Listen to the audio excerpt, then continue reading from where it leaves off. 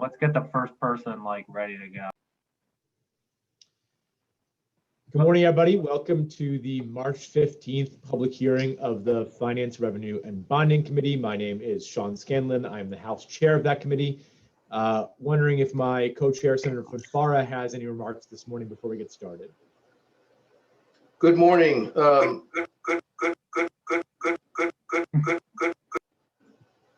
was weird. Just wanted to say that if what you've told me, Mr. Chairman, in terms of the number of people who have signed up, if that's accurate, I would ask our members in particular to refrain themselves or restrain themselves, whichever, today. You always have access to folks if you needed to, and I would hope that your questions are something that you feel are absolutely necessary. And maybe even more importantly, your comments. And that goes for yours truly as well, that we try to limit ourselves today as much as possible, or else you probably may see this time with a PM instead of an AM after it. Thank you, Mr. Chairman.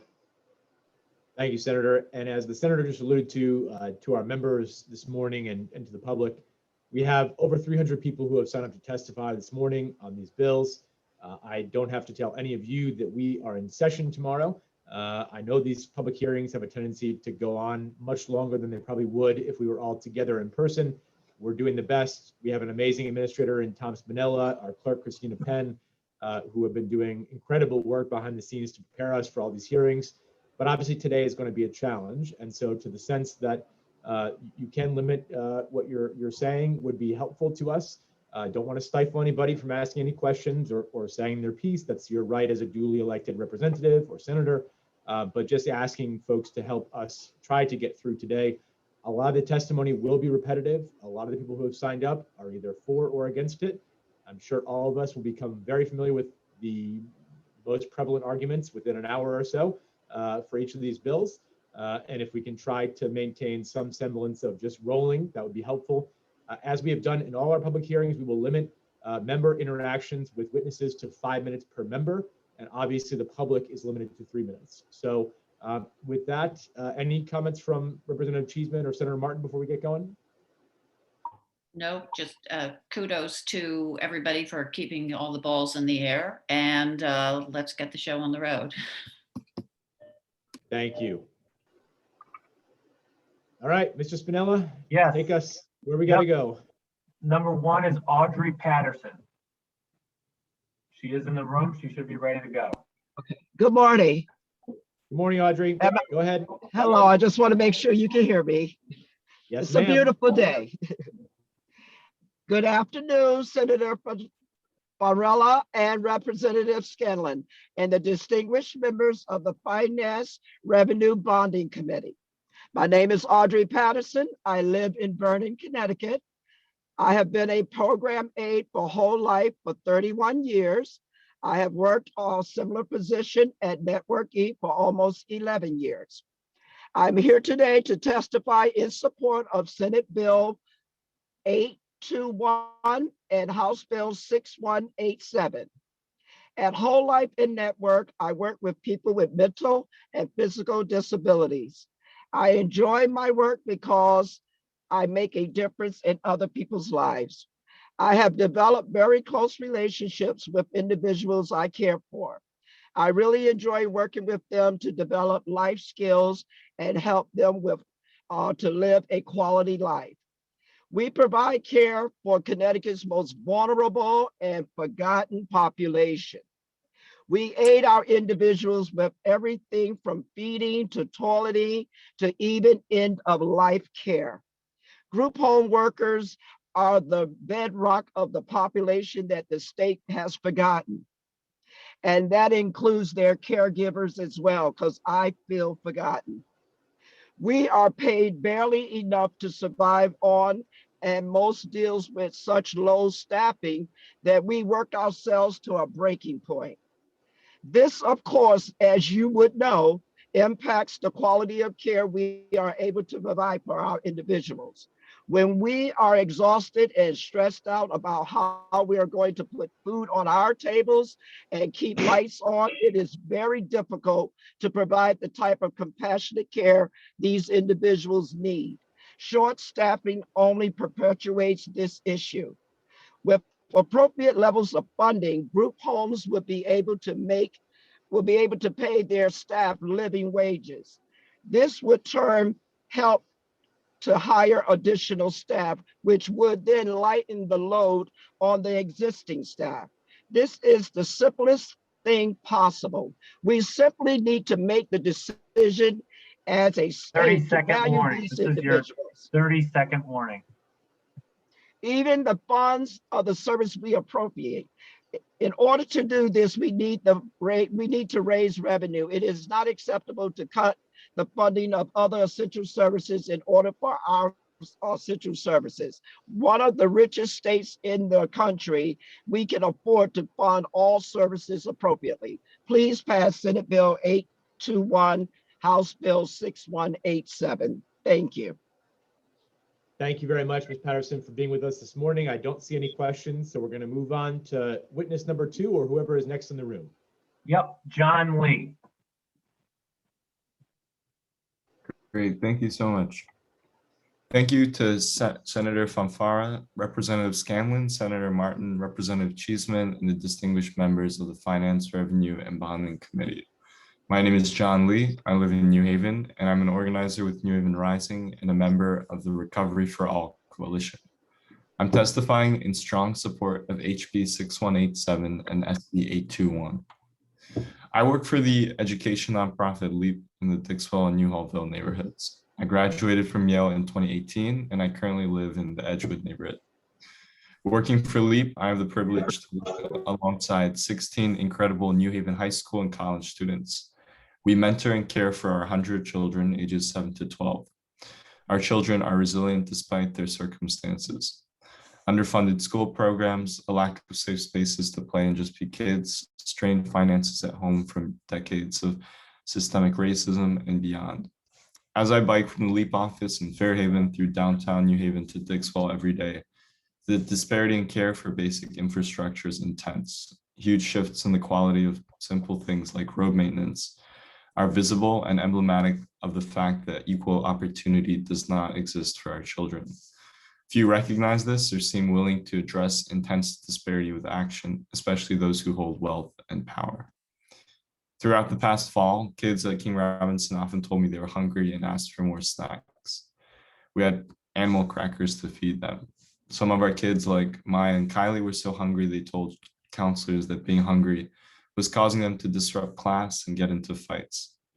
This pained me when I remembered that a mile away are luxurious buffet-style Yale dining halls where I used to eat my fill and watch plenty of food go to waste. This spring, I'm grateful that we were able to implement an after-school supper program for our 5 LEAP sites, feeding 300 kids daily meals with entrees, vegetables, and fruits.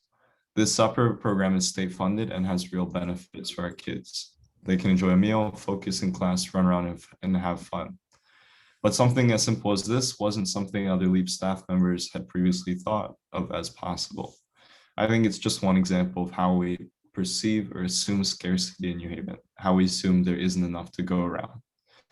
In reality, that's just not true. There are an abundance of resources and wealth in our city and our state. It's just amassed and sat on by a few institutions and individuals. Shouldn't our city and state budgets reflect abundance? This is your 30-second warning. When this affects our ability to provide for our children, and especially when our children are clear sources of hope, joy, and resilience.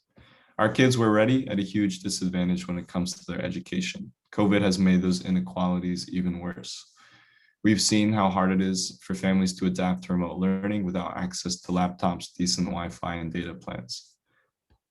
Now is the time for our elected leaders to take bold action, because we need to address the many crises that arose during COVID, but we also can't just go back to the way that things were before. Because of the inequality in our state, the status quo was failing our most vulnerable residents and our children. I urge you strongly to support these bills and to begin to right those wrongs. Thank you for your time. Thank you, Mr. Lee. Appreciate your testimony today. Seeing no questions, next witness? I have, is Joseph Agley in the room? A-G-L-I? Yes, I see him. Okay, he's up. Go ahead, Mr. Agley. Just unmute yourself. You're on mute, Mr. Agley. You have to unmute your camera.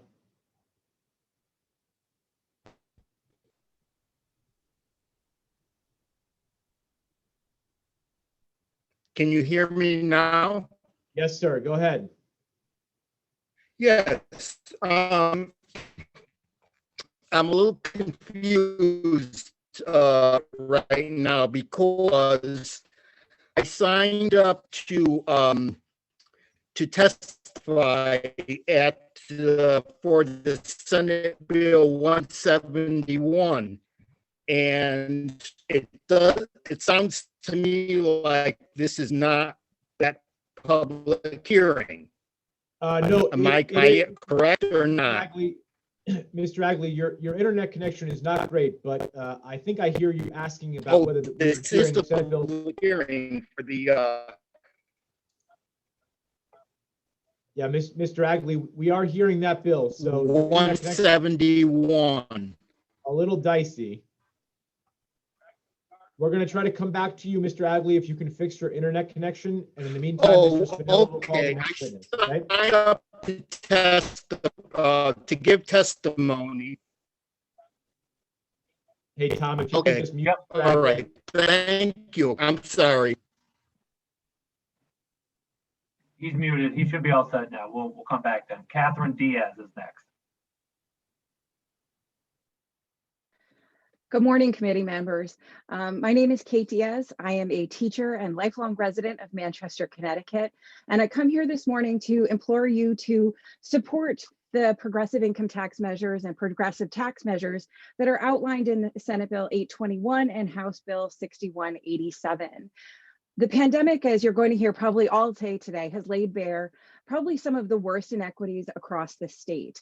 No more prevalent than in education, to be perfectly honest with you.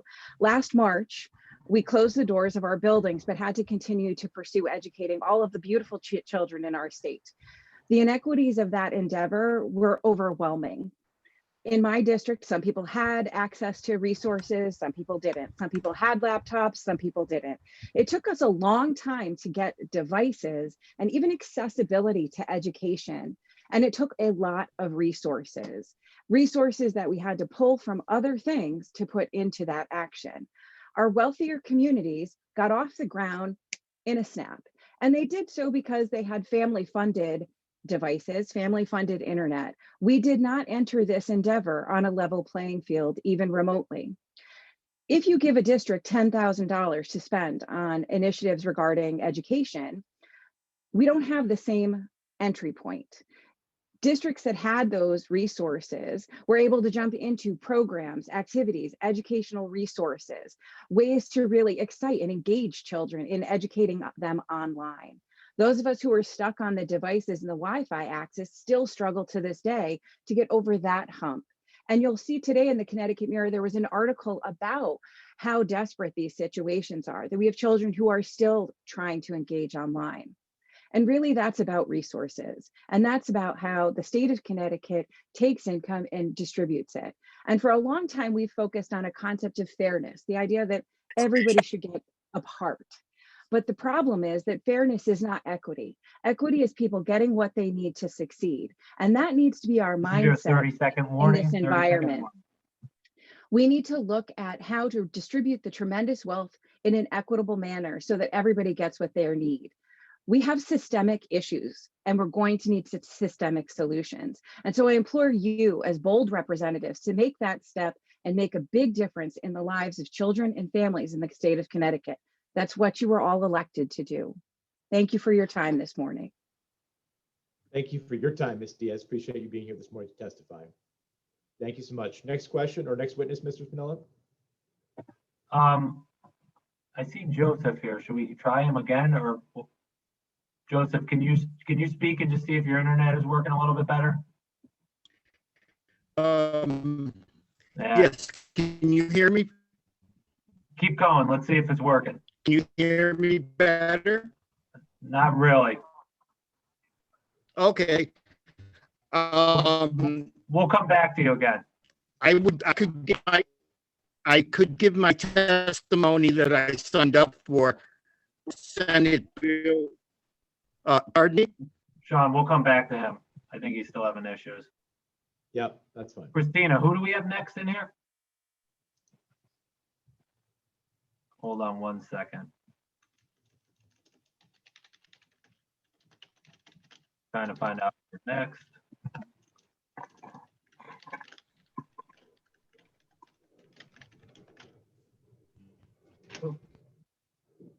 All right, we have Callie Hellman. Hi, good morning. It's Callie Heilman. Hello, Senator Fonfara, Representative Scallon, Senator Martin, Representative Cheeseman, and all the distinguished members of the Finance, Revenue, and Bonding Committee. My name is Callie Gail Heilman, and I live in Bridgeport, Connecticut. I am the president and co-director of Bridgeport Generation Now, which is part of the Recovery for All Coalition. I am testifying in strong support of HB 6187 and SB 821. For those, if you don't know, Gen Now is a member-based grassroots organization in Bridgeport. We organize to end systemic racism and corruption in our city so that we can have the just, equitable, and livable city we know is possible. In July of 2019, our Public Safety and Police Accountability Committee held a space where community members gave testimony on their experience with violence and misconduct within the Bridgeport Police Department, and were able to speak their truths directly to our now former police chief and other members of the Bridgeport Police Department. At this forum, a Bridgeport resident who is both a probation officer and a mother spoke deeply about the fear she holds for the safety of her 18-year-old Black son who has autism. In her words, "He has an invisible disability, and I'm concerned about officers dealing with Black and brown children who have invisible disabilities because they will become combative, non-compliant to a simple request. What are you doing?" We all know her fear is justified. The deaths of Daniel Prude, Patrick Warren Sr., and our own Mubarak Solomon, who was killed by a Connecticut state trooper, show us that armed police responses to mental health and substance abuse crises can end in tragedy. In fact, in last week's Judiciary Committee hearing, we heard from Brian Presleski, the New Britain state's attorney, who affirmed that, quote, "introducing a firearm into a volatile situation turns that situation deadly." To transform our society and create a system of public safety that keeps us all safe, we must shift our perspective, our policymaking, and our budgets, and how we fund them. We must look at public safety through a public health lens and make strong investments in addressing the root causes of community violence, like mental health, substance abuse, underperforming schools, high cost of housing, lack of healthcare, and more. Bridgeport currently has no structural mechanism in place for people needing mental health services when police are called. With the progressive revenue proposed in HB This 6187, is your 30-second warning. 30 seconds. we can fully fund the Department of Mental Health and Addiction Service mobile crisis intervention teams to be available 24 hours a day, 7 days a week statewide, dispatching trained mental health professionals to all 911 mental health calls instead of an armed police response. Think of passing HB 6187 and SB 821 as a form of reparations for the deep damage that systemic racism, classism, segregation, over-policing, and underfunding has done to Connecticut's Black, brown, low-income, and working-class communities. Thank you for your leadership and commitment. Thank you, Ms. Heilman, for being with us today. We appreciate your testimony. Thank you.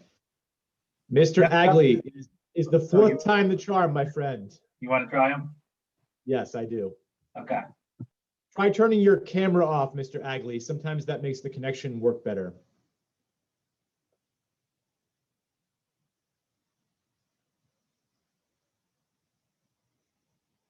And now just unmute yourself and you should be good to go, hopefully. Can you hear me now? Can you hear me? Yeah, go ahead, Mr. Agley. Okay. I have testimony for proposed Senate Bill 171 My name is Joe Agley, and I reside in Kent, Connecticut. I'm opposed to Senate Bill 171. Now is not the time to be increasing taxes. The state will be the recipient of 10 million of federally assisted COVID relief. Money in this package will be used to aid struggling states and cities, many of which have been in fiscal danger for years, such as Bridgeport, Hartford, and New Haven. Governor Lamont has stated against any new taxes. What do some other authoritative sources have to say about tax raises used to target so-called wealthy? Well, a Pioneer Institute of Massachusetts has said raising of tax 3 times on wealthy in 2009, 11, and 2015 has caused high-income earners to leave the state, not solving any budgetary issues. Source B, Internal Revenue Service. Connecticut has a net loss of more than $12 billion in adjusted gross income between 2012 and 2018 due to outmigration. 64% of that loss has come from those earning over $200,000 per year. Source C, Yankee Institute for Public Policy. The last state estimate revenue being in January 2021 indicate Connecticut this year will have a surplus of roughly $70 million due to revenue increases tied to Wall Street This is your gains, 30-second the warning, Mr. income Agley. 30 tax, and the seconds. cutting of expenses. The state's balance in the rainy day fund is over $3 billion. It cites a $2.5 billion deficit due to the pandemic.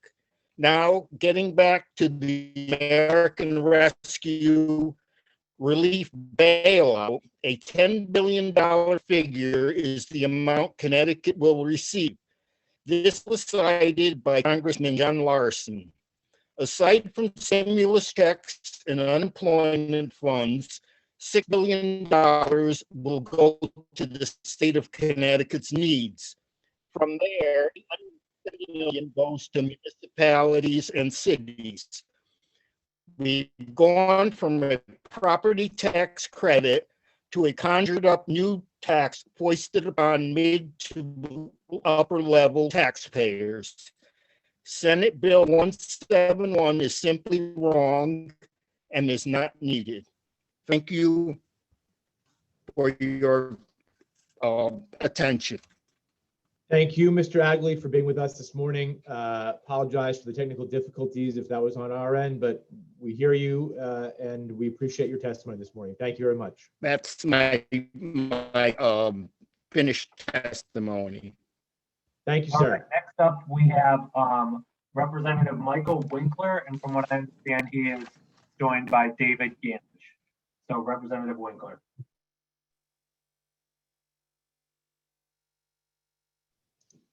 I don't see Mr. Oh, there he is. Okay, go ahead, Representative.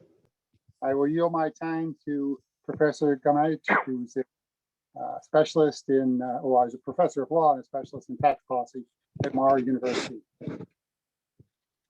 Thank you. I'm, as said, a professor of law at Indiana University Maurer School of Law and a national expert in tax law and policy. I served in President Obama's Treasury Department and on state-level tax reform commissions, and I regularly advise state governments on tax reform. I am testifying in favor of proposed bills 6187 and 821. Connecticut's economy is unbalanced. It has been for decades, increasingly so, and the pandemic has greatly magnified these imbalances. For decades, the lion's share of economic gains has gone to the wealthiest few and most profitable corporations, while ordinary workers and families have suffered. This has been even more so during the pandemic.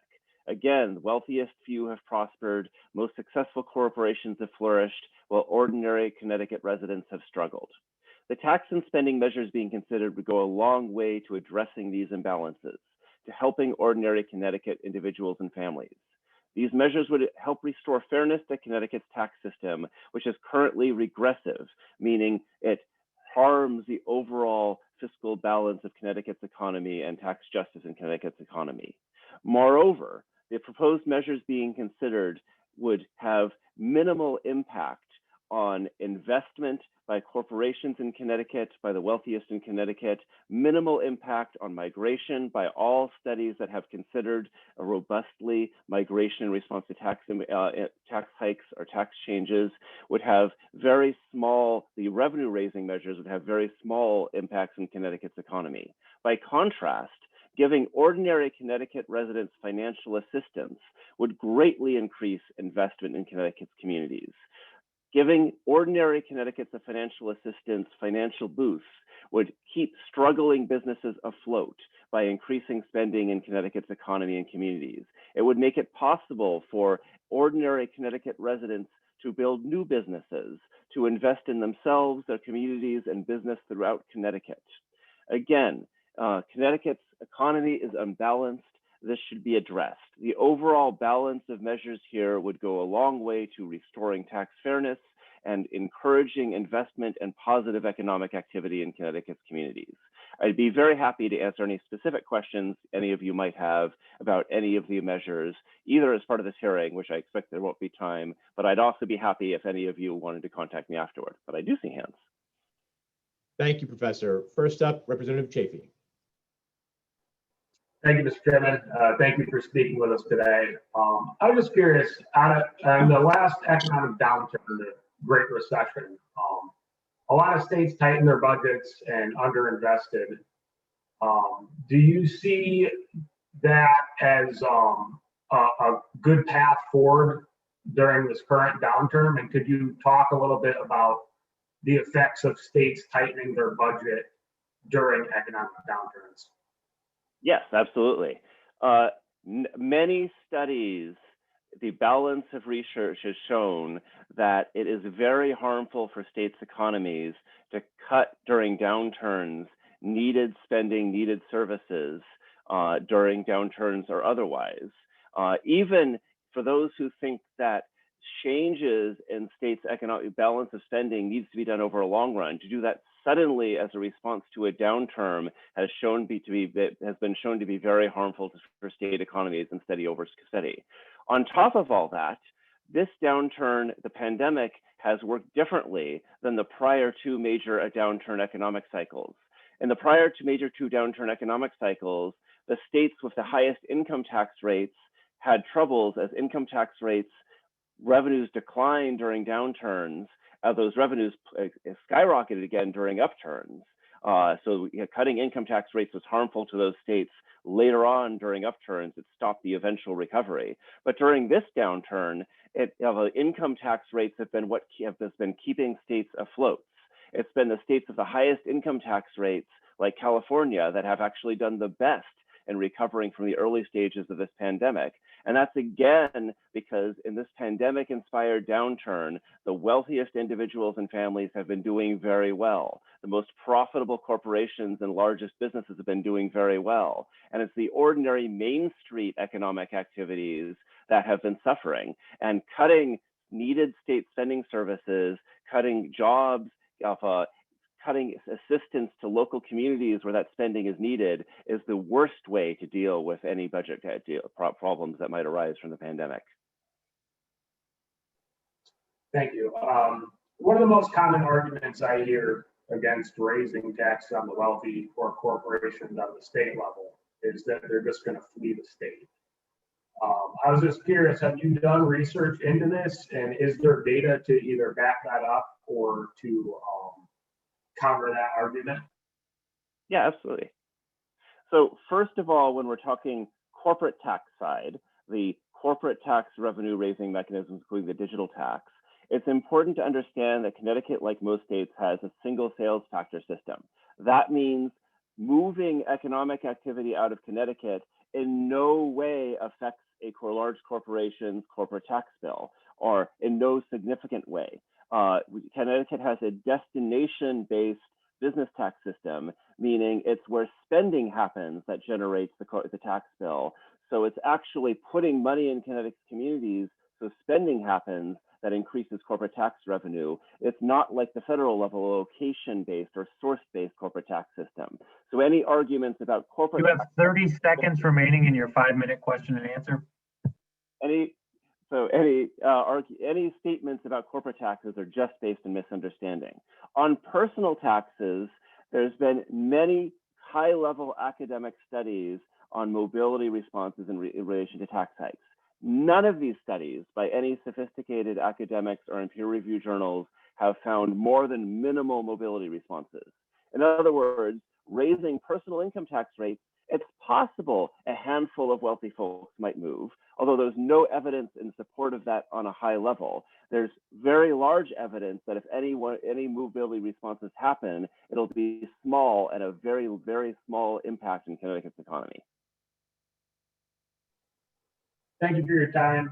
Thank you, Mr. Goodman. If you wouldn't mind, if you could send me some of that information, I would greatly appreciate it. Absolutely, it'd be my pleasure. Representative Ferrara.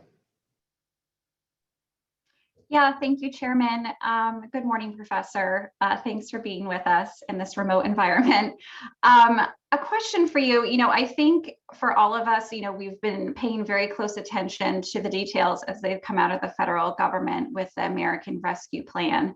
And, certainly there's a lot of conversation on how that fits into so many of our state and local needs with this crisis.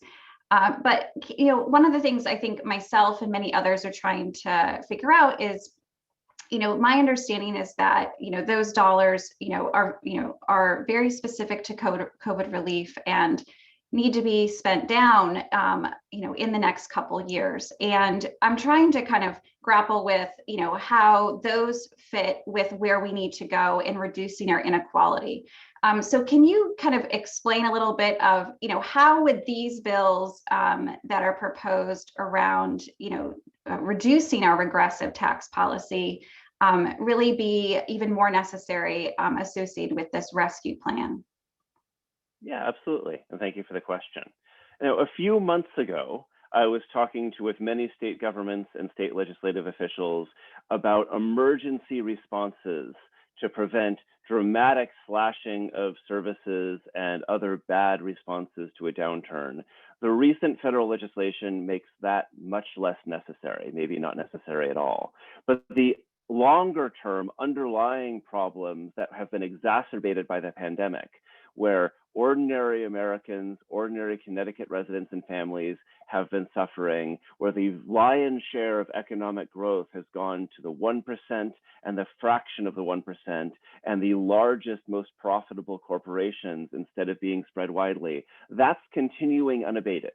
Very little of the recent federal reforms will address these longer term imbalances that have been exacerbated by the pandemic.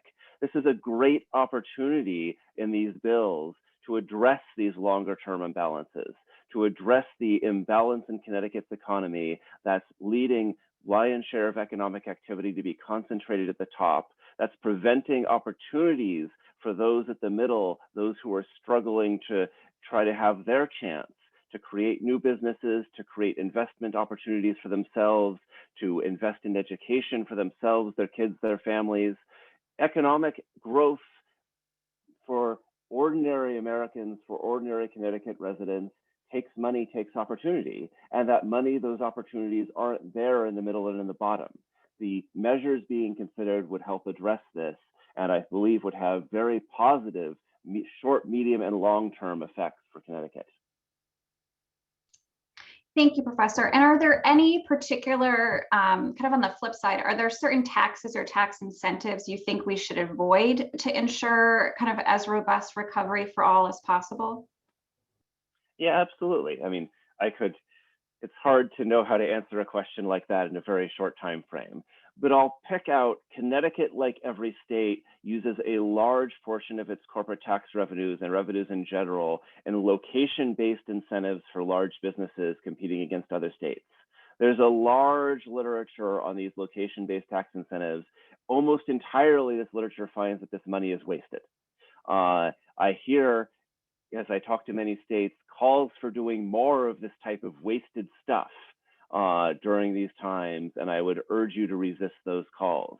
For sure, large businesses are going to go after any money they can get when their lobbyists are very sophisticated. But the literature suggests they're going to go after this money for investments they're going to do anyway. And these location-based incentives don't actually create new investments in states like Connecticut. They just add more resources to businesses that were going to invest in the ways they were anyway. Thank you, Professor. Thank you, Chairman. The Vice Chair, Representative Cavros DeGraw.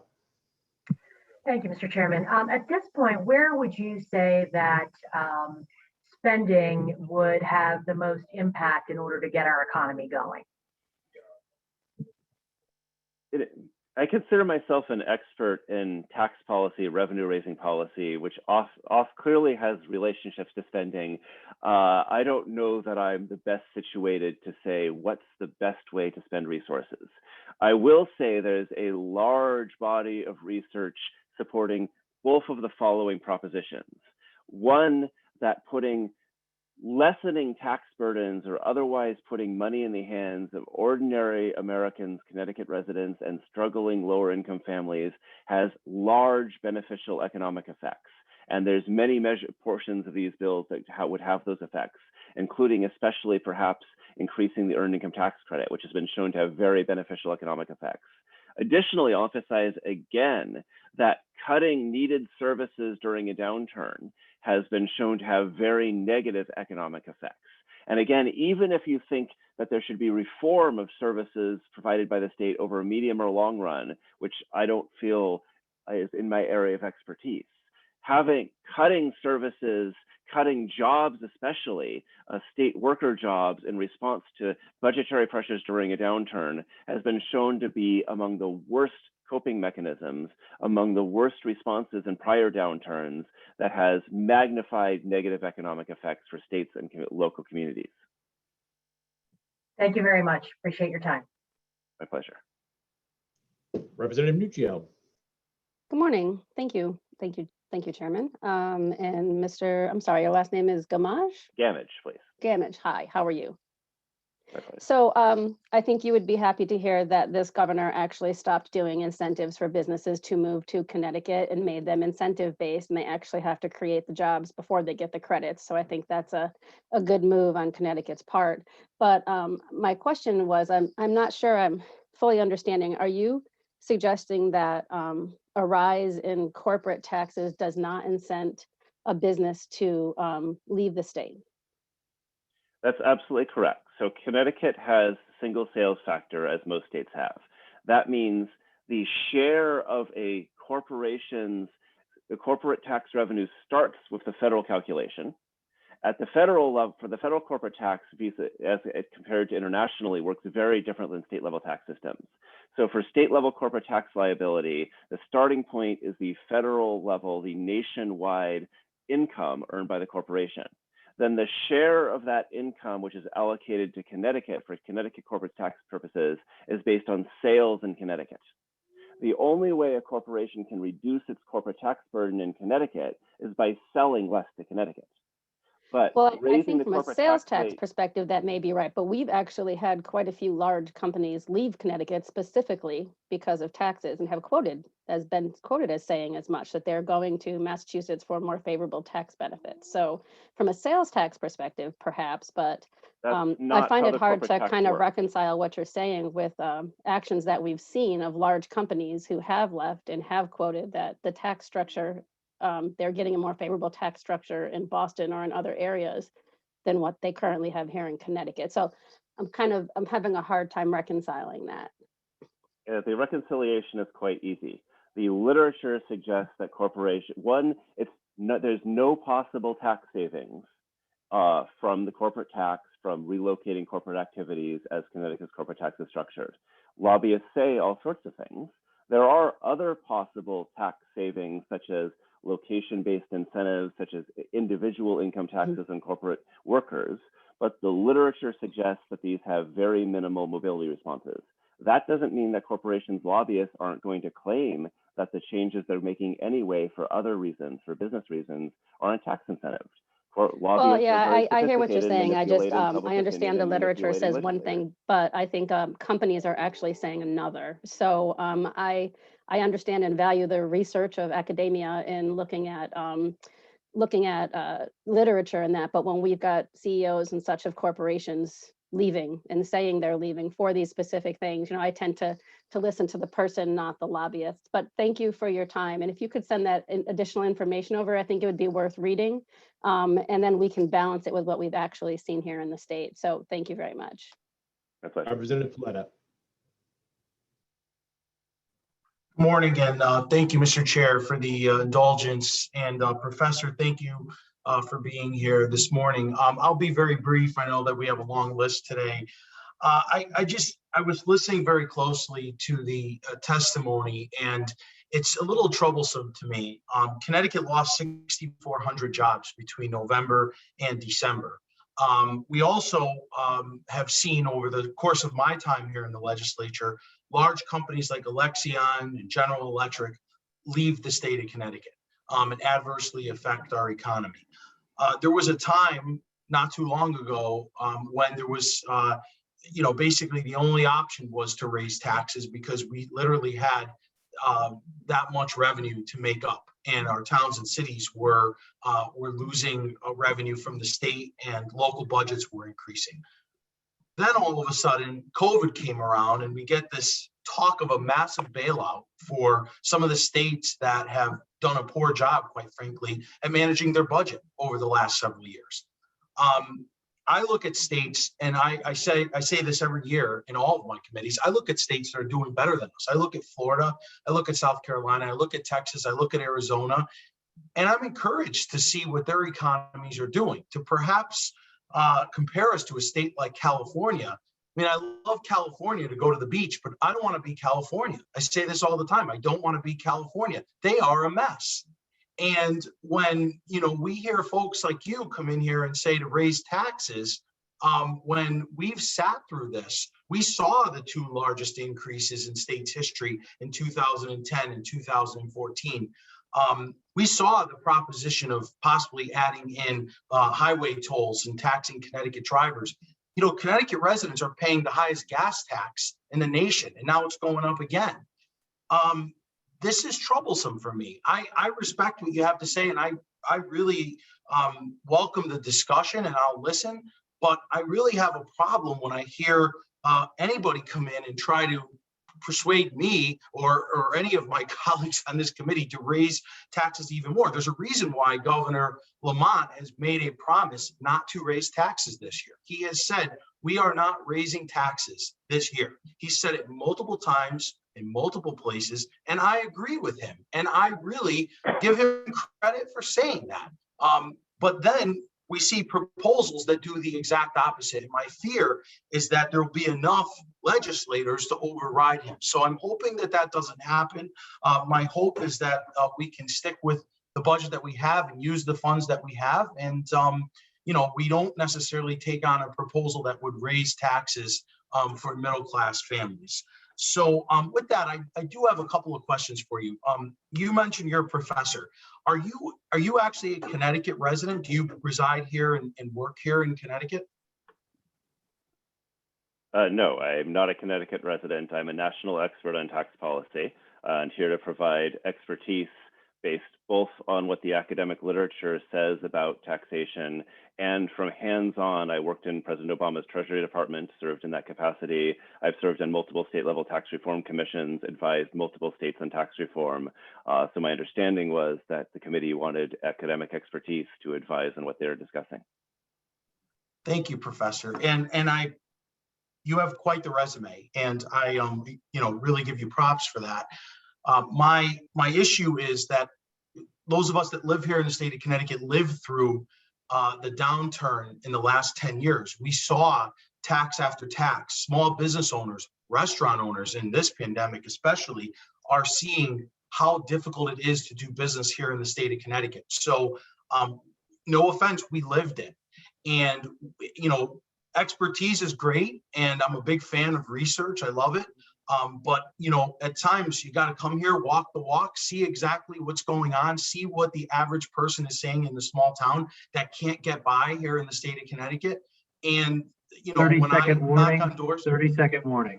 thank you. When I knock on doors in my district, the majority of people are asking me, please make Connecticut more affordable, not less affordable. But I will respect the time frame here, Professor, and thank you so much for answering the question and the indulgence. And I'll continue to listen to the debate. Pleasure. Representative Yacarino. Mr. Chairman, before you go to Representative Yacarino, I just want to say that today's debate is going to, as we can tell already, engender a reaction. But no one should be concerned or afraid to come before this body to testify. This is a public hearing. All members will have an opportunity to speak their piece in their mind. Questions are appropriate, no doubt. But in terms of their positions for or against a particular proposal, if it makes its way before us for a vote, and we don't know what that will be, whether that will be or not for any bill that's before us today. But if that were to happen, every member will have as much time as they feel necessary to voice their opinion. But it doesn't matter whether a person lives in Connecticut or not. It's a public hearing and everyone has the right to come before us to speak. They will be allotted the same amount of time as everyone else, and members can question them as necessary. But we're not going to allow folks to feel like what they have to say is not something that we value. Whether we personally agree with it or not is another story. Thank you, Mr. Chairman. Thank you, Mr. Chairman. Representative Yacarino.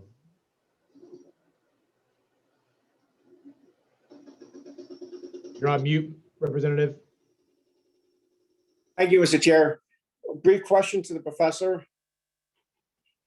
When you do your research in 2011, I was a freshman legislator, and Connecticut raised our income tax in different levels. We raised our sales tax. We increased many other taxes.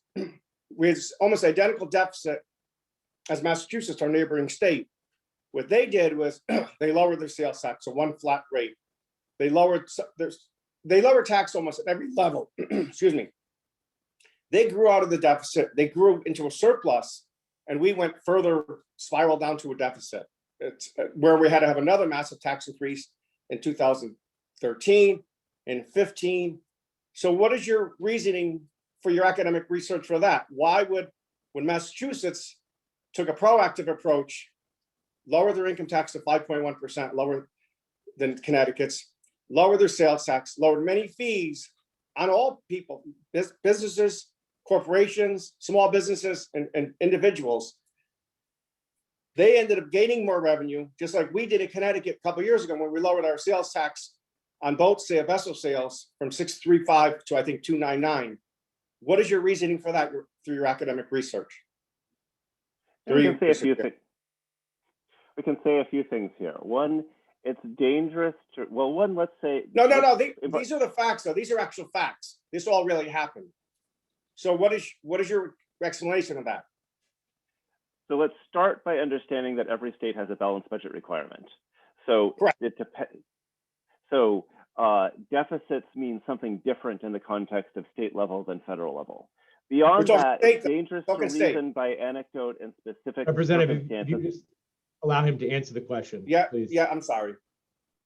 It's dangerous to reason from anecdote and narrow circumstance and specific details, which can be colored various ways. How academic research works is abstracting from the small details of specific stories and looking across larger numbers of states, larger periods of time, trying to draw out trends through statistical and other forms of research. And the research is not easy, not straightforward, and open to multiple different interpretations. But everything I've said so far in this testimony is backed up by a large body of academic research.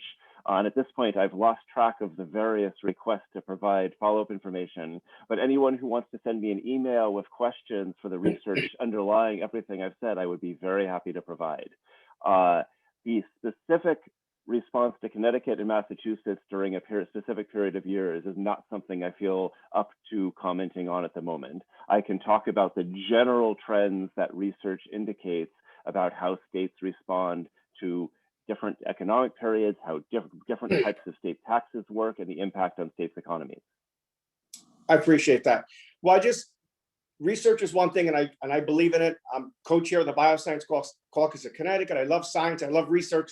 I love the approach to it. The fact is, facts are facts, and the fact was Massachusetts took a totally different approach than Connecticut.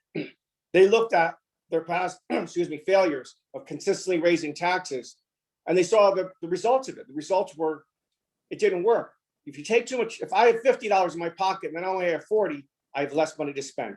And that's a multiplier effect. So they took a different approach that they felt was going to benefit society, which it did in Massachusetts, and they've been thriving since. We took the exact opposite approach, and our economy just kept spiraling down. I'll give you one more example, then I'm done. I know we have a lot of people. Thomas Petfrey was the 31st richest man in the world. I know because my friend's his accountant. I own a shop in North Haven, Connecticut. He left Connecticut just out of principle. He came to this country with $800 in his pocket in 1980, became the 31st richest man in the world. Out of principle, when Governor Malloy was raising the income tax, he left Connecticut. We lost tens of millions of dollars a year because of that, just out of principle. So people do leave. I know we need an equity, fair equity, but we have to look at facts. Academics is one thing, but facts are facts. And the fact is, you have to have a more holistic approach. You can't just arbitrarily raise taxes. You have to see what works. And what worked was 30-second warning. 30-second I'm warning. done. Thank you, Mr. Chair. Thank you for your testimony. Thank you, Representative. Thank you, Professor, for being with us today. Obviously, you sparked a good conversation, and I'm sure that conversation will continue throughout the day. So thank you for your time. And next up, Tom, who do we have? Yep, Mark Brault, B-R-A-U-L-T. Yes, I'm here. Can you hear me? Go ahead, sir. Okay. If you just give me one second here, I just have to bring up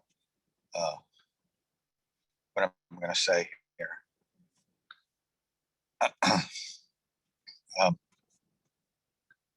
Okay.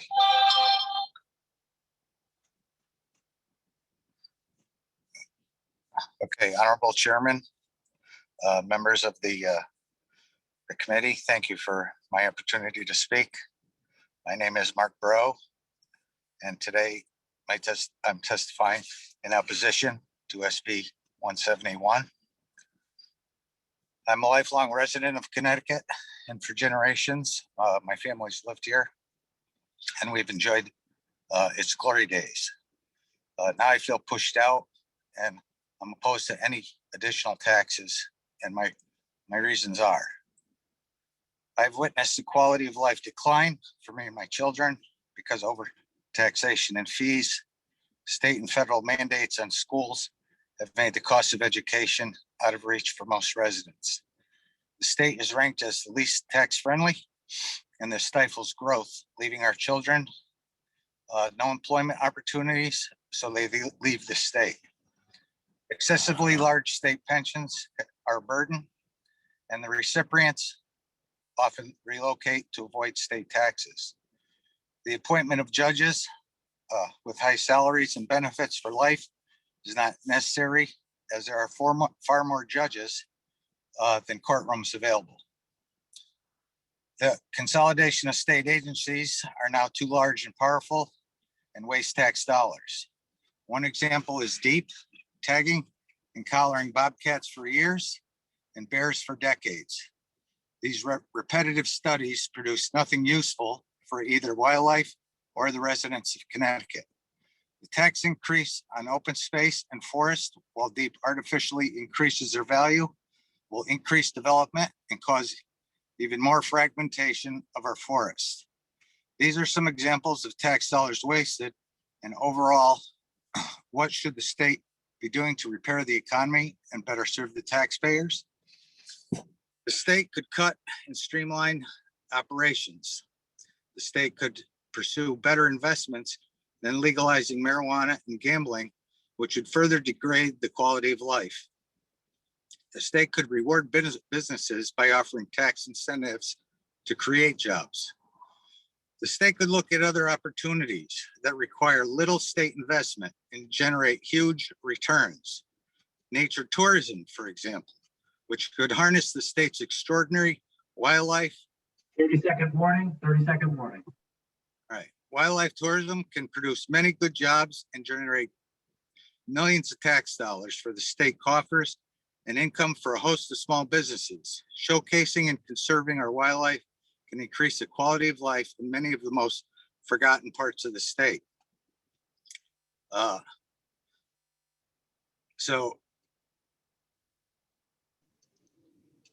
Thank you, Mr. Bro. We appreciate the testimony today. I don't see any questions, but thank you again for being with us. Thank you very much. Yep, next up, we have Deborah Schultz.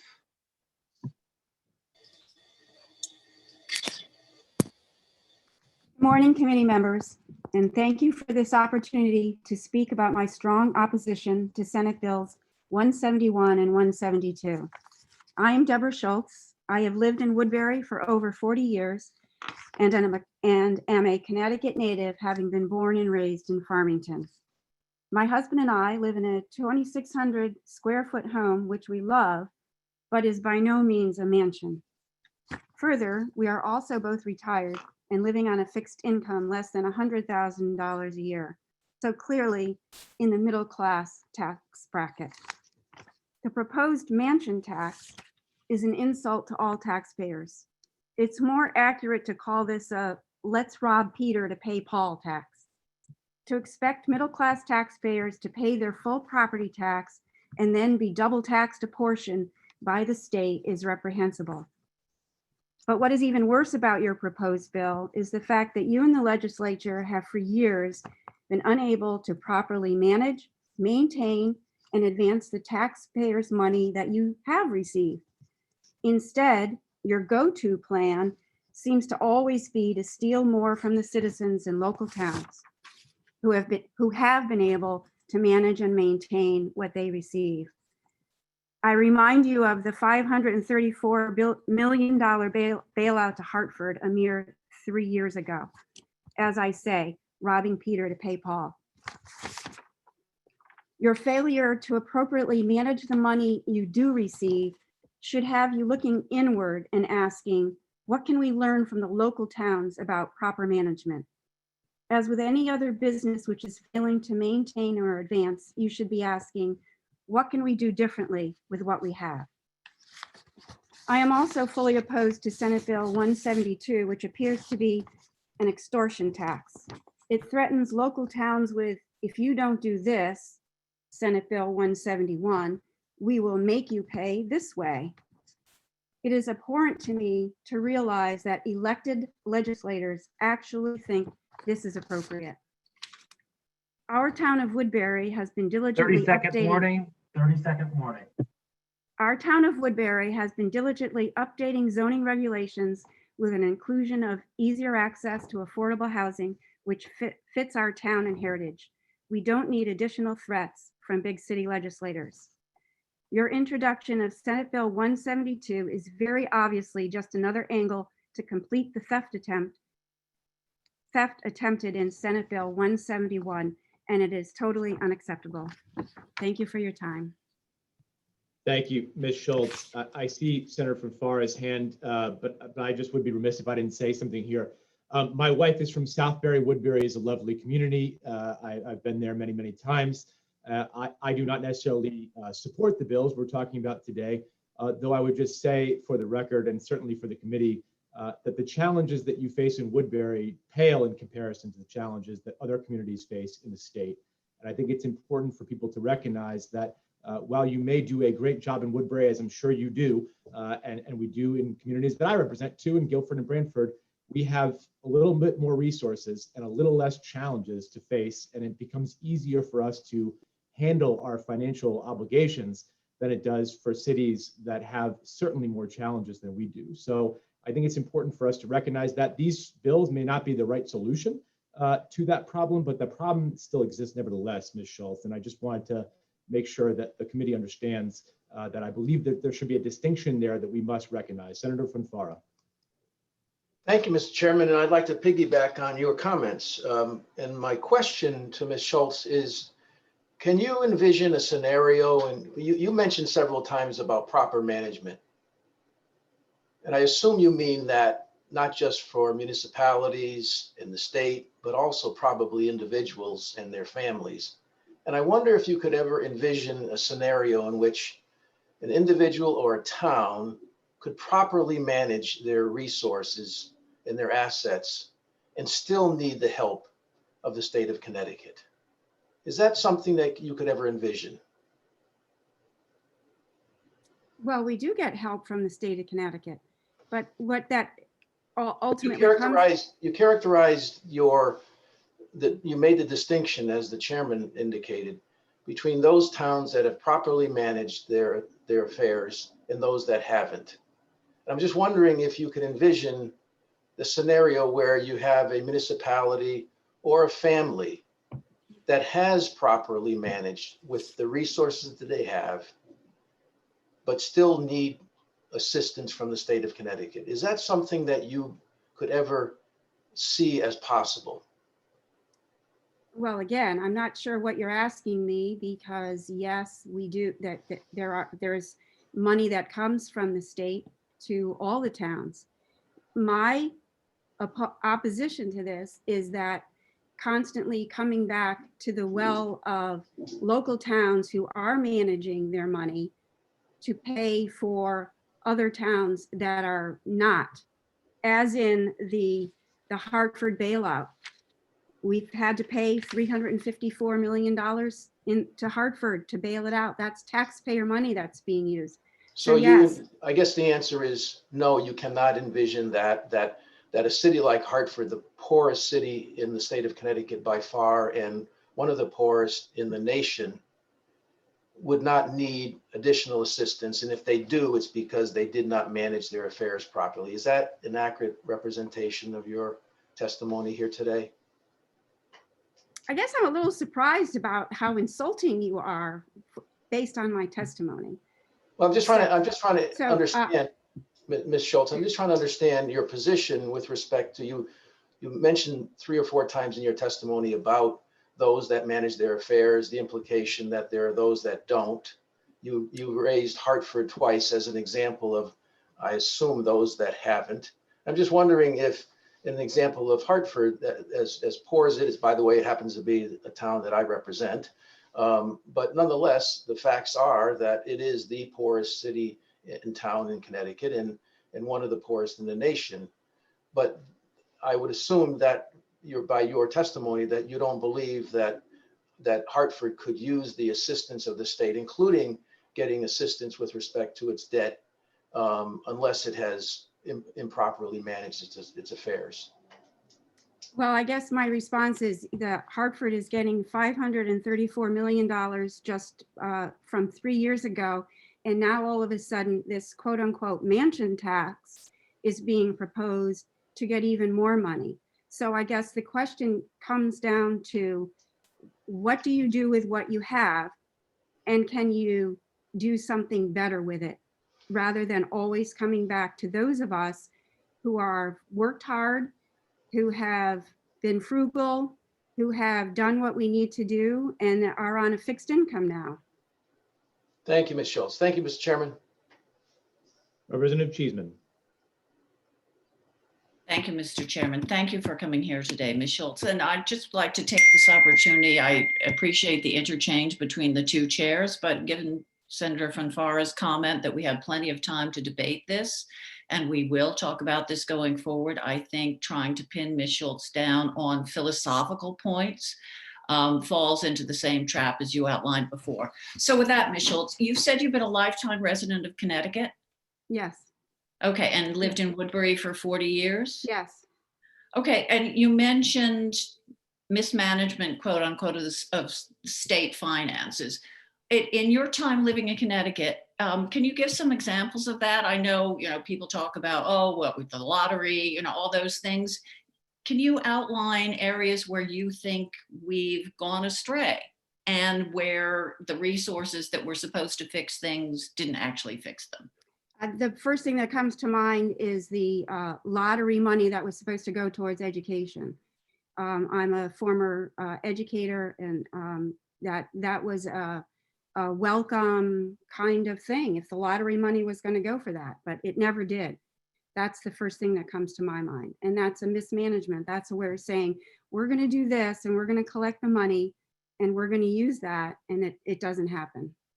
And you've lived, as you say, you've lived in Connecticut your whole life. Do you see your fellow residents leaving the state? Have you yourself thought about leaving the state because of the tax burden?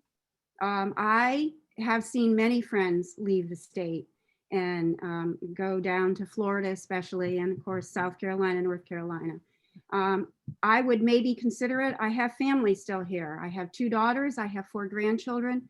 And that right now is why I button up the money that I spend. I get my husband and I are very frugal. We do with what we have so that we're able to afford to stay here, to be closer to our grandchildren, which is what is most important to us. Right. And I take it the people you've seen have not been leaving, have not been the so-called millionaires and billionaires that are theoretically the only ones who leave. No, sadly, a lot of them are fellow educators who retire and go, as someone else said before, they leave the state, and where they don't have to pay state taxes on their pensions. So we lose friendships and we lose money. And I believe that we were phasing out the income tax on pensions, and that's been delayed a couple of times.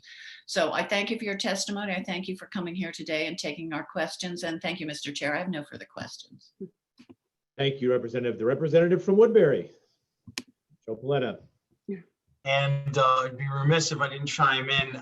Thank you, Mrs. Schultz, for being here, and thank you for the good work that you do, for you and your husband, for supporting our local community and our business community. And thank you for testifying today. I won't hold up with any questions unless you feel the need to add something more, but I know that you've been a strong advocate for small business and our economy, and I thank you for taking the time coming here today. Thank you. Thank you, Ms. Schultz, for being here this morning. Appreciate your testimony. Thank you. Next up, Tom. Yep. Beryl Benson.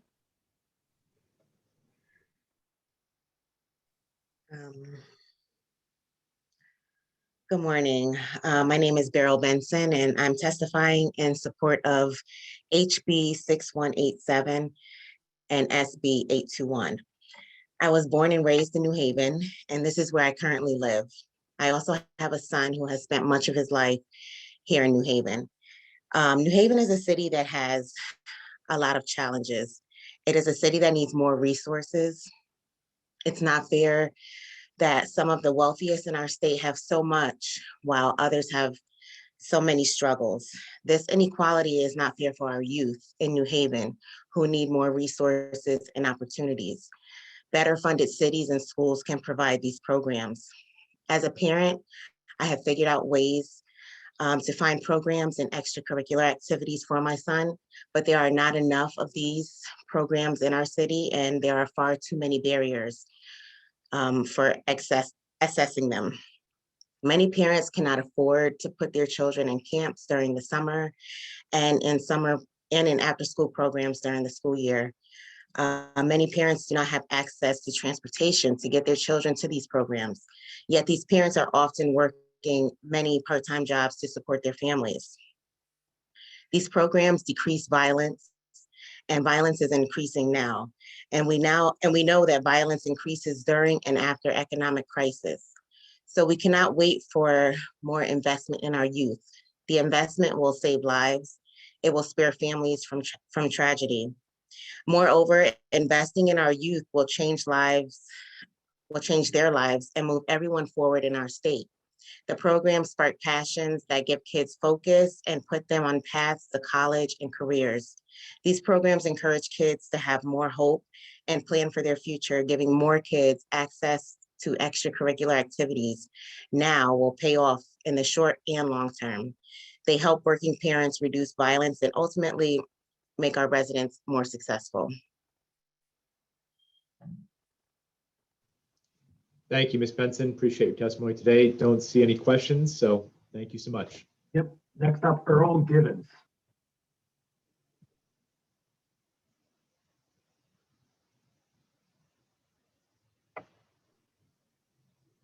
Mr. Gibbons, are you with us? If not, we have Kimberly Cushman. Here, he just has to unmute himself. Earl. Talking. Good morning. Can you guys Morning, hear me? Earl. Yes, sir. Go ahead. Good morning. My name is Earl Gabon, and I'm a member of 1199. I work for Southwest Connecticut Mental Health Young Adult Services Program in Bridgeport. I'm here today asking that you pass the bill 821 for the House and for the Senate, and the House Bill of 6187, that we can fund DMIS supported housing services for young adult services program. The Young Adult Services Program used to have a 16-hour step-down residential program for the young adults who didn't need the 24-hour level of care. This program focused on helping young adults gain a level of independence so that they could live on their own. It created a sense of security for the clients, knowing that they had staff to assist them if needed. It also created a sense of independence, being able to go out on their own and to take care of their own personal responsibilities. The site was staffed from 7 to 11, and it provided support for clients who needed it. Clients would check in with the staff and coordinate with the staff with any support that they needed for that day. The site has 6 individual apartments and a staff department for respite if needed. Since the 16-hour program has been cut from the Young Adult Services Program, it's been very difficult to access the level of care for our clients.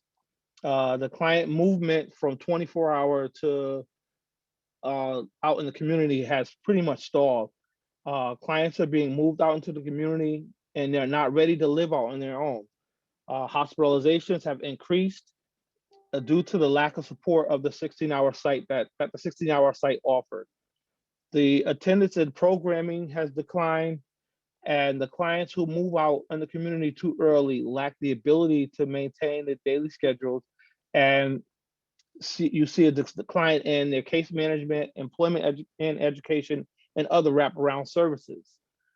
I ask you again to pass Bill 821 and the House Bill 6187 so that we have revenue needed to find services for sites like the 16-hour site that we have the residential Your program. 30-second warning, 30 seconds. Okay, thank you for your time. Thank you, Mr. Gibbons. Seeing no questions, appreciate your testimony today. Thank you. Representative Meskers. Yes, thank you very much for your testimony. Could you clarify for me a little bit your concern in the funding? Obviously, the mission you're trying to accomplish is very important, and you're suggesting that the gap in the funding makes it hard to be successful. Could you give me a little more detail? I want to understand better what your concern is on it. Yeah. So what happens is when our program is a 24-hour program. And so we have a residential component of it, and our residential clients, they, some of them don't need that level of care. Right. They do need some care, but they don't need 24-hour. So what we had was a 16-hour site where they had the supports, but they were also able to build on their own, abilities so that they could be able to live on their own. So when that was eliminated, what we started to see was a lot of decline in the client's progression to moving out onto their own. So they tend to start to they tend to not, you can't. They don't make progress, they regress is what you're saying. Right, they regress, exactly. Okay. So right now, even in our program right now, there's several clients who could utilize this actual program that we had, but they're sitting on a 24-hour site, and the level of care, it seems like they're just regressing, and so we don't have a place for them because they're not ready to live out there on their own completely, where when we put people out on their own too fast, what we find is that they end up in the hospital, or they end up getting incarcerated, or they end up just making a lot of bad decisions.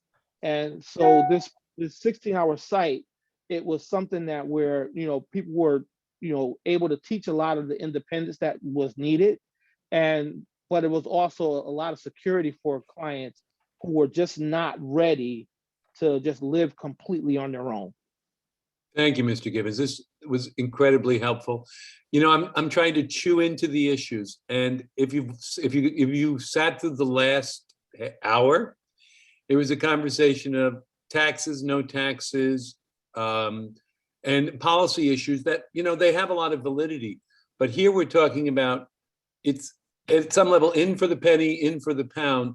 We've got a program, we've got a structure, and the question is adequate funding so we don't end up with bad results. And I think you've been tremendously, I'm glad I dragged it out of you so I could understand it. It was very helpful. So I really thank you. And thank you for showing up to testify. All right, thank you. Thank you for having me. Thank you, Mr. Gibbons. Next up, Tom. Amy O'Connor. Good afternoon, Chairman Fonfara, Chairman Scanlon, ranking members, and members of the Finance, Revenue, and Bonding Committee. My name is Amy O'Connor, and I serve as the Chief of Staff for AFSCME Council 4, a union representing over 30,000 public and private employees across Connecticut. I also represent Council 4 in the Recovery for All Coalition, which is a coalition comprised of labor unions, community groups, and faith leaders. I'm here to testify in favor of HB 6187, an act concerning the restructuring of certain taxes and tax equity, and SB 821, an act concerning the reformation of certain taxes and tax equity.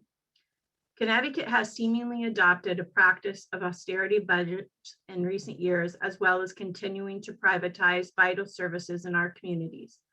Austerity budgets have led to our state being a leader in income inequality, hobbled working families trying to get ahead, and slowed economic growth, which hurt businesses and workers alike. Communities across our state have suffered due to a lack of investment in services, which also disproportionately impacted minority communities. Despite this, the wealthiest in our state have continued to profit, as others struggle due to a booming stock market that has added billions to their wealth.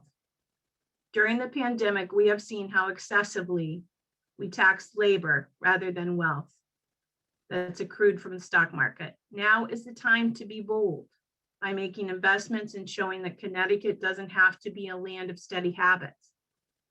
HB 6187 and SB 821 are bold proposals that provide working families relief and raises the revenue to make investments in our communities.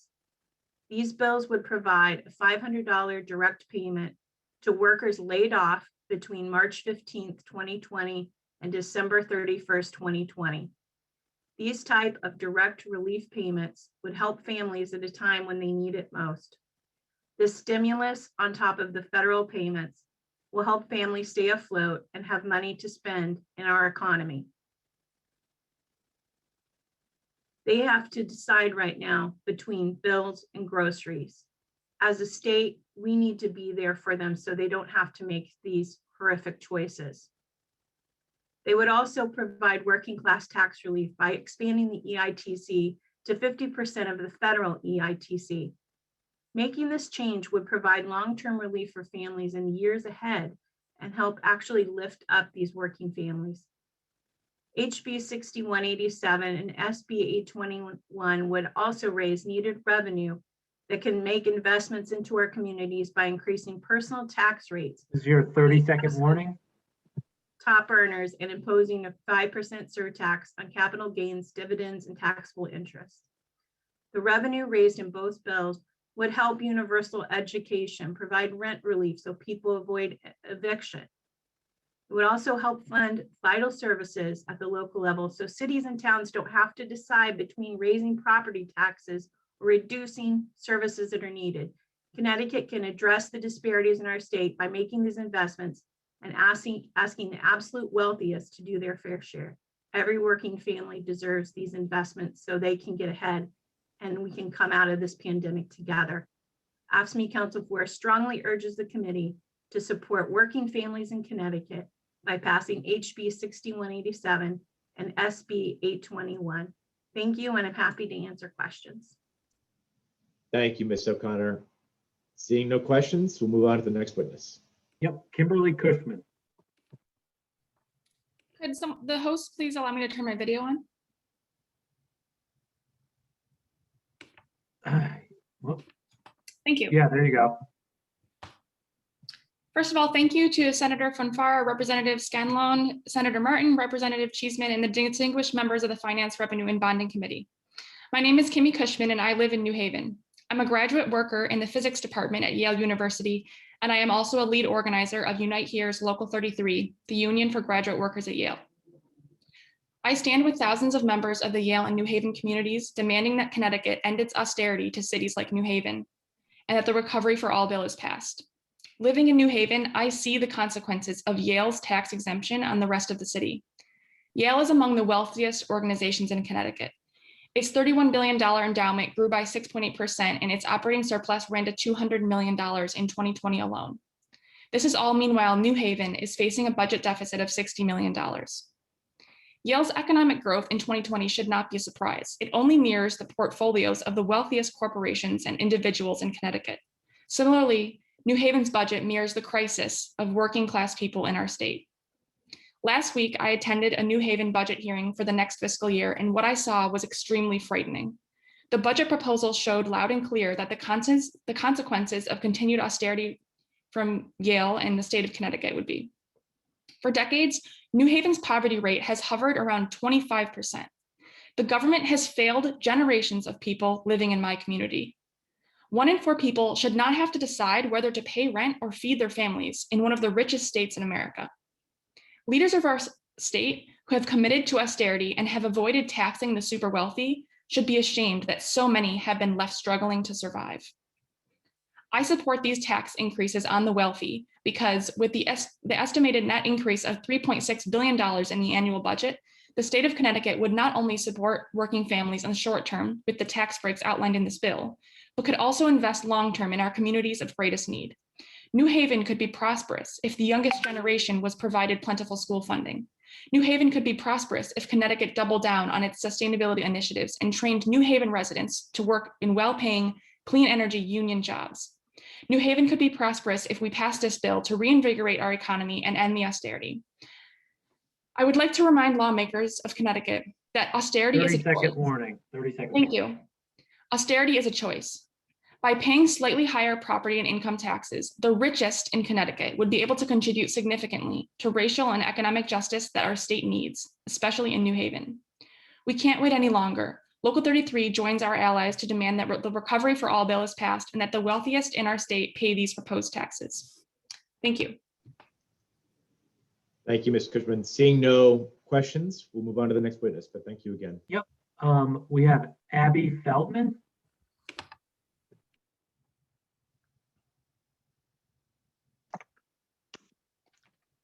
Hello, good afternoon, Senator, or good morning, Senator Fonfara, Representative Scanlon, Senator Martin, Representative Cheeseman, and the distinguished members of the Finance, Revenue, and Bonding Committee. My name is Abby Feldman. I live in New Haven, and I am a member of New Haven Rising and of the Recovery for All Coalition. I'm testifying in support of HB 6187 and SB 821. In New Haven Rising, we do grassroots organizing, building people power to win racial and economic justice. In Connecticut, we face some of the worst inequality in the world. Too many of my neighbors, members, and friends are in crisis. New Haven has suffered from decades of segregation. The poor neighborhoods of today were marked as hazardous or declining by redlining maps in 1937. The same neighborhoods that had the highest foreclosure rates after the Great Recession have the highest COVID-19 infection rates now. In New Haven Rising, we are working to change these maps of segregated development, and passing these bills will be important to this end. In a state as wealthy as Connecticut, poverty is needless suffering. This past election, I went to Philadelphia for 2 months to knock on doors and lead volunteers to defeat Trump. I then went to Atlanta to knock on doors for the state Senate runoff election in Georgia.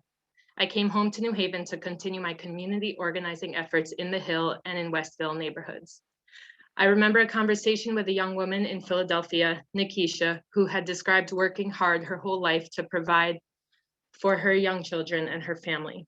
During the pandemic, she had been laid off and was trying to get back to school to prepare for a new job. One thing is clear from all the conversations I had with voters at their doors and returning to see the struggle in my hometown of New Haven. That is the tough economic circumstances that too many people are going through during this pandemic, and we will all be paying the price. But this struggle isn't new. Too many people have been living on the edge of economic despair even before coronavirus arrived. The pandemic has laid bare the effects of our growing inequality and has pushed too many people over the edge. The time is now for us to struggle to make sure that we have a fair and equitable state where the wealthy are expected to pay their fair share. We see the effects of inequality on our city. As I was saying, anyone who has driven through New Haven can see the demarcation between our neighborhoods and our downtown. We know that when families struggle to put food on the table, to access good jobs, to access healthcare and have quality education. 30-second warning. It's our young people and our future that is in peril. Eventually, the pandemic will subside and many will go back to their regular lives. Many businesses will bounce back, but too many people may never recover. Connecticut residents deserve a recovery for all. Thank you so much. Thank you, Ms. Feldman. Seeing no questions, we'll move on to the next witness. Yep, James Bach. Yes, so Governor Lamont has said that we do not need more taxes, we need more taxpayers. SB 171 and SB 172 would have the exact opposite impact, continuing to drive thousands of residents out of our state to lower cost regions. Over the last 8 years, roughly $12 billion in net adjusted gross income and 163,000 residents have left our state. Rather than leaning on a mixed bag of academic research, look at the data known and use common sense for why people are leaving. Or please ask me, as a business co-owner that employs around 100 people in Connecticut, as to why I'm not going to be investing any more money in Connecticut going forward. We have the highest percentage of net out migration over this period of any state in the country, a high cost of living, an unattractive policy mix to attract productive businesses and residents, and little comparative advantages versus other states are the primary reasons people leave. Technology changes like Zoom have enabled a remote workforce. This is a secular change. This makes cost of living that much more important in deciding where to domicile. This means we're not just competing against New York or Massachusetts, which has around a 5% flat income tax rate. We're increasingly competing in losing to Texas, Florida, and the Carolinas, among other states. Spend some time in Fairfield County if you don't believe that people are leaving because of higher taxes, or just look at what states are gaining residents and which states are losing. Whether someone identifies on the left or right, our current policy mix doesn't work.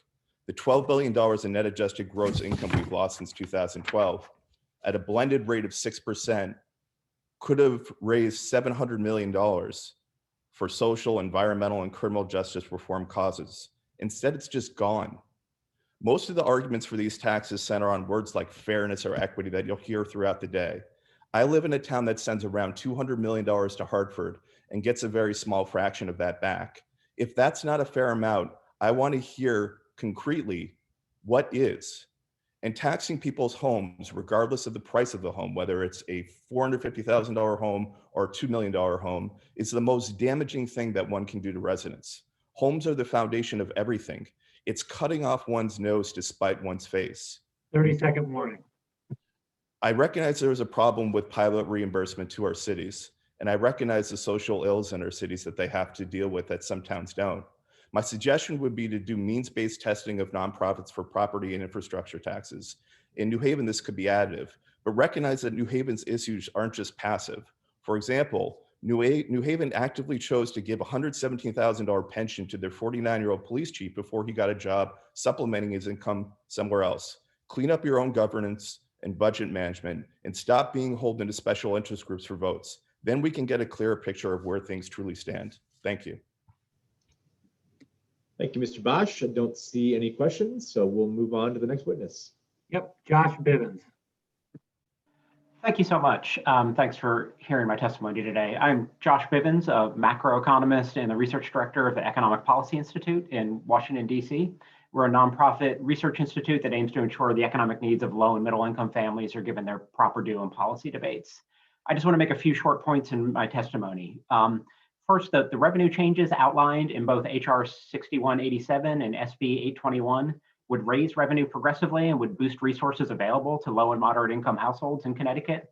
This is a highly desirable policy change, not just for fairness, but also because it will substantially boost economic growth in the near term in the state of Connecticut.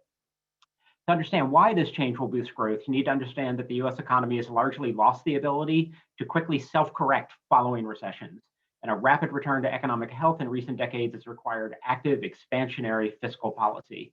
When the economy has not gotten this help from fiscal policymakers, growth has lagged. For example, premature spending restraint at both the federal and state level is why it took an entire decade to return to the 2007 unemployment rate following the Great Recession. There's no reason why it should take several years rather than just 1 or 2 to return the unemployment rate back to a pre-recession level following a crisis. Every time this happens, even after historically steep and severe recessions, it should be seen as a profound policy failure and one that has horrible consequences for the economic security of US families. The federal government needs to be on the front line of providing this fiscal help. They have more capacity to borrow and to raise revenue progressively to support spending. And happily, they've done their job this time. The American Rescue Plan provides aid that can help state and local governments kickstart their recovery. But state governments absolutely still have a huge role to play. Even in the face of balanced budget constraints, states can smooth their spending over the business cycle. And when faced with the choice of restraining growth or cutting jobs and services versus raising revenue from high-income households and businesses, the choice should be crystal clear. Raising revenue progressively to finance the expansion of public spending and to give resources to low and moderate income families is good for growth. You are taking money from people who save more, you're giving it to people who are more liquidity constrained. That's going to boost spending growth in the near term. States, so not cutting taxes is the absolute least a state can do with the aid received from the American Rescue Plan. States need to see this aid as a force multiplier on top of the revenue they raise progressively to support public investment and provide needed services. Finally, I'd say even if a full recovery is achieved quickly following the COVID-19 recession, a decade of pronounced disinvestment by state and local governments needs to be made up. The 2010s were the decade of austerity for state and local governments. It led to needlessly slow recovery from the Great Recession and left state economies uniquely vulnerable to the COVID-19 shock. The 2020s need to be a decade of public investment if we want a better economy. The federal government has begun to lead in this way. It is time for state governments to step up and do their part as well. Thank you so much for hearing my testimony. Thank you, sir. Representative Cheeseman. Thank you, Mr. Chair. Thank you for coming here today. I have a question for you. So one of the problems is Connecticut has had still not recovered from the last recession has been the lack of growth in higher and income jobs. That our job growth has been disproportionately at the lower end, low-paying service jobs. And my question for you is, how are the tax policies you're proposing going to correct that problem? Because we can fix things in the short term, but unless we see a growth in those higher paying jobs, we will continue to lag the rest of the country. We will continue to not have the revenue to support the programs you want. So I'm just, you're the economist. I'd love to see how this plays into growing those higher income jobs that are the key to our recovery. I'd say a couple things. First, I think Connecticut is not unique in the sense that its recovery from the Great Recession was incredibly slow. I think it was hit harder than most states because it was a very finance-heavy state, and finance took a really big hit during the Great Recession because it was a bursting bubble, and so it was always going to be a little tougher in that regards. I think job growth across the board will be helped by boosting demand. I think demand has been what has constrained growth both nationally and at most state levels for most of the past decade. And so as you transfer resources to moderate and low income families, they spend a much higher share of the income they get. And so that boosts growth in that way. I think two last things. One, in terms of long run growth and making sure lots of high paying jobs are provided in the state. I think there are policies we can talk about in that regard. I think over the next 3 years, the real issue is going to be, do we boost demand enough to soak up everyone who wants a job in the state. I think that is the crucial priority. It's the priority we never hit nationally following the Great Recession. And so I think these tax changes absolutely help that. And then in terms of providing enough revenue, it is still the case that Connecticut has quite a bit of room to raise revenue from businesses relative even to its surrounding states. And so when I look at the constraints on Connecticut revenue over the past decade, I see those constraints more in they don't raise as much revenue from businesses as surrounding states in terms of rates and in terms of the base, rather than the growth of high-paying jobs. Well, again, just to refer to a neighboring state, Massachusetts, which has a declining income tax rate, a robust economy, certainly in terms of those knowledge-oriented jobs, and a number of programs, particularly looking at the biotechnology sector that incentivize that growth. I mean, let's face it, we can give everybody a bigger slice of the pie if we grow a bigger pie. And I suppose I don't see how this, in terms of actually writing our economic boat, provides the atmosphere, the environment in which we are going to create those jobs that then have the trickle down effect. I mean, we have a great workforce investment board, the areas where we really want to see growth, skilled manufacturing, biotechnology, all those things. How does instituting the tax policies described in these bills help toward creating that ecosystem that allows us to be the envy of New England the way we were? I think the biggest way is it provides the resources necessary for the public investments in education, both K through 12 and higher education. We have basically priced more and more people out of affordable higher education.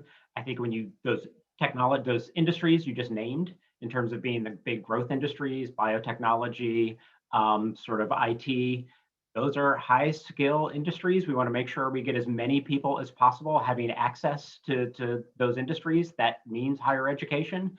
And so I think what we need to do is provide the resources necessary to make sure as many people as possible have that access. The number one reason why tuition costs have soared and student debt has increased enormously in the past decade is because states have cut back on that commitment to higher education. So I think in terms of the long run, you need to raise the revenue, which is what the bills do. And then on the spending side, you need to make sure it goes into public investments that will pay off in a more productive state economy. Thank you. We could go on all day, but I'm appreciative of the limit on my time. And thank you for coming here today. Thank you, Mr. Chair. Representative Farrar, followed by Representative Chasey. Thank you, Chairman. Thank you, Mr. Bivens, for being here. We've heard a little back and forth just about kind of where our tax system is and what improvements we could make for the future. Given your national scope, can you give us a sense of kind of where Connecticut is in regards to our regressive tax system and why changing that now kind of is essential, as we look towards these goals, as Representative Cheeseman said, kind of for growth and recovery? Because I think for us in Connecticut, we sometimes lose sight of kind of where we sit and how regressive our tax system is. So your perspective would be helpful. Yeah, thank you for your question. In terms of where Connecticut sits, I've looked more at where it sits in the regional economy because I think that's the most relevant place to look. And I think in terms of individual income tax rates, it looked like not an outlier in the New England economy. Where it looked noticeably like there was room to raise revenue progressively was in the business taxes. They were sort of lower than the surrounding states. I have a paper from 2018 that I'm happy to send on and have available to people. I think now is the time to do this for a couple of reasons. One, just nationwide and in Connecticut, we have an economy that's been growing more unequal over time. And so anytime would be a good time to start pushing back on that. But particularly now, when we're coming out of just a horrendous economic shock that is going to require lots of demand growth over the next year or two to quickly bring the unemployment rate back down, to get jobs available to people who want one. And also, it's an economic shock that more than any other in history has really exploded in the low-wage sectors of the economy. Like most recessions hit manufacturing, construction, sometimes finance, and then they radiate outwards. This one has gone right at the lowest wage workers in sort of face-to-face service sectors. And so now more than ever, I think not only do we want a really quick recovery that brings the unemployment rate back down really quickly by boosting spending, we also want to get resources to the people who took the direct brunt of this. And so I think at the state level, that means you have to do tax shifts, since you generally can't do borrowing the way the federal government can. And so a tax shift that raises revenue progressively from high income households and businesses and transfers resources to low and moderate income households, and not only sort of helps heal the direct damage of the recession, it is also going to boost spending in the short run. You're taking money from sectors and people who save it more, and you give it to people who are more liquidity constrained. And I think that's going to boost growth in the near term. Thanks for walking through that. Thanks, Mr. Bivens. Thank you, Chairman. Mr. Bivens, before we go to Representative Chafee, I'm going to exert my prerogative as the chair and ask you a question about what you just talked about.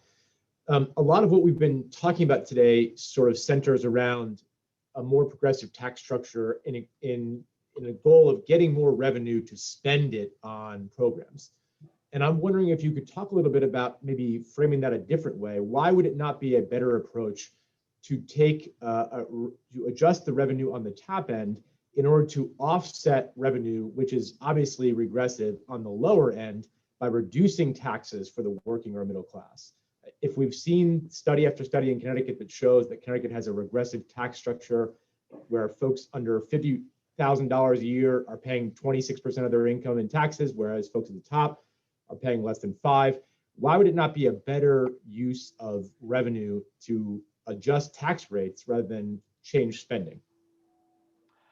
Well, some of the bills that I am discussing today do indeed reduce effective tax rates on low-income households, like the EITC and issues like that. And I think that's a perfectly fine. It transfers resources to low and moderate income families, which I think is really important. I would say, nationwide and in Connecticut, the 2010s were a period of pretty profound disinvestment in public services and especially in the education sector. And so I do agree that if you're going to raise revenue progressively from high income households and businesses, I think some of it just being transferred sort of through the tax system, through the EITC, through sort of a greater exemption of income for low and moderate income families, that makes sense. I also do think public goods and services matter for the health of a state economy. And it looks to me like those trends are pretty worrisome across the board and even in Connecticut. So I would like to see some of it go to the sort of public goods and services, not just a pure tax shift. Although that tax shift I also think should be part of the story. Thank you. Representative Chafee. Thank you, Mr. Chairman. Thank you for speaking with us today. I second what the chairman stated. I do think that the burden of taxes heavily falls on the backs of working people in the state. And when we talk about tax burden, I think generally that's what people empathize with. Working people paying a disproportionate amount of their income to the state in taxes. And these bills we're discussing aren't doing that. So I think we need to be clear there.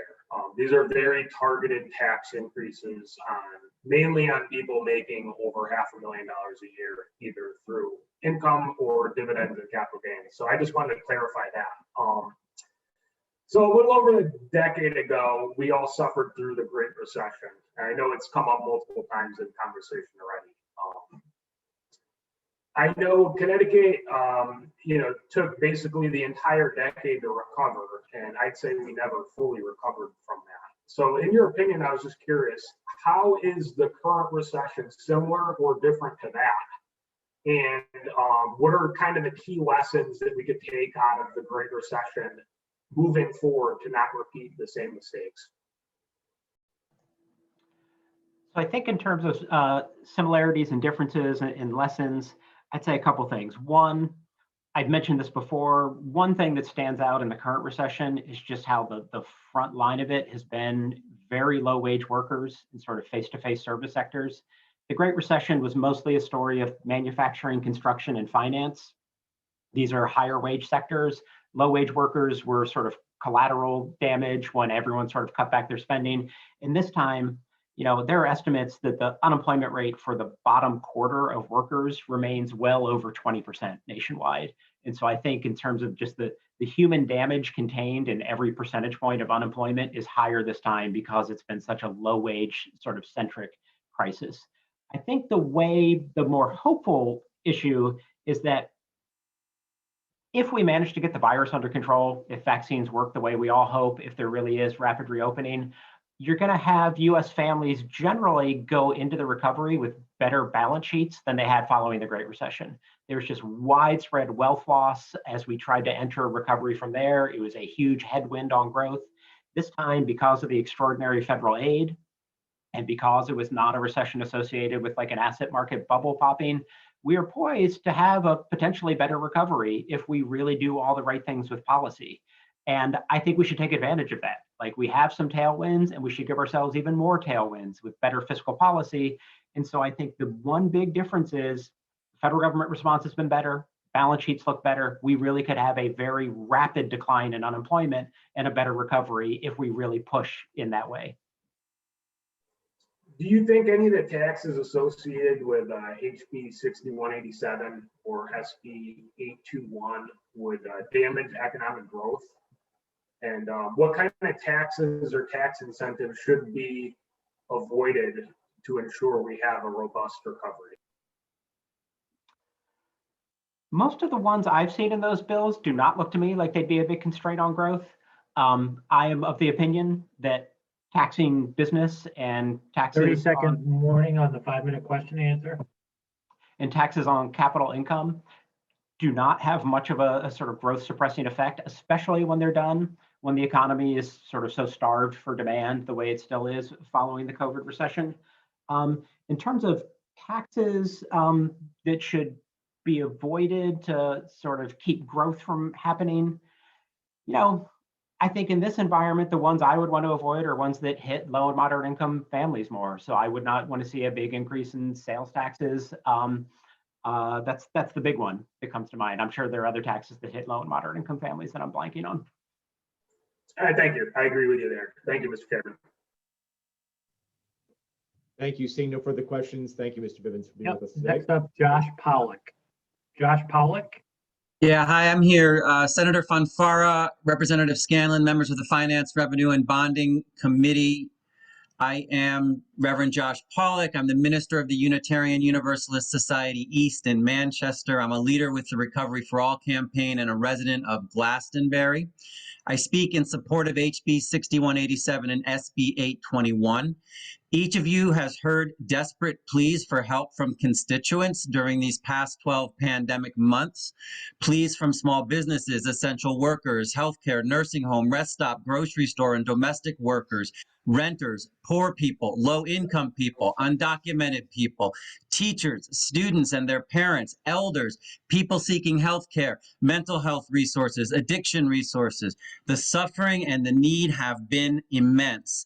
You are also aware that most of these needs existed prior to the pandemic and are rooted in longstanding historical race and class-based disparities. The pandemic has made these disparities worse and far more visible to far more people. So we need a recovery for all, not only from the pandemic, but from these crushing longstanding disparities. The needs are enormous. Affordable quality health care, Husky for undocumented people who qualify, rent relief, affordable housing, fixing the ECS formula so that public schools thrive in every Connecticut community, closing the funding gaps for community colleges, our state university system in Yukon, expanding resources for mental health, addiction and reentry services, increasing Department of Labor funding to address domestic worker rights. These are only a few critical pressing needs, and I'm sure each of you could easily identify 10 unmet social, economic, or health needs rooted in longstanding race-based and class-based disparities that cry out for funding now. You could do that without even thinking about it. And the answer, as long as we take the path of austerity, is no. And the pleas will continue. Money from the American Rescue Plan will close some gaps this year, but those dollars are temporary and will disappear in future years. They won't enable us to make the long-term investments in our communities and our people that will address decades of race and class inequity. Drawing on the rainy day fund can help, but that too is not a permanent solution. The Recovery for All campaign and our legislative champions who make up 1/4 of the legislature are proposing over $3 billion in new permanent revenues, along with tax relief for working and middle-class families. There are no tricks here. There are no gimmicks here. These are new, reliable, sustainable revenues from those who can best afford it, the state's wealthiest citizens and highest earners who have prospered during the pandemic.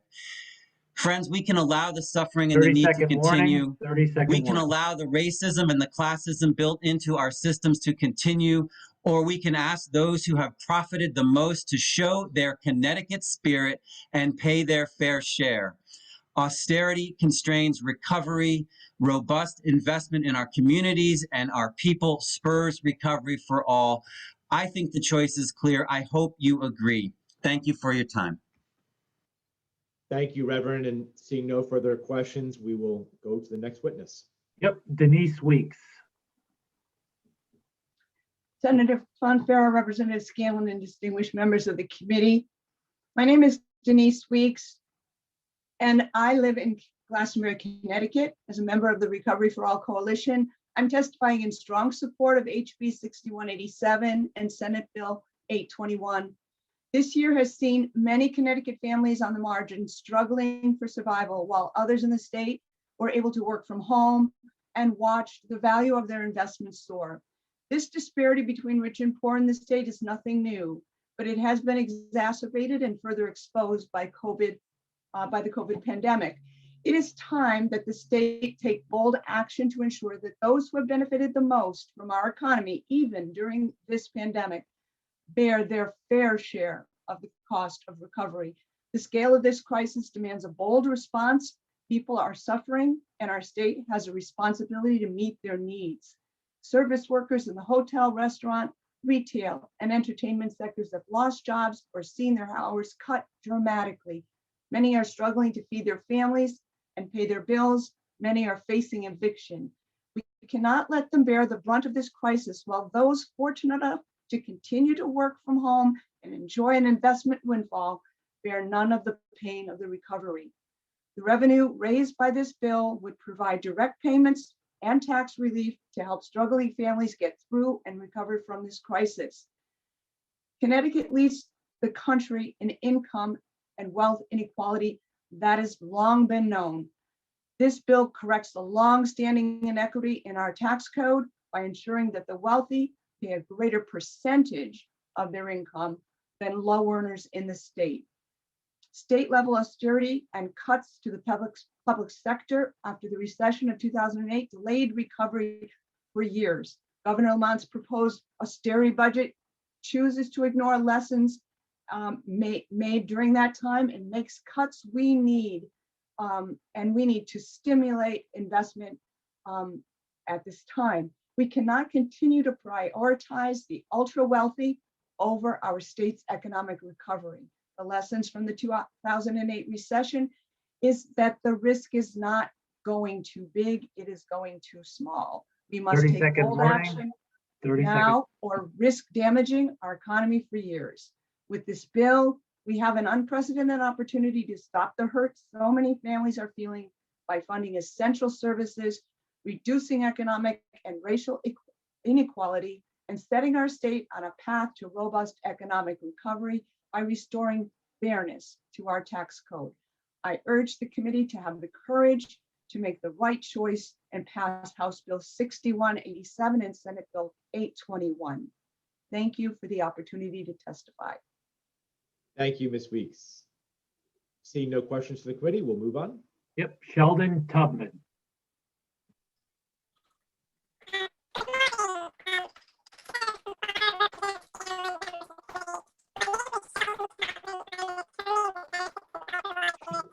Sheldon, you sound. Hey, Sheldon, you sound like you've ingested a lot of helium, at least to me. I'm not sure if other people are getting the same noise effect, but.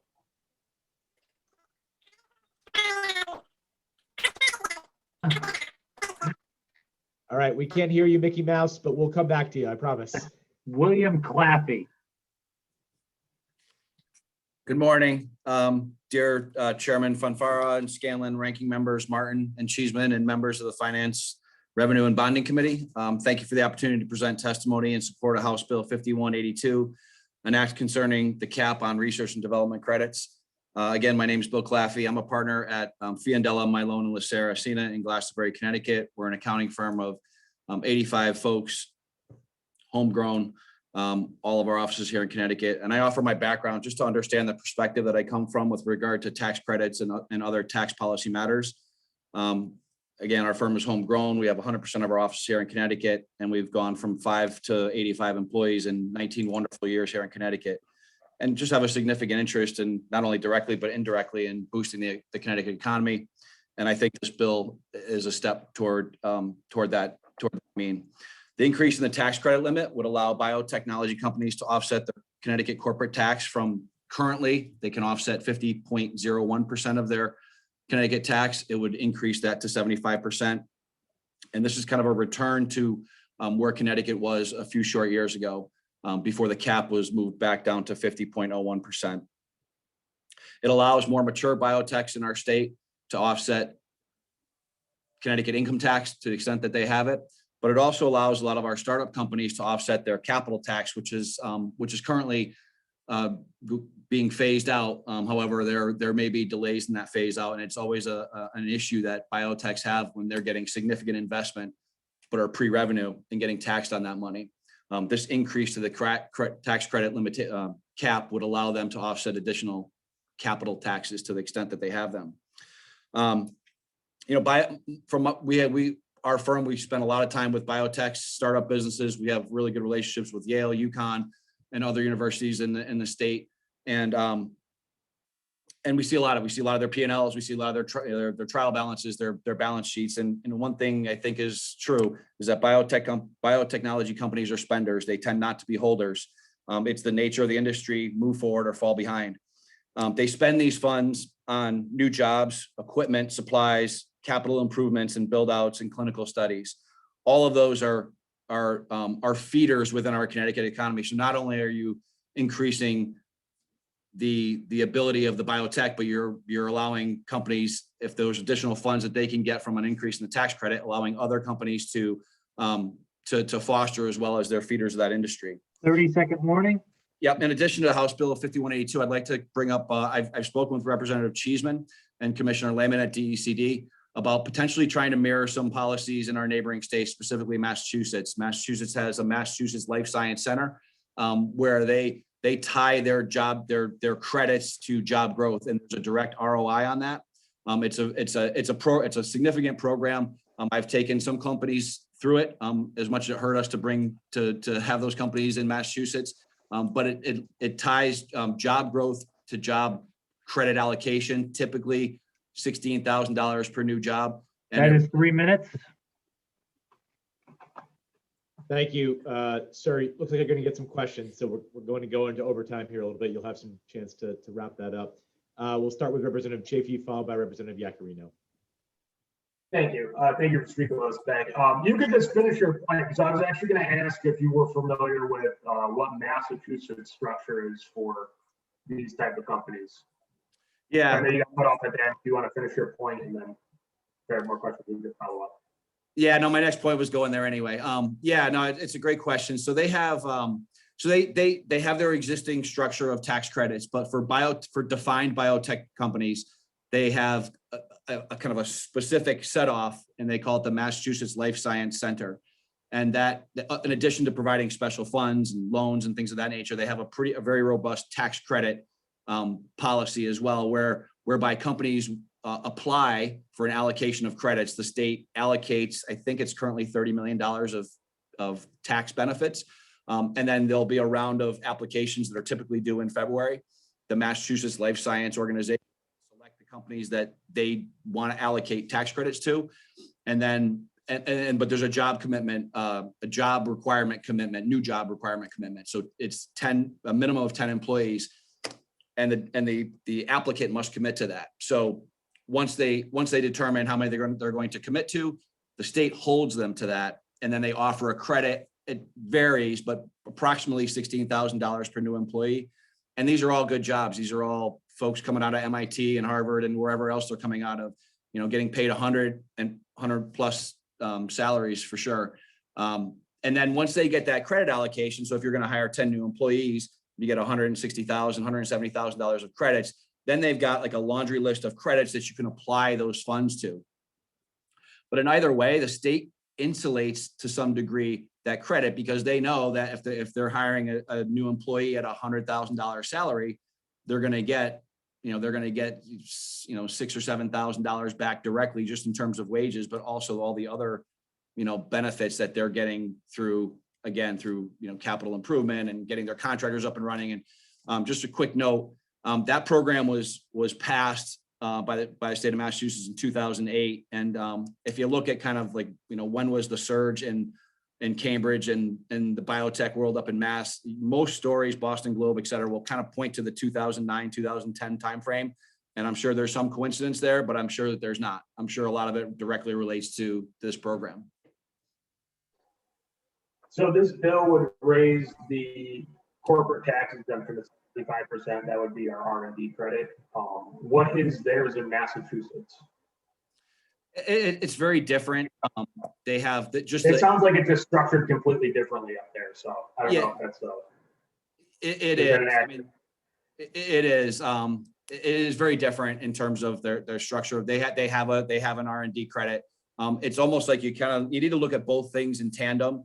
You've got an R&D credit that a ball bearing manufacturer could get. They would be eligible for them. But then they have the biotech credit, which is if you are a defined life science company and approved, it basically gives you a kicker and a boost to get additional benefits, and those benefits can become refundable. But you have to be approved, and you have to commit to. Thank you. Yeah. Thank you, Mr. Chair. Representative Yacarino.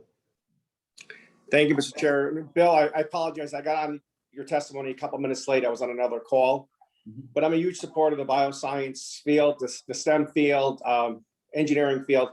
What I don't think a lot of people realize, and I think you touched on it a little, between 2008 and 2011, Massachusetts invested $10 billion between state legislature, state government, academia, and private equity. And that's how Cambridge really grew. And what I think you did touch on it, it's not just the science jobs, it's the research jobs, the tech jobs, it's the construction jobs.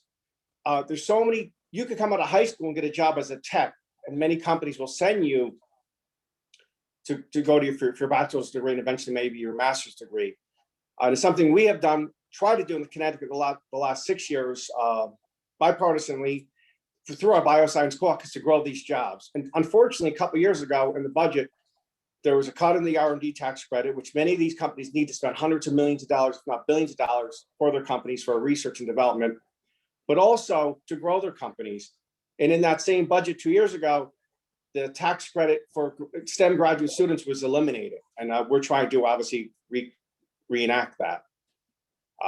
So I appreciate your testimony, but I don't think people realize, when we talk about some of these Senate Bill 821 and 6187, those bills, those might raise revenue, but the way to really raise revenue is high-paying, sustainable jobs. People that go to high school can get a job right out of school in the tech field, or build the buildings. You need engineers, site workers. And I think we have to look at the overall picture. And that's what our neighboring state, Massachusetts, did by lowering taxes, growing those sectors' jobs. So you have any response, Bill? And I like your Ted Williams picture behind you. Yeah, huge baseball. Representative Yacarino, you and I have talked, me through my involvement with BioCT in the past. I mean, I couldn't agree with you more. I think, there's a lot of areas in Connecticut. I mean, New Haven is so ripe for this, right, the growth. And, the growth in Massachusetts, while everybody points to Cambridge, we have, it's moved from Cambridge. Now it's getting to Worcester, and it's getting to Springfield. And it's really, while New Haven might be kind of the natural starting point, I think that once you build that ecosystem, it grows and it moves out to other areas, Stanford possibly. But yeah, I mean, and I don't know when you tuned in, but yeah, I mean, I made the comment, biotech companies are spenders. They spend money. Oh, yeah. If they don't get new resources, and they're not attracting the top talent coming out of our local schools or any schools, they fall behind. And we've been we were involved with Arvinus, and I mean, what a success story that here in Connecticut. And our current R&D credit was a big piece of that. But pairing that with the life science, I think really opened, well, that and the bill that's currently that I'm testifying on, that helps. I think this is just another avenue to bring more to the biotech sector. I'll make one more comment, Mr. Chair, and I'll end it. If you look at Palo Alto, California, look at Maryland, you look at Massachusetts, and I truly believe in all my heart that Connecticut could compete with these other states. We have great institutions of higher learning. We have a great workforce, and we are building in New Haven, Branford, Guilford, and it's going to extend. The thing about the life sciences is they love the competition. Why do you think Pfizer, Moderna, and all these companies, they're amazing what they did with the vaccine? Because it's a competition, it's a healthy competition. And men and women could go from company to company. When you have that cluster, there's so many jobs, ancillary jobs that are created through this industry. And I think as much as we have finances, this is much more important industry, not only for jobs, but for delivery of healthcare. And look at the vaccine. So we really need to embrace this and look at it at a larger, wider, long-term picture. That's all I have to say, but thank you for your testimony. Thank you, Mr. Chair, both chairs and ranking members for your time. Representative Meskos, followed by Representative Cheeseman. Mr. Claffey, I want to thank you for your testimony. You know, we've had a lot of conversations about tax credits and the issue of whether or not it's a race to the bottom. And I understand the policy issues and the questions that we face. I think when you look at the biotech sector and you look where we are versus Massachusetts, that becomes the question is, how do we create the ecosystem or the ecosystem for the growth of the industry and get to a point where it's sustainable with the kinds of jobs it throws off. So I think I like the testimony. I think it makes a lot of sense for us to look at the industry. I think the first thing you said is it throws off money, it spends money like crazy. The job levels are in the 100 to 150,000, which puts them in an income tax bracket with where they provide us with revenue to the state from the personal income tax, even with those corporate tax credits. And I think if we can get to the point, and you won't finish that comment probably to me, but if we get to the point where the ecosystem is so big, this corporate tax credit doesn't become the anchor anymore. It becomes the ecosystem where you can pay a normal corporate tax rate because everybody's here and the industry is self-generating and self-feeding. And really the question is, what's the kickstart to make it significant? When I look at, what I see in Massachusetts and California, which are not cheap tax states, is that they have managed to get to a nucleus where people are there and are not leaving because of that structure. And it sounds like we're nowhere near that tipping point yet. That's kind of what I'm hearing from you, right? Yeah, I think everything helps. And, I've taken, like I said, I've taken a couple clients through the Mass Life Science Center, which again, for us being a Connecticut firm, it kind of hurts us but we have to look out for our clients. And so we've taken one from a company that was single digit employees. They're now 400 employees. And so while they've gotten, multiple millions of dollars of tax credits, probably somewhere in the 3 to 4 range, look at the return that Mass is getting, has gotten for the last 10 years. I mean, once they got to that critical mass of 400 employees at let's say $100,000 a year, obviously some up, some down, but even at a 5% tax rate, I mean, they're getting back $2 million a year annually. And that's just the one-on-one return on investment to the state. Think about all the contractors that were going in, that were working with them through build out, and all the, like Representative Yacarino mentioned, I mean, all the feeder industries that's serving. And in this state, the tax rates on the mill rate for supporting local communities and also, I'd love to have those conversations with you going forward. I think it's something we really need to lean into. Representative Cheeseman. Thank you, Mr. Chair. Thank you for coming here today, Bill. Good to see you again. You didn't touch on this in your testimony, but in our conversations you mentioned, because there's such a long on-ramp for many of these companies where the tax credit may not be as valuable. Can you talk about the exchange? Because I'd like to put that on the exchange of tax credit. So I'd like to put that on the radar of the other members of the committee. Sure. Thank you, Representative Cheeseman. So currently, and you know, kudos to Connecticut. I from an R&D tax credit, just looking at that in isolation, Connecticut has, and I work with, that's what I do. I do multi-state taxes, and credits are a part of that. Connecticut has a fantastic research and development tax credit. To the extent that a company is in a loss, right? So you look at their income and expenses. If they're in a taxable loss, then Connecticut allows the corporate taxpayer to elect to exchange their credit at 65 cents on the dollar, right? So if you have a credit of $100,000, you can either use that credit and carry it forward to offset future taxes, or you can elect to exchange it, and then the state of Connecticut will write you a check for $65,000. I can tell you from firsthand experience, it has been a huge boost to the biotech community currently here in Connecticut. Certainly helps to fund new jobs, all the things we've been discussing.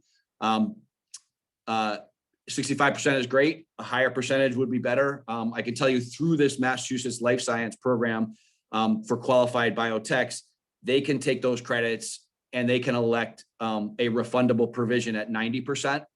Obviously 90 is more attractive than 65. So I think if there was a way for the state to look at the exchange, specifically with regard to biotechs, and I think this is where you're going with Representative Cheeseman. We've talked about the long ramp that a biotech has, especially startup biotechs, where they are investing significant funds and going through clinical trials. I mean, they may have 8, 9, 10 years before they even start selling a product, and certainly 8, 9, 10 years before they ever have taxable income. So having that exchange option to them is significantly, cash is king, significantly more valuable than a tax credit that they can carry forward and may be able to use 15 years down the road. So the exchange option is very valuable. And I think if there's any way to increase that percentage, maybe within a defined biotech sector, I think that would be very well received in our Connecticut business community. Okay, thank you. And I'd just like to, with regard to the Massachusetts Life Science Center, I think it makes a lot of sense for us as a state to look at offering a suite of packages so that it's not just the one-off tax credit or exchange, but that we have a concerted, one-stop shop approach to, if you're a biotech in Connecticut, these are all the things we can do to help you grow your business and those high-paying jobs and investment in the state that we're looking for. So thanks again for coming today, and thank you, Mr. Chair. Thank you. And I neglected to say this at the beginning of the hearing today, but we received over 3,000 pieces of testimony for the bills before us today. Our clerks have done a valiant job of trying to get some of it up there by the time of this hearing, but obviously you're going to notice that some people's testimony is not there. If you have questions, I strongly encourage you to reach out to them directly. Or if there's things that you have questions about, let us know, and we'll get you that testimony from the archives. But just be patient as they're working through a lot of incoming here. Next up. Yep. I don't know if you want to try Sheldon again, but we have Sheldon Tubman and Jeff Simpson. Whichever, we could try Sheldon if you want. It looks like he's back. Can you hear me now as non-Mickey Mouse? Great. I sure can. But before you start, can you please explain how that happened? Because I'm dying to know. I have no idea. Okay. All right. Let's not worry. Please go ahead, Sheldon. Good Thank to see you. Representative Scanlon, Senator Fanfara, members of the committee. My name is Sheldon Taubman. I'm a staff attorney at New Haven Legal Assistance in the Benefits and Elder Law units. I exclusively represent low-income folks. I'm submitting this testimony and talking about in support of SB 821 and HB 6187, which are really important to provide the funding to preserve and expand essential benefit programs for Connecticut's lowest income residents. Obviously, Connecticut already had one of the sharpest disparities in income and wealth in the country even before the COVID crisis, but the pandemic really highlighted and exacerbated those disparities for low-income people, particularly disproportionately impacting Black and Brown residents. Despite these harsh realities, the governor's proposed budget is an austerity budget premised on the assumption that any additional taxes on the wealthy must be avoided, and thus it includes many harsh cuts, just a few of them. Imposing a burdensome asset test on all applicants for and enrollees in the Medicare Savings Program. That's an essential program for low and modest income folks who can't otherwise afford their Medicare premiums and cost sharing. Imposing the acid test will make many people ineligible, but also people who are eligible will no longer get benefits because of the burdensome nature of verification. It would remove the cost of living adjustments. That's only about 1% for people on TFA, SAGA, and state supplement. And this has been taken away year after year after year. And 5 times in the last 32 years did the state supplement people get their increase. Imposing new quantity limits on medical equipment, devices, and supplies for Medicaid enrollees, essential things needed by people with disabilities. Cut contributions to diaper bank in half. In addition to those cuts, there are some improvements that are needed to our social safety net to address dire need. For example, advocates are supporting an increase in the Husky C limits, that's for elderly and disabled folks on Medicaid. Currently, the income limit is 83% of the federal poverty level, about $900 a month.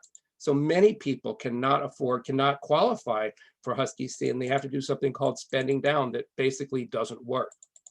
We're also supporting coverage under the Husky programs for non-citizens, including people who are legal permanent residents, but have not been here for 5 years and therefore do not currently qualify for this essential medical insurance program. Both the above cuts and the unwillingness to make the above expansions are necessitated by the governor's unwillingness to consider reasonable revenue options, such as those set forth in the bills before you, while still having, of course, to produce a balanced budget. And just as one example, Commissioner Gifford, the DSS commissioner, defended taking away the 1% COLA from very poor individuals living on $219 a month on SAGA, and supported taking that away, saying, well, we have a challenging budget situation. 30-second warning. Thank you. I'll wrap up. And indeed, it's a challenging budget situation, but that is a self-imposed situation because of the unwillingness to consider reasonable revenue. We can do better. It is time to ask those with the highest incomes who have done very well during the pandemic to contribute their fair share to a meaningful post-pandemic recovery so that these kinds of essential programs can be preserved and expanded. We urge you to pass these bills out of committee and work for final passage so that the final budget adopted this year reflects our shared values of fairness and the need to address income inequality. Thank you very much. Thank you, Mr. Tubman. Seeing no questions, we appreciate you being with us today. Yep, Jeff Simpson. Thank you, chairs and members of the Finance Committee. I'm here today testifying in support of House Bill 6187 and Senate Bill 821.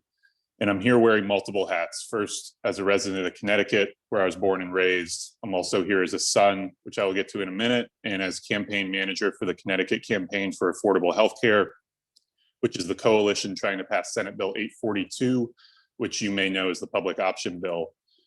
My support for the bills before you today is driven by our state's need for a true recovery from this pandemic, and one that includes all of Connecticut's residents, many of who are still struggling to make ends meet or access the healthcare they need. In addition to establishing a public option, Senate Bill 842 would expand Medicaid for Connecticut families and provide coverage for undocumented individuals who are currently shut out from the healthcare market.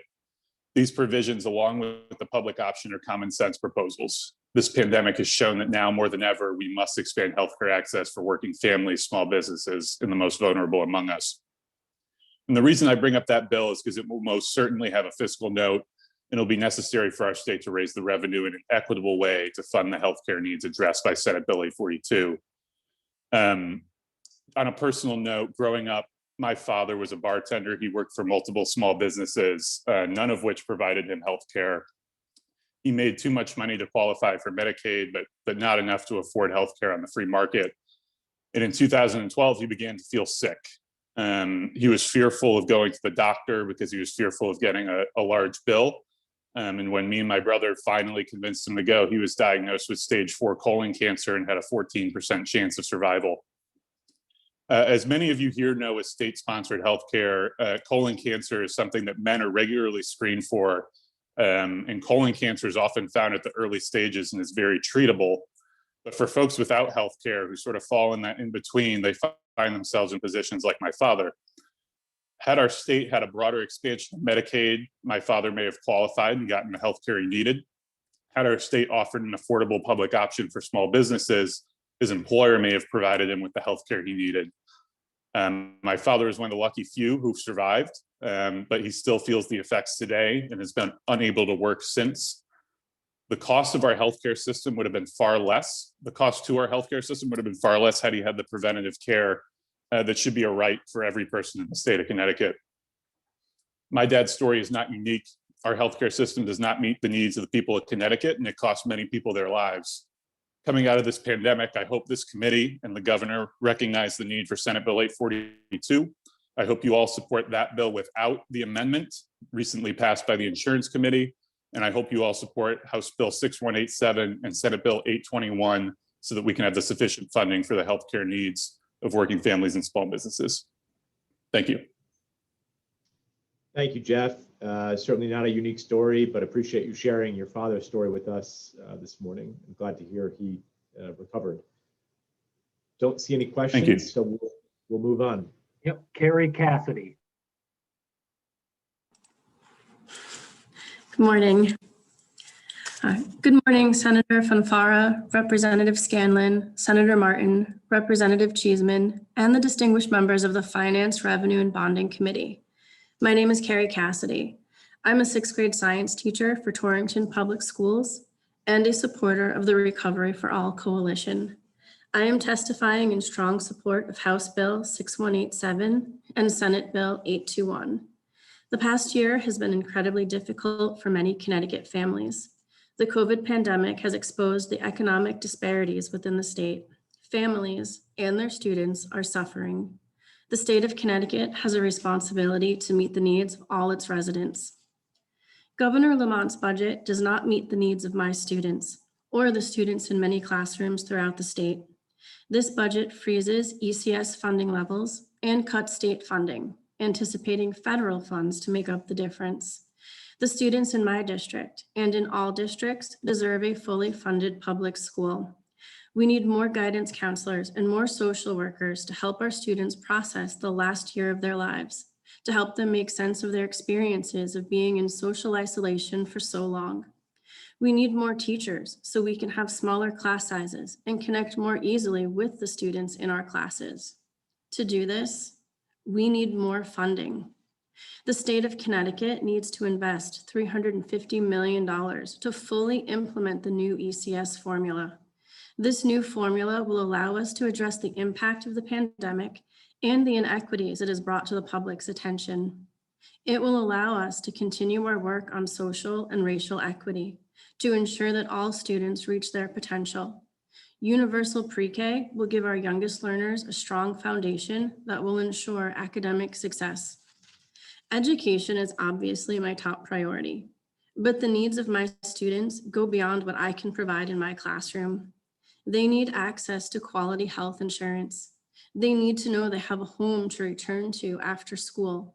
They need reliable internet access, and they need access to mental health services. I urge you to consider the needs of the many and pass House Bill 6187 and Senate Bill 821. We need to end economic and racial inequity and ensure a fair tax code. Thank you. Thank you, Ms. Cassidy, and thanks for all you're doing for your students during this last year. I know that that's probably not been very easy, and I'm sure your students really appreciate all the great work that you did. So thank you. Thank you. Don't see any questions though. So thanks again. Thank you. Charles Dew. Good morning, Senator Fanfara, Representative Scanlon, and members of the committee. My name is Charles Dew. I'm the Policy Director for District 1199 New England. Our union represents approximately 26,000 workers across the state who deliver care in public and private healthcare settings, and I'm here to testify in support of Senate Bill 821 and House Bill 6187. Our state is facing its second economic crisis in just over a decade, but luckily we don't have to guess at what needs to be done. The Great Recession taught us important lessons that would be foolish to ignore. And one of the most important lessons is that cutting our state and local budgets delayed economic recovery. Here in Connecticut, we've gone through what many have called a lost decade, but it's important to look closer at the details of what's actually happened. Comptroller Lembo pointed out in 2018 that while private sector employment had returned to its pre-recession levels, overall, Connecticut had only recovered about 4 out of 5 jobs that it lost during the recession. That's because of massive cuts to public sector jobs. So in other words, the entire reason for our weak job growth was because of cuts to our state and local governments. Cuts to the public sector also create drags on the private sector.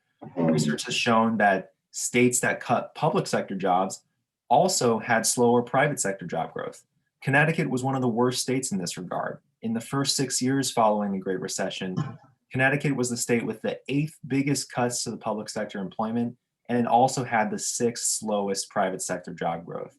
That's not a coincidence. And Comptroller Lembo noted that although private sector employment levels had returned, wages for those jobs were lower than before. So when we cut state and local government budgets, we do double damage to our economy. First, we're cutting the essential services we need to help our residents be successful on the job market. We're cutting funding for schools. We're raising tuition at our community colleges. We're increasing waiting lists for addiction services. And second, we're also destroying middle-class jobs in the public sector, which are disproportionately held by Black people and women. And by doing so, we're reducing the amount of money that regular folks in Connecticut have to spend in their local economies. The vast majority of Connecticut residents will not see their taxes increase a single penny under these proposals. In fact, working and middle-class residents would receive relief in the form of direct payments and expanded tax credits. So contrary to what's been said, these are not broad-based tax increases. They're proposals that will restore fairness to the tax code, fund essential services, and jumpstart our economic recovery. That's why our union is proud to support these bills. They'll generate the revenue we need to fund essential long-term care, mental health, and healthcare 30-second warning. They'll ensure that Black, brown, and working-class white people will have enough money to spend in their local communities and be the engine of our economic recovery. Thank you for the opportunity to testify. Thank you, Mr. Dew, for being here today. Representative Ferrara. Thanks, Chairman. Thanks, Charles, for being here. Just a few quick follow-ups to what you pointed to, because I think there's broad similarities in these bills and then a couple differences with House Bill 6187 and Senate Bill 821. You kind of mentioned this, but we've heard a lot this morning about broad-based taxes, and certainly our governor being clear in opposition of that. Are these proposals broad-based tax proposals from your standpoint, and what the details include? It's a great question, Representative Farrar. None of these proposals are broad-based in any way. I mean, if you're just looking at each proposal one by one, you're talking about a tax on the biggest tech firms in the world, Google, Facebook, and Amazon, right? You're talking about a mansion tax only on about 3% of owner-occupied homes in Connecticut, the top 3% most valuable homes. You're looking at raising the corporate tax rate just on the most profitable, right? We're talking about a few dozen companies in the state with gross income of more than $100 million annually. A tax on capital gains just on people making over 500 grand a year, right? So none of these taxes are broad-based. They're very, very narrowly focused on the folks who can afford to pay more right now and who have done quite well actually during the past year. Thanks. So there's no reference to the gas tax in here. There's no broad-based increases on lower income or middle income taxes. And one of the things, though, that kind of comes to light for me when we talk about kind of how our budget is set up is we reference the rainy day fund often, the spending cap, and the volatility cap. How do these bills kind of fall under or are connected to how our rainy day fund or the spending cap or volatility cap function? Yeah, it's a great question because some of the tax revenue that comes from the state is subject to the volatility cap, and if it goes above a certain amount, will be transferred to the rainy day fund. These bills would, they would avoid the problem of like, say, all of that revenue going just directly into the rainy day fund, because it's a wide variety of different proposals, and only one of them, I believe, the income tax, would actually be subject to the volatility cap. And I think that's what makes these bills so good, is that it diversifies our portfolio so that we're not overly reliant on one form of revenue or another. So that, say, investment income is down one year, well, okay, well, there's a mansion tax, there's a digital ad tax, there's other ways of making that revenue. So it keeps our state finances stable from year to year so that we're not going up and down like that. Thank you, Charles. Thanks for your time. Thank you, Chairman. Seeing no further questions, thank you, Mr. Du. Appreciate you being here. Next up, Maureen Chalmers. Distinguished members of the Finance, Revenue, and Bonding Committee, thank you for allowing me to testify today. My name is Maureen Chalmers, and I'm the president of the Congress of Connecticut Community Colleges, which represents over 3,800 individuals that work and teach in the community colleges and at the University of Hartford. The 4Cs is a member organization of the Recovery for All Coalition. I'm testifying in strong support of HB 6187 and SB 821. This year has been a painful struggle for so many Connecticut families. Even before COVID, some of our students' population faced crushing economic challenges such as food and housing insecurity. Students worked one or more jobs to afford college, hoping to create a better economic future. Even some of our part-time faculty are working multiple part-time teaching jobs to cobble together a full-time living without employer-provided health care. The COVID pandemic has further exposed the exasperated Connecticut's deep economic disparities and pushed many to the brink of desperation. The scale of this crisis demands a bold response. Our students are suffering, and our state has a responsibility to meet their needs. Community colleges, state universities, and UConn are currently facing a deficit of around $200 million due to COVID. Investment in the community colleges would allow students to not have to make the impossible choice between paying for tuition and fees versus food and housing. It would allow debt-free college, community college to expand. Further, since more than half of the student population at our community colleges identify as non-white, it would allow for more students of color to obtain a college degree. Over a lifetime, some with college degrees earn substantially more than those with high school diplomas or less. State-level austerity and cuts to the public sector, including our community college system after the Great Recession, where the entire reason for economic recovery lagged over the past decade. Austerity delayed recovery by over 4 years. We have an unprecedented opportunity to stop the hurt so many families are feeling by funding essential services. 30-second warning. Yeah, reducing economic and racial inequality and setting our state on a path to robust economic recovery by restoring fairness to our tax code. I urge the committee to help and support the bills HB 6187 and SB 821. Thank you for the opportunity to testify. Thank you, Ms. Chalmers, for being here this morning. Seeing no questions, we'll move on to the next witness. Yep, Ian Skagard.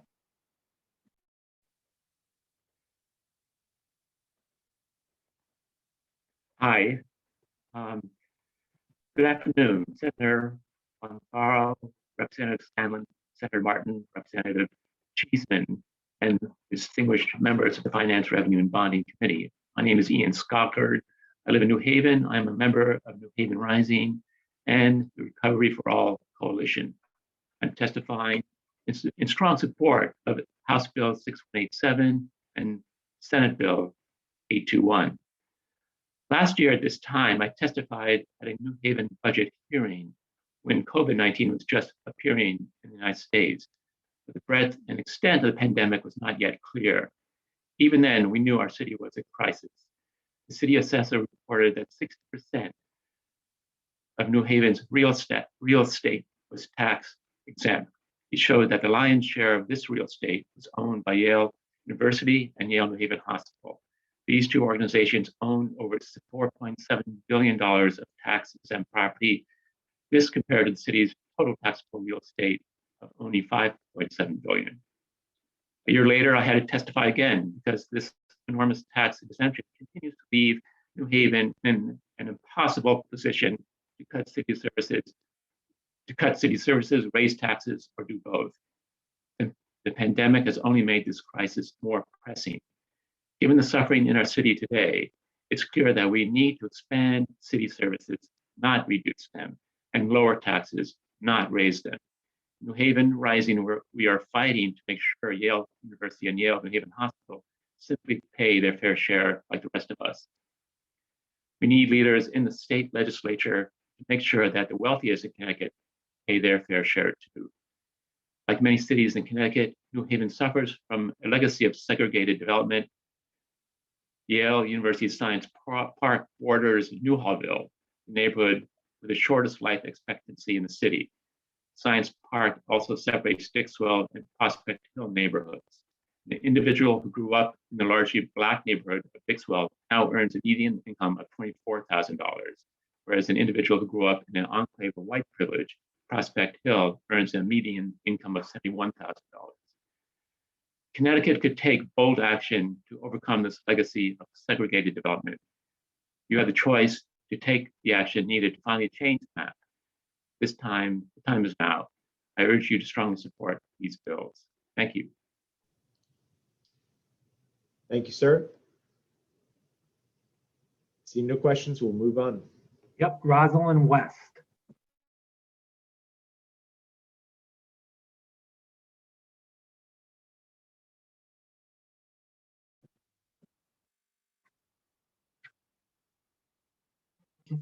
Hello. Good afternoon. Well, good morning. Good morning. Good morning, Rosalind. Go ahead, please. Oh, you have to forgive me. I'm new at this.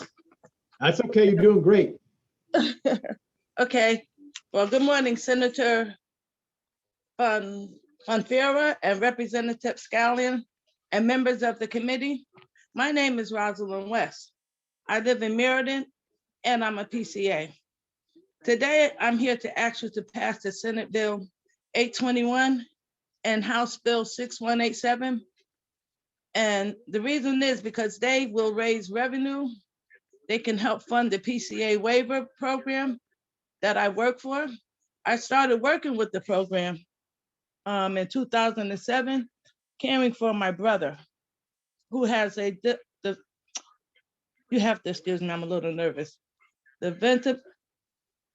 Developmental disability. I love him, but he can be aggressive and he had very challenging behaviors. When his day program was suspended for 6 months due to the COVID, we were all stuck in the house together. Routine is very important to him. And not having his day program that he's gone to for over 30 years caused him to be very aggressive and agitated. We've gone through a lot this past year. Those of us who care for people with disabilities can't work remotely. Our loved ones still need care, so we still serve. We need a pathway to $20 an hour. We need benefits like healthcare, paid time off, and retirement. I'm 70 years old, and I can't afford not to work because we've never been paid enough to set anything aside to retire.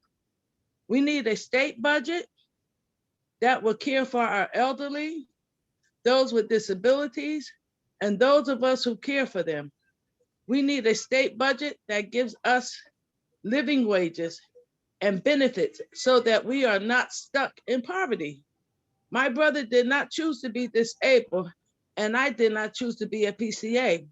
But when my mom took ill, I had to step in. Taking on my brother's care shouldn't have been, taking on my brother's care shouldn't mean I'm sentenced to a life without living wage and benefits. It's not fair that he or I have to suffer at the hands of a government that does not care for people like us. People, look inside our hearts. Please look inside our hearts. And 30 second warning. And imagine what you would do if your loved one needed care. Would you want someone to care for your loved one simply because it's a minimum wage job? Or would you want someone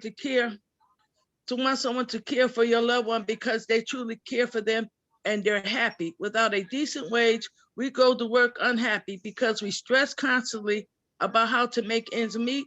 Without benefits like health insurance, paid off, or retirement, we can't care or secure on our future. We need your help, please, so that we can live with dignity and experience some happiness while caring for loved ones with disabilities and other illnesses.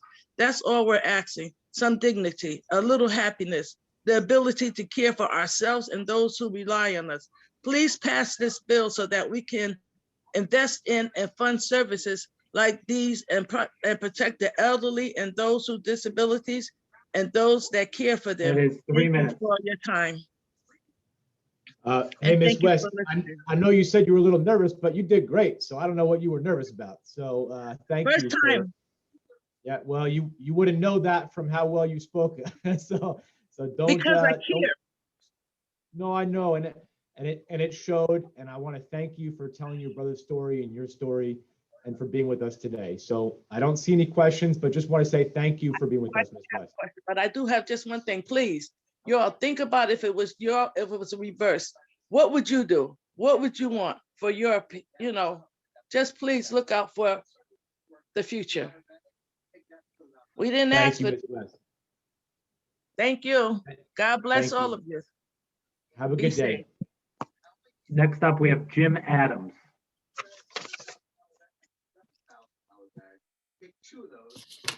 Hi, good morning. Am I on the video feed now? You're good to go, sir. Okay, thank you. Yeah, well, good morning. And it's also actually, I feel quite a privilege to go after Rosalind. I very much appreciate her testimony. But Senator Fonfara, Representative Scanlon, and members of the Finance Revenue and Bonding Committee, thank you this morning. My name is Jim Adams. I live in Bolton. I'm a member of the Unitarian Universalist Society East in Manchester. I'm a recent retiree from Pratt & Whitney. I'm also a member of the Greater Hartford Interfaith Action Alliance, also known as GIA, and I'm a member of the Recovery for All Coalition. And I'm testifying in support today of HB 6187 and SB 821. The past year has been quite painful for Connecticut citizens and families as we have all dealt with the COVID pandemic. There has been talk about how we must pull together through this crisis, but race and class-based disparities have once again resulted in disproportionate pain and suffering for those less privileged. The medical world has long understood the importance of social determinants of health, like employment, housing, education, and access to healthcare as key predictors of one's health outcomes. So it should come as no surprise that the rate of COVID deaths for Blacks is currently twice that of whites, and is just over twice for Hispanics and Latinos. But the underlying immoral disparity did not begin with COVID. We know that Connecticut is one of the wealthiest states, yet we are a leader in income inequality. And this situation did not occur by accident or by chance. It occurred with significant help from a government-backed system that allows those with wealth to flourish, while those without continue to struggle.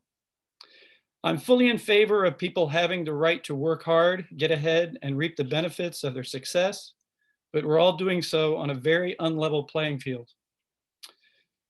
The wealth disparity in Connecticut is so much greater than can be explained by people's aspirations, capabilities, and work ethic. Those born into poverty endure a lifetime of hurdles, pitfalls, and locked doors, which make escaping their predicament all but impossible. Those of us not born into poverty may have some of those hurdles, pitfalls, and locked doors, but our families and the state provide us with bridges and 30-second warning. Thank you. That help us achieve success, a success that is seen as a birthright in Connecticut's wealthiest communities.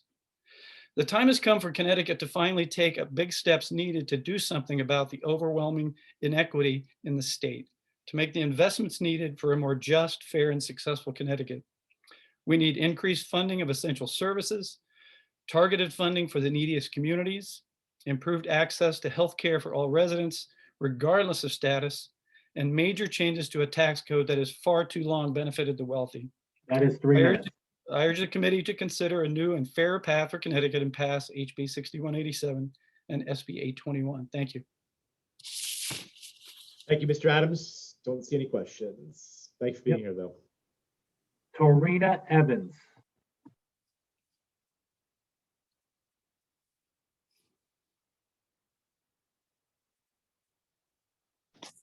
Hi, good morning. Good morning. Are you able to hear me?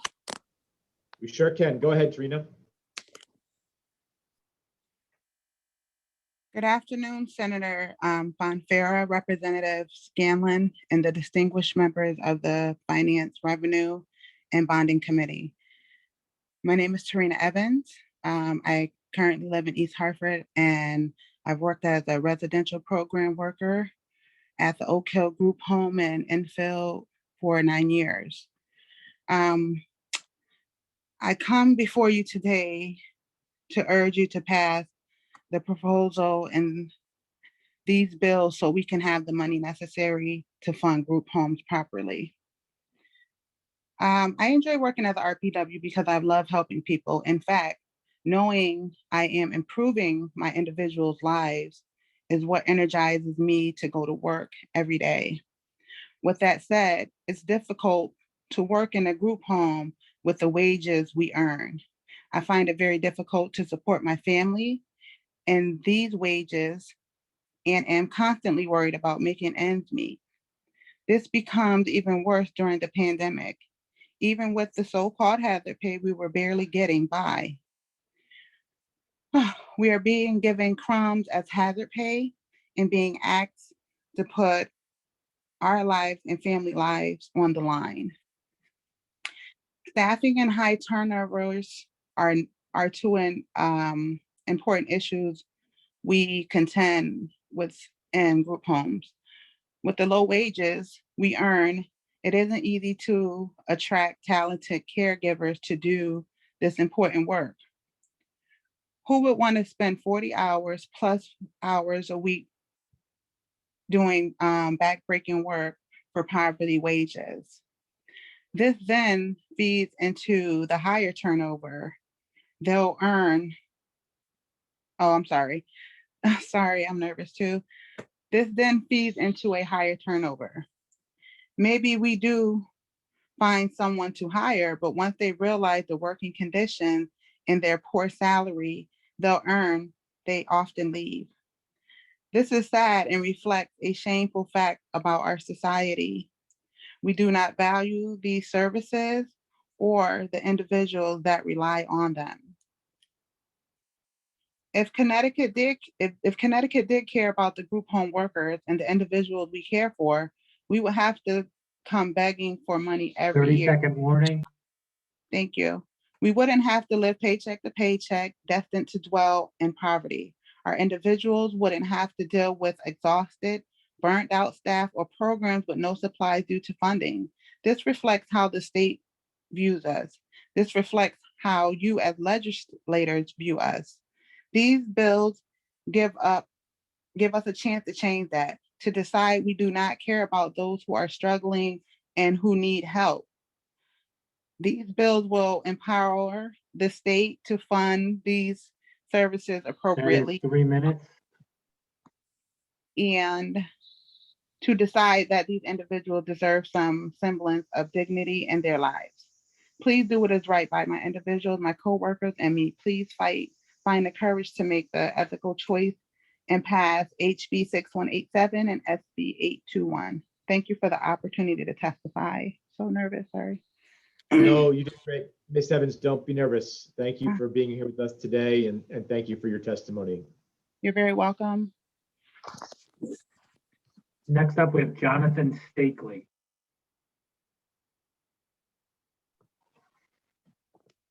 Hello, thank you for the time here. Good morning, members of this committee. My name is Jonathan, and I'm a home care worker.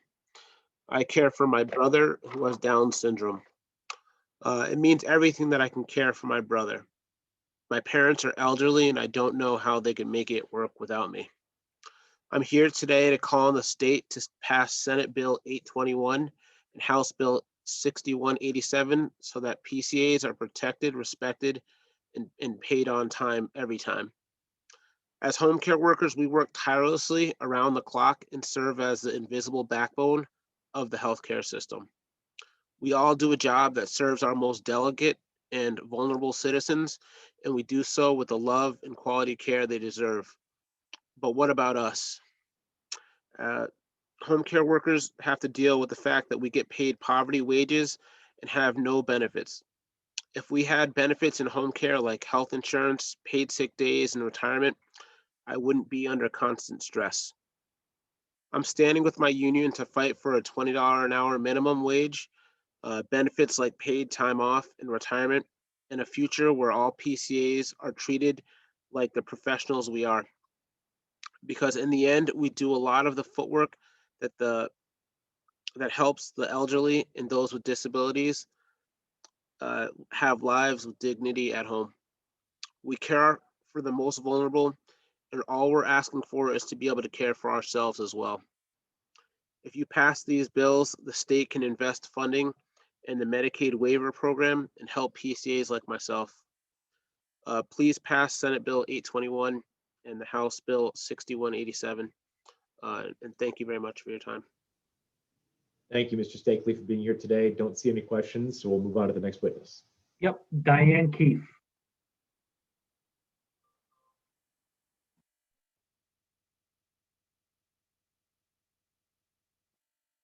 If Diane is not here, we have Beverly Brylow.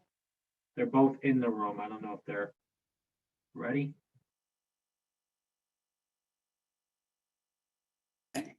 Yes, I'm here. Can you hear me? We can hear you. Okay. My dad was born in Bristol, Connecticut. His family had been very poor and his father abandoned the family when my dad was very young. His mother supported her children by cleaning houses. She often had only cooked rice with a little bit of milk mixed in to feed my father and his brothers and sisters. My dad dropped out of school and took jobs to help his mom. I was born 72 years ago in Hartford Hospital. My dad kept his family in Hartford on Stonington Street in barracks that were built for veterans coming home from World War II. When I was 8 years old, my dad had saved enough money working at Colts to buy some land in Colchester. Land in remote areas back then was $50 per acre. He built a house for us with his own hands using a handsaw and a hammer. We still had little money and I've had to wear boys' hand-me-downs from my cousin Edward. My parents have passed away, but I still live on this property. I do not have cable TV. I have a small antenna in my attic. I never go out to eat in a restaurant. I never go on vacations. I still wear clothes that I bought in my 30s. I cut my own hair and never have my nails done. Out of necessity to keep up with technology, I have a $30 a month cell phone and a $38 a month internet. I do not subscribe to any services such as Netflix or whatever other services I'm not aware of.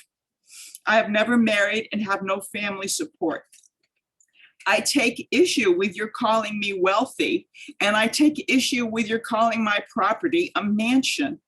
If you believe the mansion tax affects only the top 3%, I would ask you to rework your figures. The majority of houses in Colchester are selling right now close to or above $300,000. The owners are middle class. They are ordinary people. They are not wealthy. Their houses are certainly not mansions.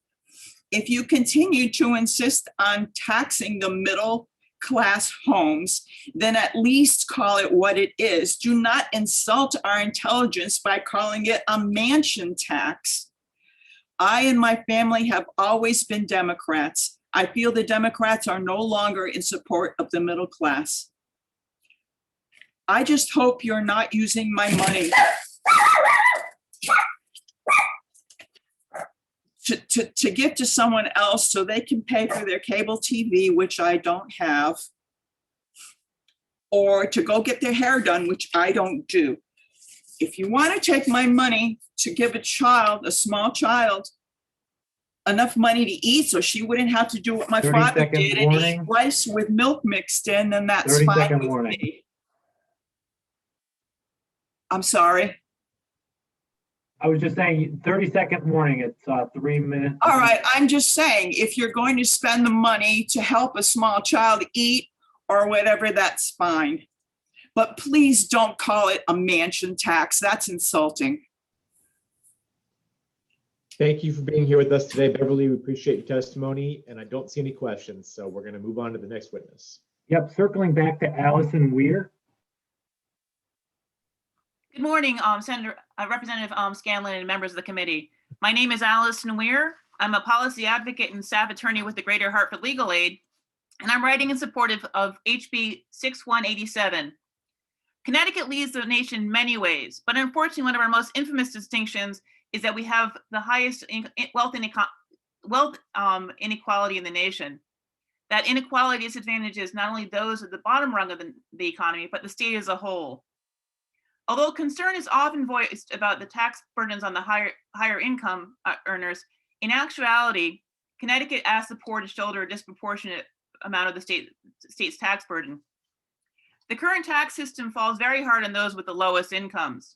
The state relies heavily on sales tax, property tax at the municipal level, and an income tax that's not nearly as progressive as it could be. According to Connecticut Voices for Children, median income households have an effective tax rate of 13.66%, while the top 1% of households has an effective tax burden of only 6.5%. For working class households, this burden is even heavier, effectively 23.62% of their income for those with incomes under $47,000. Changes to the tax code, such as those included in this bill, could reduce rather than aggravate the state's inequality and provide the state enough funding to continue to provide those services which help our residents, especially our clients, as well as those making real strides in reducing inequality among our residents. Additionally, services for the poor are often the target when the budget is out of balance. Routinely, the state refuses to fund the statutorily mandated cost of a living adjustment for cash assistance programs, to the point that TANF benefit now buys only a third less than it did when it was first implemented in 1996. In this budget, for example, the governor, as have other governors in the past, proposed an asset limit on recipients of the Medicare savings programs who are elderly residents for whom paying Medicaid premiums would be a struggle. Past budgets have included the income limits for parents on Husky, and multiple budgets have disallowed the federal cost of living adjustment on federal benefits when calculating income limits for the Husky C and supplemental income assistance for the aged, blind, and disabled. Cutting services and aid to municipalities is a go-to for the governor's office rather than tapping the rainy day fund that is currently funded at record high levels. Budget limitations are cited as a reason for not expanding Husky income limits and for not expanding Husky insurance to the uninsured immigrants, as well as so many other programs that would greatly improve the lives of the poor.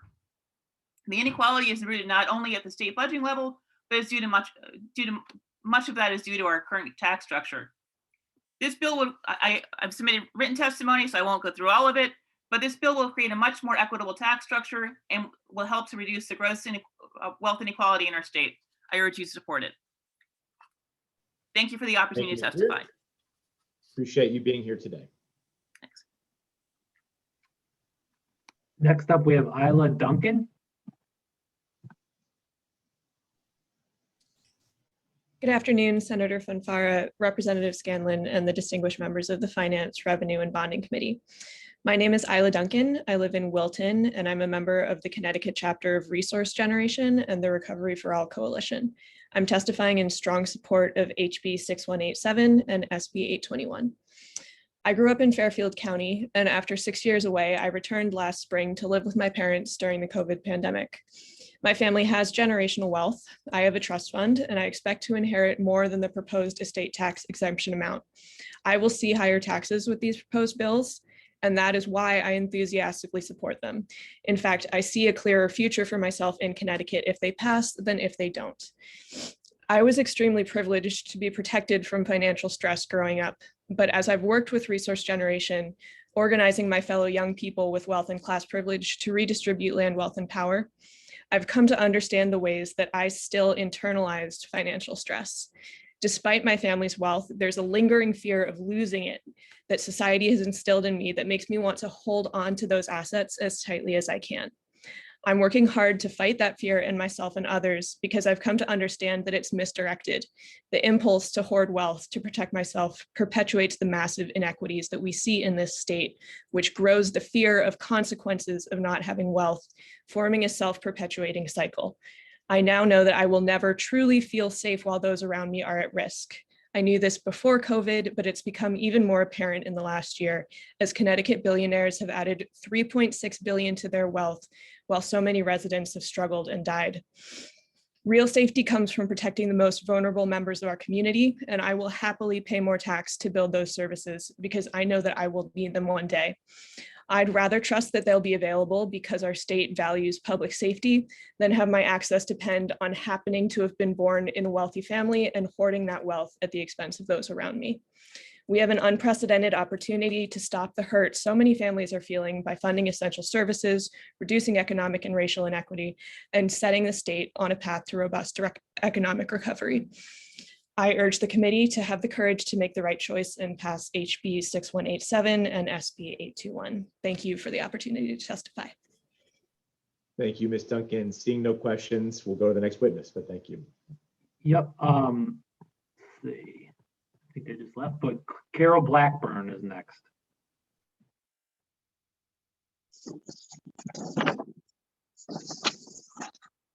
Hi, good morning, Senator Bonfara, Representative Scanlon, and members of the committee. My name is Carol Blackburn. I live and work as a PCA in Norwich, Connecticut. I come before you today to urge you to pass Senate Bill 821 and House Bill 6187. If we pass these bills, we can increase funding for home care services so the PCAs like myself can continue to care for those who rely on us. I have been caring for my mother as her PCA for a little over a year now. While I've only been a PCA for a year, I've been a caregiver my whole life. After receiving my CNA certification at Bayview and East Lyme, I worked as a CNA for 10 years in the state. My work as a CNA was in different settings, including nursing homes, hospice. It is no surprise I am drawn to this kind of work as my mother was a retired registered nurse. And growing up, all I wanted to do was be like her. Now my mother is retired and is total care, relying on PCAs to help her with every task. I love caring for my mom. She raised me, and so now it's my turn to return the favor to her. With that being said, it is incredibly difficult work. I am not my mom's only PCA, so there are times when I have help, but there are also many times when I do not, and this can get very physically demanding.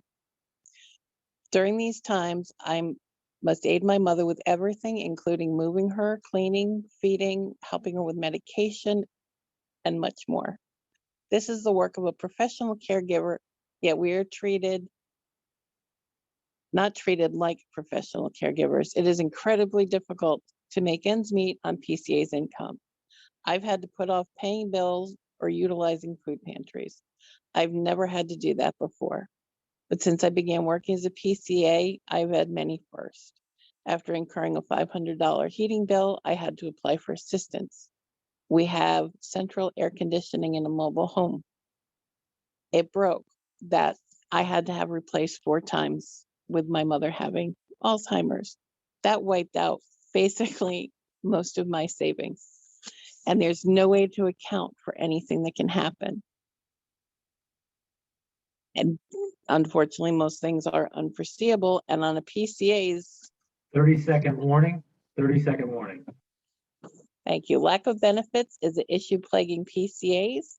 It is sad that we spend all day caring for others, but are not offered health insurance, though our jobs leaving us able to care for ourselves should be a health emergency arise. We are also not offered a pension or 401k, our jobs, so that we may save for retirement. When I go to retire, I will not be able to survive off of what Social Security offers me, so I will not retire or live off the state. Passing these bills would help increase the revenue coming into the state. We could invest in home care services. With increased funding for home care services, PCAs could be paid a living wage and receive benefits we deserve. Please do what is right by PCAs and the consumers we care for. Pass Senate Bill 821, House Bill 6187. Thank you for your time. Thank you, Ms. Blackburn, for your time today. Seeing no questions, we'll move on to the next witness. Yep, Diane Keefe, followed by Ron Hurt.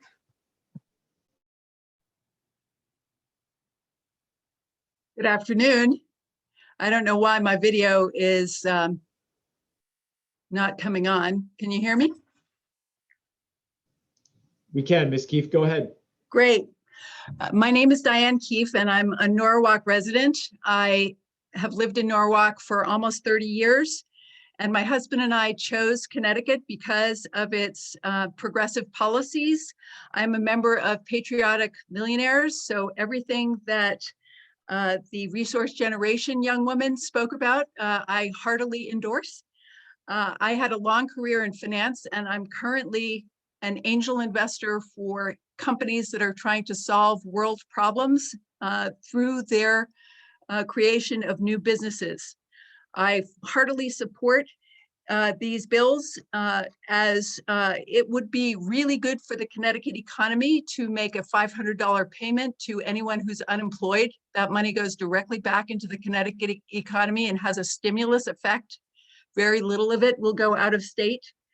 The idea that you can't call taxing in excess of $1.5 million in home value a mansion tax. There are plenty of people with my wealth and more than my wealth that don't choose to have a home that costs $1.5 million. So it is a very effective measure of asset value to be willing to tax that portion of asset value, because retirees can always borrow against the equity in those homes if they're having trouble paying their bills. But frankly, those are high-class problems, and we're dealing with, in Norwalk, in my city and other cities around the state, 18% of people are behind in their rent and facing eviction. Norwalk has gone through a big multifamily residential development boom lately. Probably many of the other cities in Connecticut have as well. It's very important to the quality of our lives of the people who live in Norwalk that we not create a lot of homelessness by not reacting to the needs of low-income people. And this COVID crisis has certainly created a lot of instability for people who really work hard for every dime that they make. My portfolio was up over 10% this year. That made my net worth go up a lot. I can afford to pay the increase in income tax, and most of my peers can as well. So I ask you to care about all of Connecticut's residents and support HB 6187 and SB 821. I'd be happy to answer any questions about the underlying economic theories behind why I support these bills, but I actually think they'll be good for the economy. Thank you. Thank you, Ms. Keefe. Representative Cheeseman. Thank you, Chair Scanlon. Thank you for coming here today, Ms. Keefe, and I welcome your input on this. And with regard to the comments of the young lady before, and you, I believe there's a bill before the legislature today that would allow Connecticut residents, and I think there's some gain involved, to donate to the state of Connecticut to fund the kind of programs you want. One, would you welcome that kind of program? And two, I believe Massachusetts has a box on the tax return that you can tick to say you would like to donate additional revenue to the state of Connecticut. If we created such a box on the Connecticut state income tax return, would you avail yourself of this possibility? Yes, I have availed myself on the federal box checking as well. I think it's a good initiative, but it doesn't generate the kind of revenue that you're looking at when you make a tax. The tax will distribute it across people who wouldn't even think about doing it, whose accountants wouldn't recommend that they do it. Although I support that, it just would not have the economic impact of this law. Thank you. I just think I hear a lot from patriotic millionaires who indicate their willingness to donate this, and I'm sorry that you're not just doing it anyway, as opposed to volunteering it for everyone else. So thank you. Thank you, Mr. Chair. Thank you for your testimony today. Thank you, Ms. Keefe. Seeing no further questions, we'll move on to Alder Ron Hurt.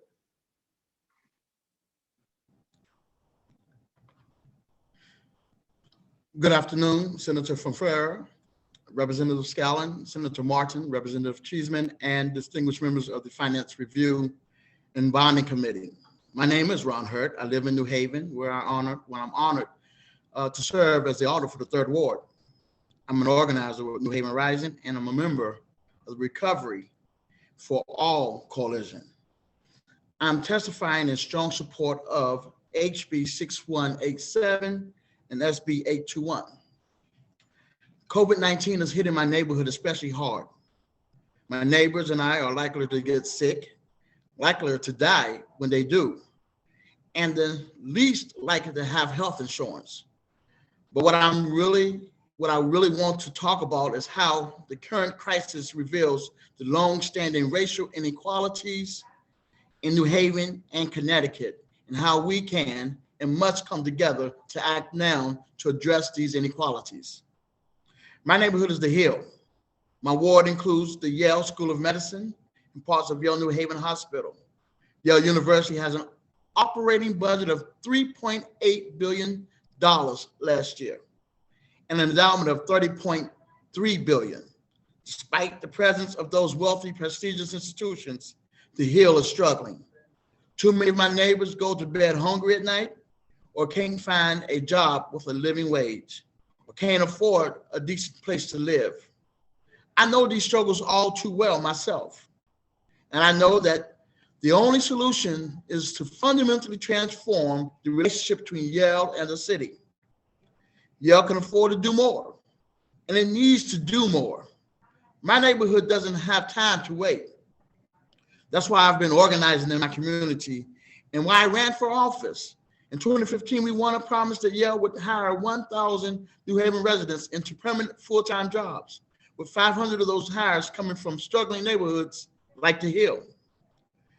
We've been fighting to make sure Yale keeps its promise. We went door to door in every neighborhood.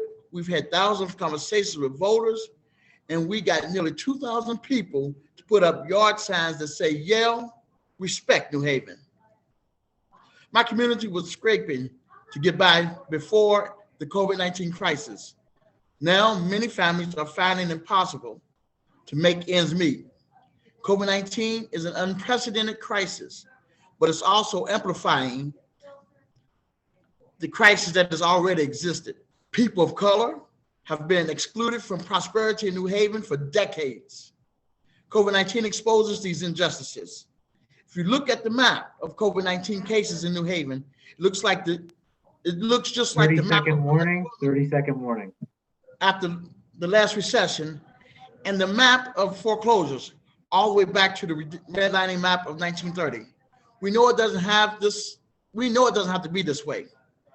There's a huge wealth in this city and state, but those who have that wealth have to pay their fair share. That's why we need to champion the state legislature to step up to the plate, change the maps. I'm urging you to support HB 6187 and SB 821, so that all my neighborhood and all the neighborhoods that can have a just recovery. Thanks so much for your time. Have a good day and be blessed. Thank you, Alder, for being here today, and same to you. And seeing no questions, we'll move on to the next witness. We have Lisa Tepper Bates.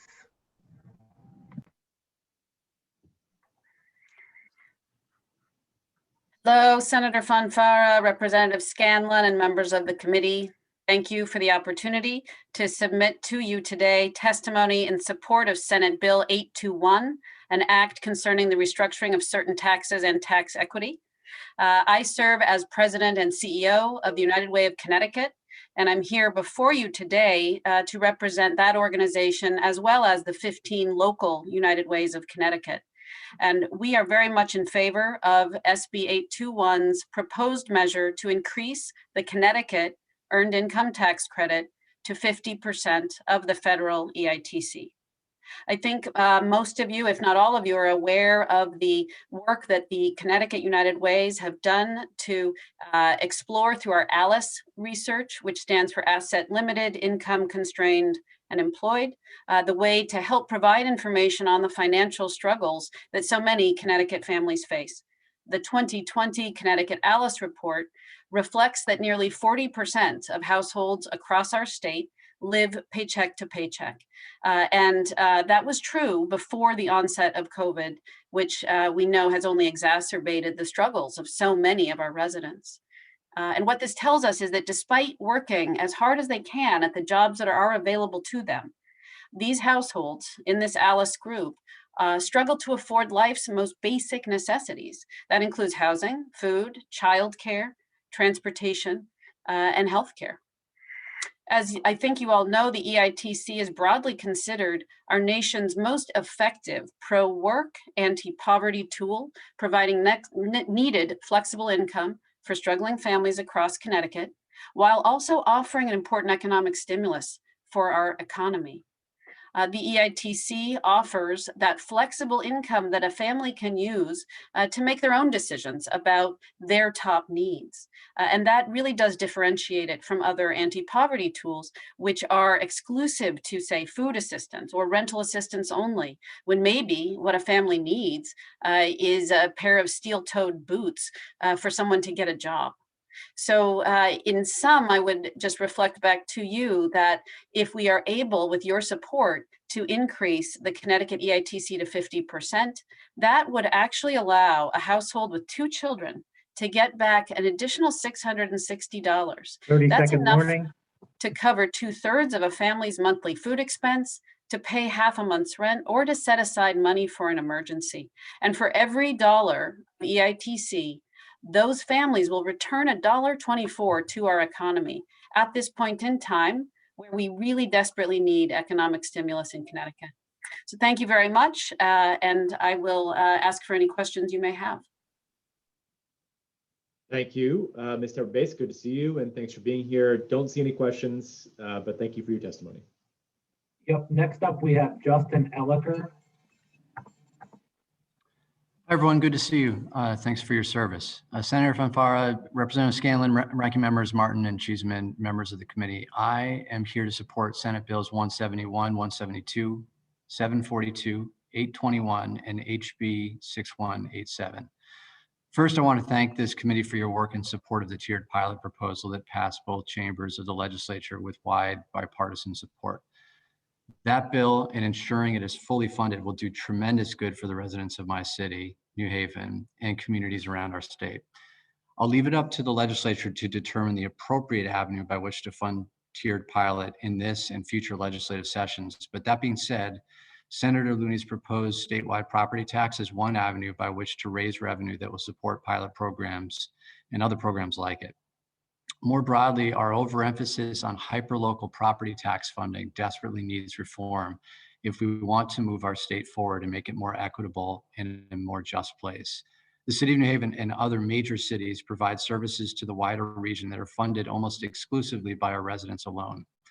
During COVID-19, our health department has vaccinated thousands of Connecticut residents who do not reside in or pay taxes to the city. Typically between 30 and 40% of the returning residents from incarceration that are brought to New Haven did not previously reside here, but our cities are the only places that fund support for returning residents. Over 30,000 residents commute to New Haven for work, and we are the regional hub for culture, art, restaurants, and more. But in this last fiscal year, despite being deeply impoverished as a city, New Haven residents paid more money in income and sales taxes to the state than they received in return. Despite persistent myths that cities receive disproportionate funding but waste it away. At the same time, Connecticut is one of the most deeply segregated states in the country, and the communities that are most often bearing the brunt of providing social services to the entire region are the same places where residents are least able to afford them. SB 172 would levy, in essence, a segregation tax on our state, making it the responsibility of towns that have failed to provide adequate housing that would reduce our segregation to fund the areas that so often have been left behind. A state with so much wealth and ability to address the struggles of so many people ought to have a system of government that funds these things sensibly. We need to do far better, and the bills I have mentioned today are starting the conversation about how to fix a broken system. There's not one perfect answer to this problem, but Connecticut must act urgently to seriously reform the current system, where we continually leave our poorest areas, both large cities and rural towns, behind. These programs cost money, and when there are not existing resources to make good on the state's commitments, then revenue must be raised to do so. I sincerely appreciate the work that you have all done and the support for greater funding to our communities most in need. And I plan to work with you at every opportunity to ensure tiered 30 pilot seconds. is funded. Thank you so much for your time. Thank you, Mayor, for being here with us today. Looking to see if there's any questions, and I don't see any, but thank you for joining us and thank you for your testimony. Thanks. Good to see you all. Next up, we have Alan Coker, followed by Rick Melita, it looks like.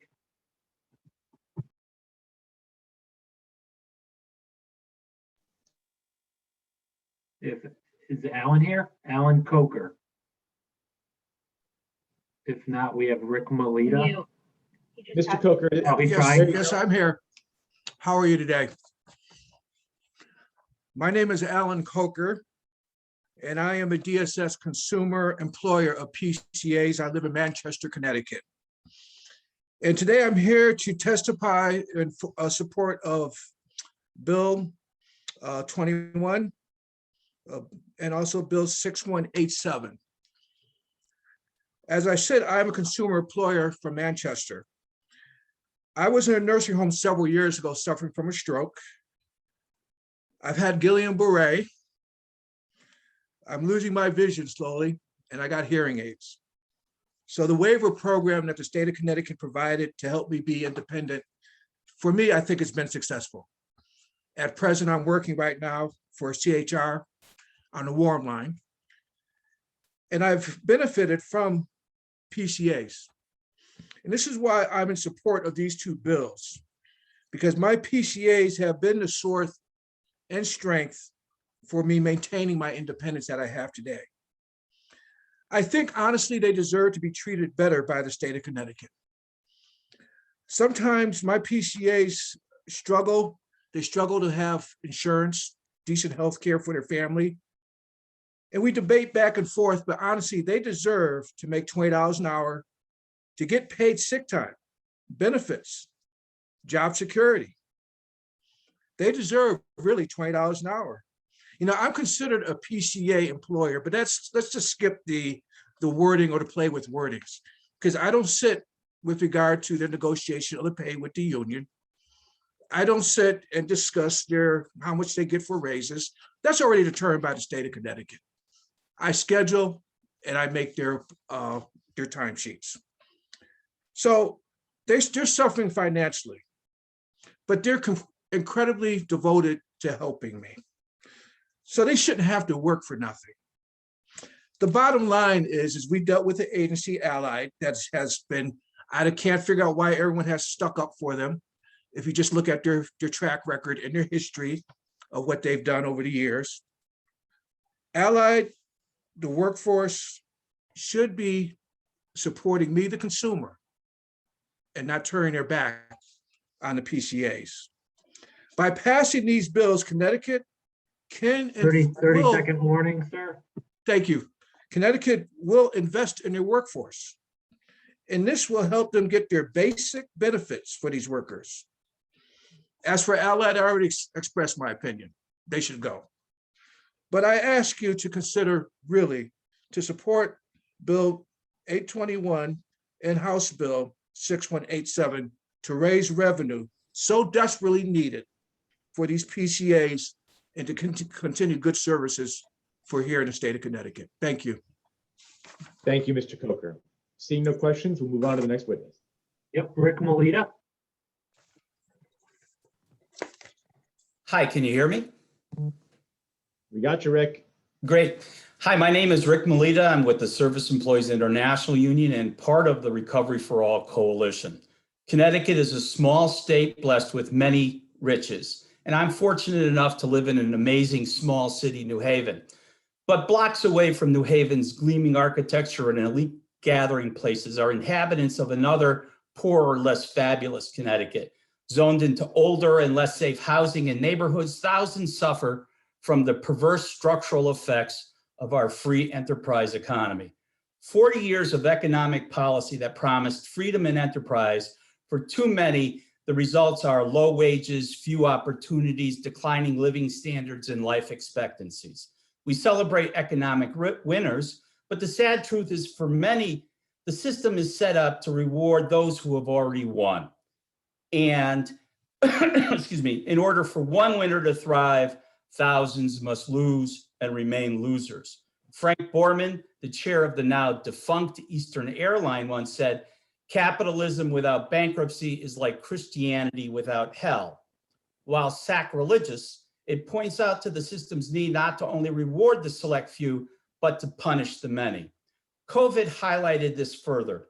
While we were all hit by a plague made worse by the actions of our previous president, those effects were not borne equally by all. Some of us were fortunate to work from home, staying safe. Too many were not. Because we live in a system deeply invested in maintaining income and racial inequality, it should come as no surprise that this plague hit low-wage workers and communities of color the hardest. It doesn't have to be that way. We can build a community that benefits us all. We can build a Connecticut not only back, but better. But why talk about this here in this committee today? This committee normally deals with dollars and cents issues and leaves the cognizance of visioning and needs addressing to others. But this is the committee that can protect the economic well-being that a just society needs to fix a system that, as economist Thomas Piketty says, automatically generates arbitrary and unsustainable inequalities that radically undermine the meritocratic values on which democratic societies are based. That's why I'm here to speak in favor of Senate Bill 821 and House Bill 6187. To build a Connecticut 30-second warning. better, we need to figure out how to fund it. These bills attempt to redress those structural defects that demand suffering from too many of our neighbors. And I'd just like to close in thanking you all for taking the time and listening to so many of my brothers and sisters today who have talked about the real suffering that they've engaged in. The current Congress and administration have met the moment and realized this country needs them to go big with a COVID relief package, and it's wildly popular. I hope you too go big as well. Thank you for your time. Thank you, Mr. Melita. I don't see any questions, but thanks for being here today. Thank you. Next up, we have James Alexander. Good afternoon. My name is James Bindar Alexander. I live in New Haven, Connecticut, and I'm the legal director of the Transitions Clinic Network and a member of Recovery for All Coalition. I'm testifying in strong support of HB 6187 and SB 821. This year has been a painful struggle for so many Connecticut families. The pandemic has further exposed and exacerbated deep economic disparities and pushed many to the brink of desperation. The scale of this crisis demands a bold response. I've worked for 13 years representing low-income people here in Connecticut as a legal aid lawyer. I also have served as the co-chair of the state's low-wage employer advisory board on the state's task force for domestic workers, and have taught at Yale Law School for the last 4 years. In my work, I see firsthand why we need fair taxation to meet the needs of our residents. For example, people coming out of prison do not have reentry coordination or supports that they need to succeed.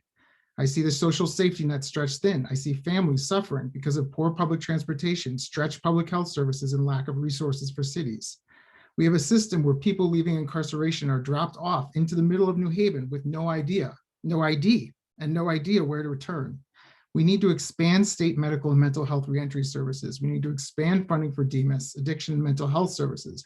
We need to expand housing supports, respite services, and fully fund essential services in state health agencies. At Transitions, where we treat medically and legally people leaving incarceration, we found that the key to our success is actually hiring formerly incarcerated community health workers. So we need the state to step up and do that as well. I've also represented hundreds of low-wage immigrant and domestic workers who are trapped between a broken federal immigration system and the economic reality of sub-minimum wage domestic work.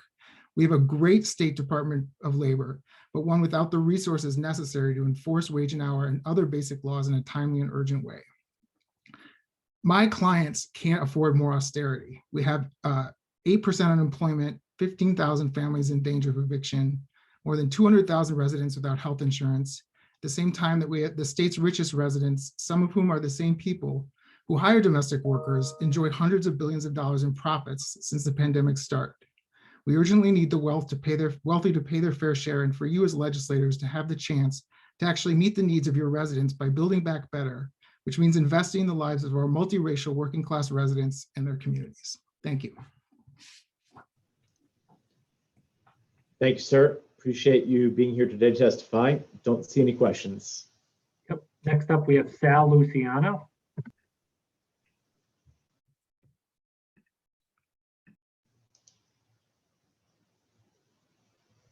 Sal, just have to unmute yourself. Good morning, Senator Fonfara, Representative Scanlon, and members of Finance, Revenue, and Bonding Committee. My name is Sal Luciano. I'm proud to serve as the president of the Connecticut AFL-CIO. It's a sad distinction that Connecticut leads the nation in income inequality, leaving the poorest residents to deal with education gaps, health disparities, unattainable home ownership, and other hardships. Years of austerity and disinvestment have worsened inequalities and hampered economic growth. The coronavirus has shown us that we pull through by pulling together. Communities across Connecticut have come together, determined to help each other and leave no one behind. Now we need a state tax policy that does the same thing, allowing us to invest in our future, not just respond to emergencies or fill holes. We need a tax code that allows us to make significant investments in equitable pre-K through 12 public education, robust public colleges and universities, access to affordable healthcare, and realizing affordable housing goals. Our poorest residents pay an effective tax rate more than triple of someone making over $680,000 per year. That's just not right, and it's not a coincidence. I propose 5 bullet points in my written testimony on how to get more income. These aren't broad-based tax increases. On the contrary, they're narrowly focused proposals that restore fairness to fund essential services and jumpstart economic recovery. SB 821 and HB 6187 provide a balanced approach with diversified proposals and relief for those who need it most. With your indulgence, I ask the committee to look closely at the proposal to create a tax on digital advertising, similar to HB 5645 sponsored by Ranking Member Representative Cheeseman. It would tax large big tech companies like Facebook, Google, and Amazon on revenue derived from digital advertisements they place in the state. For decades, these corporations have grown exponentially by collecting personal information and availing themselves of state infrastructure without contributing anything to Connecticut taxpayers. Two of our 3 pending crises, COVID-19, racial inequalities, and the pandemic-induced recession, will not disappear as vaccination rates increase. The systemic racial and economic inequality will remain long after we return to visiting relatives and planning summer cookouts. We must take decisive action to turn our state around warning. and make best use of opportunity presented to us today. Connecticut's future depends on a comprehensive, equitable approach to investing in the essential services that reduce economic and racial inequality and set us on a path to robust economic recovery. I urge the committee to have the courage to take that path with HB 6187 and SB 821. Thank you very much for your opportunity to testify today.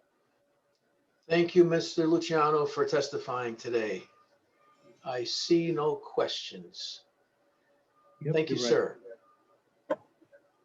Next up, we have Soon, I'm gonna pronounce it wrong. Last name is Frauen. Sunhee. Sunhee, got it. How are you? So, oh, I'm so sorry. Okay. Sorry. Okay, I'm here actually to speak. Can you hear me okay? We hear you fine. Okay, I'm actually here to speak on SB 171 and 172. My claim to fame is that I'm a longtime resident of Connecticut. Oh, bear with me. There you are. All right. My claim to fame is that I'm a longtime resident of Connecticut. And when we first got here over 20 years ago, we were both working, my husband and I were both working in the city and trying to figure out where we should live. So we looked at New York because White Plain, you know, the whole Westchester area, because obviously the commute would be easier. But I fell in love with the character of Connecticut and just the way things were being run at the time. The problem is that 20 years later, the reasons that we came to Connecticut seem to be slowly disappearing. And by that, I mean, we are, anecdotally, just from my own personal experience, I am not from a wealthy family, nor am I a generational, resident of Connecticut. I was a first generation immigrant. My family and I lived in a 1-bedroom, and for many years, probably until I was about 10 years old, 1-bedroom, including my grandmother. And I did not realize that my parents had started a small store. And for the longest time, I didn't realize that weekends included Saturdays, because my parents worked from Monday to Saturday. I honestly had no idea. And the idea of going away for vacation, I didn't even know what that meant, okay? So here I am. We worked hard, and you can call me the model minority, but guess what? I grew up in Delaware, Biden's world, and I lived through desegregation, through busing and all that. So I have a very different experience, real life experience, with how desegregation works, how well busing worked and whatnot. So that's a whole different thing. But going back to this, they were small businessmen. And I guess in some weird world that the fact that they, 30-second warning. 30-second warning. Sorry, knowing how we live, the fact that a small businessman would be taxed out of existence just is so devastating to me. I can't even, and the fact that the ability for someone to achieve and be penalized for achieving the American dream of any race, I think it's horrific. So please, I would really, really reconsider how our money is being spent, and not to penalize the people who are actually working for these taxes. Thank you. Thank you very much, Mrs. Frown. How do you pronounce your last name? It's Frauen. Frown. Great. I know. Maiden name is Pack, in case you're confused. Nope. Thank you very much for your testimony. Really appreciate it. I don't see any questions, so thank you. Okay. Yep. Next up, we have Kalina Sensiker.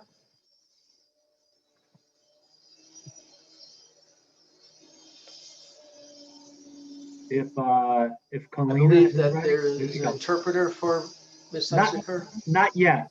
Not It's yet. coming up. All right. Okay. Hi. There we are. Yes. So Kalina, you have the floor. thank you. Thank you so much for letting me address the committee. My name is Kalina C. Sanker. I live in West Hartford, and I teach at Gateway Community College in New Haven. I'm a member of the 4Cs and of the Recovery for All Coalition, and I'm testifying in strong support of HB 6187 and SB 821.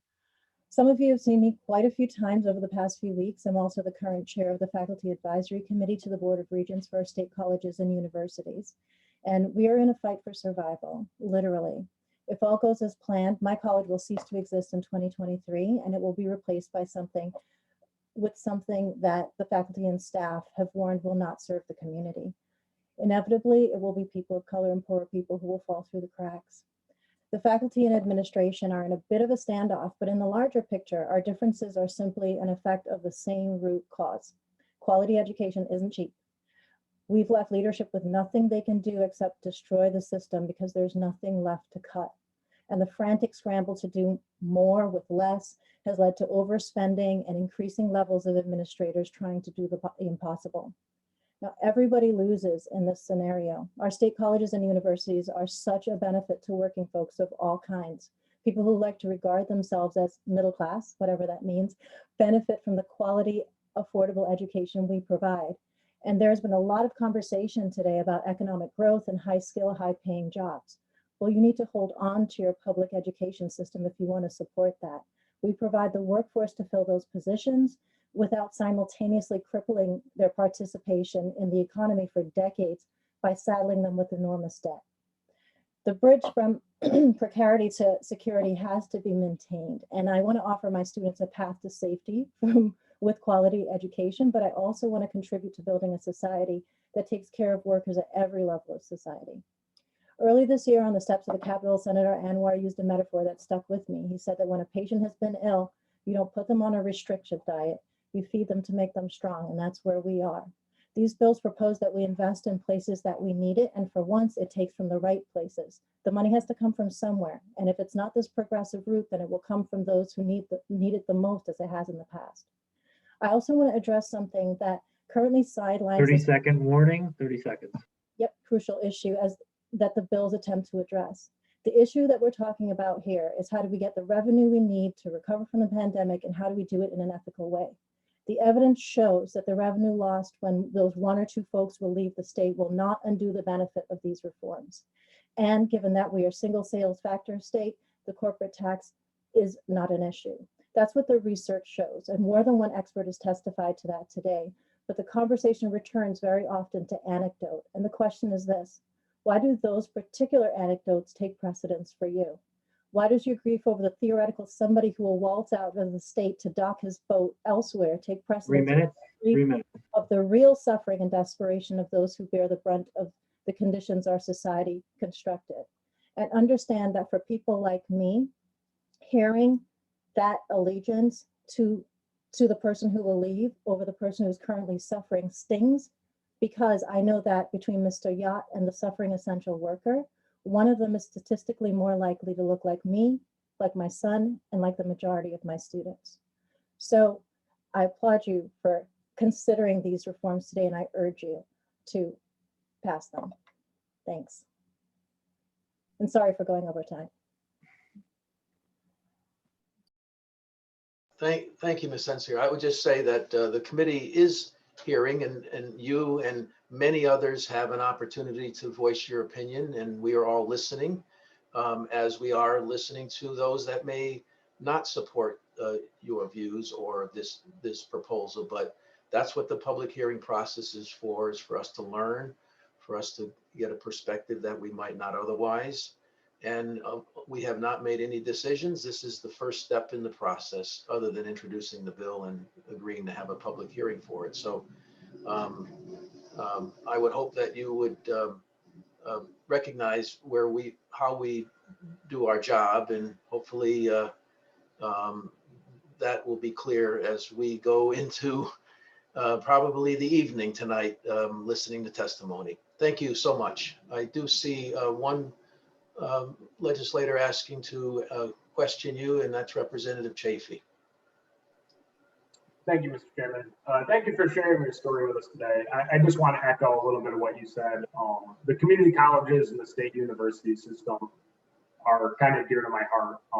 I got my educational start at Middlesex Community College. I got my associate's degree there after working construction for a few years. And due to the opportunities these schools gave me, I'm now an engineer today, and I highly thought I would be in this position I am right now as representative if it weren't for those schools. So I see these schools are a crucial bridge for people to make it into the middle class. And thank you for your time. Thank you. Thank you. Thank you very much. And I don't know. Yep, Tom, that's Representative Mushinsky. Representative Mushinsky, you have a question for Ms. Sensiger. I do. I wanted to ask the speaker if the schools, especially in South Central Connecticut, they're working to add advanced manufacturing to the curriculum.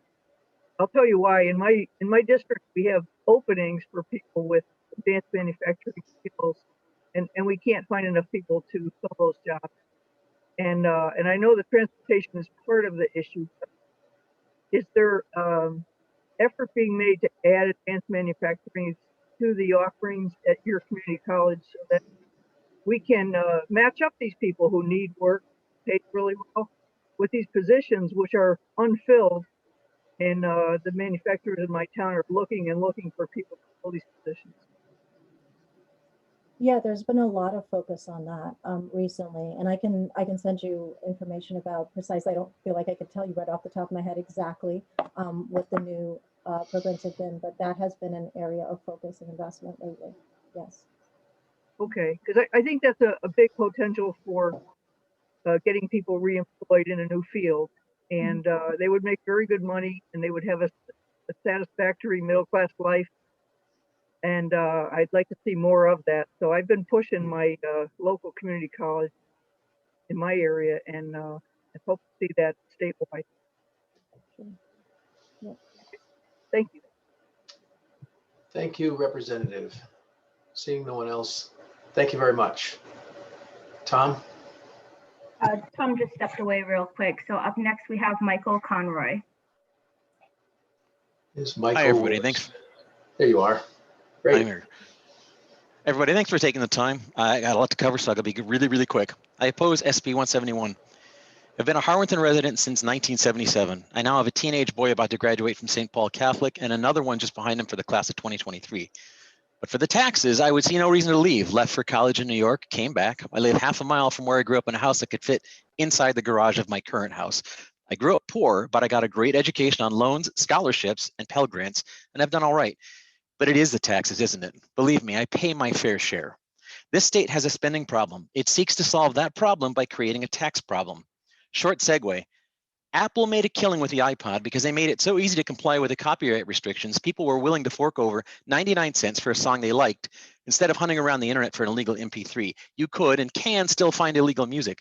But Apple made it so easy to do the right thing, people were willing to pay that fee. They didn't have to, but they did anyway, because the ease of music acquisition through iTunes made it all worthwhile. So with respect to taxes, the state has to show its citizens why all these taxes upon taxes upon taxes are really worth our dollars. Dropping back to the analogy, if it doesn't, people will start finding ways to get those illegal MP3s because the cost of playing by the rules has become too high. If you didn't follow along on that analogy, I'll break it down. As you continue to raise taxes on us, we will find ways to circumvent the system. My favorite example of this was the assault weapons registration fiasco. It's estimated that there were massive non-compliance with the registry. In New York, same thing. The state went too far and the citizens said no. In that case, non-compliance really didn't hurt the state. Perhaps we could all start asking our employers to drop our salaries and take bonuses as cryptocurrency. You'll never know. Quick, draft some ill-conceived legislation. It's not just about taxes. It's about taxation without representation. I live in a red county and a red town. Looking across the state, we are in a minority, but there are still a lot of us. You're not listening. Enough is enough. Continue to tax us and we will leave. My wife will get her unfunded state teacher's pension, but giving that money back to the state in terms of local spending and property taxes, unlikely unless you stop taxing us to death. I will happily help her spend her Connecticut-sourced pension in any other state. South Carolina is very pretty, colder, but Maine is also nice. And with all the money we'd save in taxes, visiting the snow would be fun and economically viable. Just like the academic at the beginning of the session said, academia looks to evaluate holistically. Fine, then don't look at this one tax as just a little 1% tax for the rich. It's tax upon tax upon tax. That's the problem. There's your holistic view. 30-second warning, sir. This isn't a band-aid for COVID either. COVID, like Y2K some years back, is being used as a universal excuse to spend money we don't have. Once this tax is here and COVID is long gone, the tax will still be here. Remember the sunset provision for the state income tax? Yeah. Connecticut embraced that revenue and found plenty of ways to spend it. The only real takeaway from COVID is many of us can work anywhere, regardless of where we live. Every pitch I hear for a new tax is sold with the same rhetoric I've been hearing all morning. This will solve the inequity. This will fix the problems in the cities. It won't. Stop spending like it's your money. It's not. It's ours. And this citizen wants accountability and financial prudence. 3 minutes. It's only been 40 years or so. Thank you.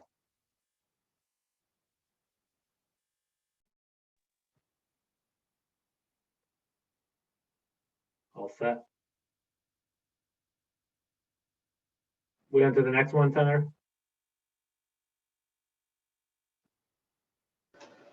Yes, please, Tom. Okay.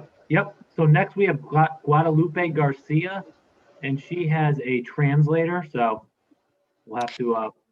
Yes, I Garcia- will interpret. Is Ms. Garcia there? Very good. Buenas tardes, señores senadores. Good afternoon, honorable legislators. Hoy quisiera dar mi testimonio a favor del proyecto de ley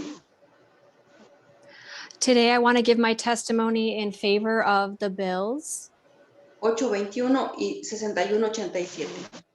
821 and 6187. Porque los trabajadores esenciales merecemos un respeto económico. Because essential workers deserve tax relief. Y necesitamos los servicios que salvan vidas como la atención médica. And we need life-saving services like healthcare. Soy miembro de Latina en Acción y I am a member of ULA, Latinos United in Action, and Recovery for All. yo vivo en New Haven desde hace 17 años. I have lived in New Haven for 17 years. Siempre he pagado impuestos. Trabajé durante 14 años en un hotel. I have always paid taxes. I worked 14 years in a hotel. Por medio de mi trabajo tuve un seguro médico. My employer provided me with medical insurance. Por medio de la pandemia lo perdí. Because of the pandemic, I lost my job. En el hotel me despidieron hace un año. And I lost my health insurance. The hotel laid me off 1 year ago. Me ha tocado sobrevivir con unos ingresos casi nulos. And I have been scraping by without work, with very little work and almost zero income. No recibí ninguna asistencia en el estado de mi ex empleador. I didn't receive any assistance from the government or from my former employer. Me dio el COVID en diciembre. I got COVID in December. Estuve en casa aguardando la cuarentena con los que vivíamos. Everyone in my house had to do quarantine. Casi nos morimos de hambre, We almost died of hunger. de vergüenza que en el estado tan rico como Connecticut It is shameful that in a state as rich as Connecticut, uno de cada 5 adultos de sus hijos no tiene suficiente comida para ellos. 1 in 5 parents say that their children do not have enough food. Hold on, I'm going to ask for a better sound quality. Guadalupe, no te escucho bien. ¿Podrías? Hay interferencia. Hable fuerte, por favor. Ok. Los multimillonarios no quieren pagar lo que nos corresponde. And it's because billionaires do not want to pay their fair share. Hoy me urge un seguro médico. Ya que, Today, I urgently need health insurance. ya que van a ser 2 años que uso estos mismos lentes. It's been 2 years since I've been wearing these same glasses. Y tengo mucho dolor de cabeza. And it gives me severe headaches. Y también dolor de ojos. And pain in my eyes. No tengo para comprarme unas gotas que me cuestan $100. I don't have money to buy the eye drops, the special eye drops that cost $100. Ok, después de limpiar el hotel por 14 años, After cleaning the hotel for 14 years, tengo artritis en las manos. I have arthritis in my hands. También tengo unos problemas dentales. I also have dental problems. De vergüenza que los multimillonarios no quieren pagar lo que nos corresponde And it's really shameful that multimillionaires do not want to pay their fair share. y que nosotros pagamos el triple de impuestos. And that we pay 3 times the tax rate that they pay. No soy la única. Más de 200,000 residentes de Connecticut carecen de seguro médico. I am not the only one. More than 200,000 Connecticut residents do not have health insurance. Los inmigrantes indocumentados de Connecticut The undocumented immigrants in Connecticut pagan 400,000 de impuestos locales, estatales y federales. pay $400 million in local, state, and federal taxes. Dice, pero son incluidos de los derechos de los humanos básicos. But they are excluded from basic human rights. Hoy nos enfermamos hoy somos muy frágiles a una epidemia. Today, we are facing a pandemic that has revealed the fragility of our lives. Por eso mismo, señores legisladores, exigimos nuestros derechos a tener acceso a una vida digna. For that reason, honorable legislators, we demand the right to have a dignified life. Estas leyes merecen marcadas la diferencia entre un Estado influyente con un Estado incluyente. These bills would make a difference between a state that excludes and a state that includes. Ustedes pueden ser los héroes de esta clase trabajadora y garantizar un buen vivir para todos los residentes del Estado. You have the opportunity to be the heroes of the working class and guarantee a dignified, good life for everyone in this state. Quiero Ms. tener Garcia, could you summarize your testimony? Ms. Fountain, could you ask Ms. Garcia to summarize her testimony? We did give Yes. double the time because of you've had to translate on her behalf. Absolutely. Si podría concluir, por favor, señora García. Quiero tener una estabilidad económica para brindarle a mis hijos y a sus mismos hijos y a ustedes mismos una estabilidad buena y digna. I want to have an economic stability so that I can guarantee of the same good life to my children that you give to your children. Muchas gracias por escucharme. Thank you very much for listening to me.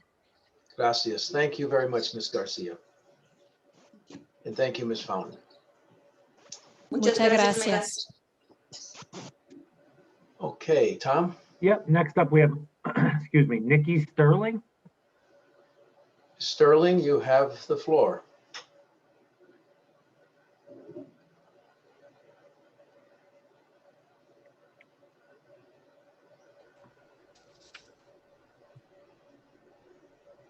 Hello? Yes, please proceed, Ms. Sterling. Good afternoon, Senator and distinguished members of the Finance, Revenue, and Bonding Committee. My name is Nicklisa Sterling. I live in Bristol, Connecticut. I am an Assistant Direct Support Manager at the Mosaic Agency and a union delegate with the 1199 New England Healthcare Workers Union. I am testifying in strong support of HB 6187 and SB 821. This pandemic has impacted the staff at my group home agency as well as the individuals whom we serve. Individuals have not been able to do their normal activities out in the community, leading to an increase in their levels of depression and anxiety. Stress builds up in the group home has a result, making it more difficult for us to provide quality care as staff. We then bring that stress home to our families. My 5-year-old daughter, Amara, this is an overwhelming and this weighs a lot of stress is carried on my shoulder, and it doesn't need to be like this, especially since the people we voted in is supposed to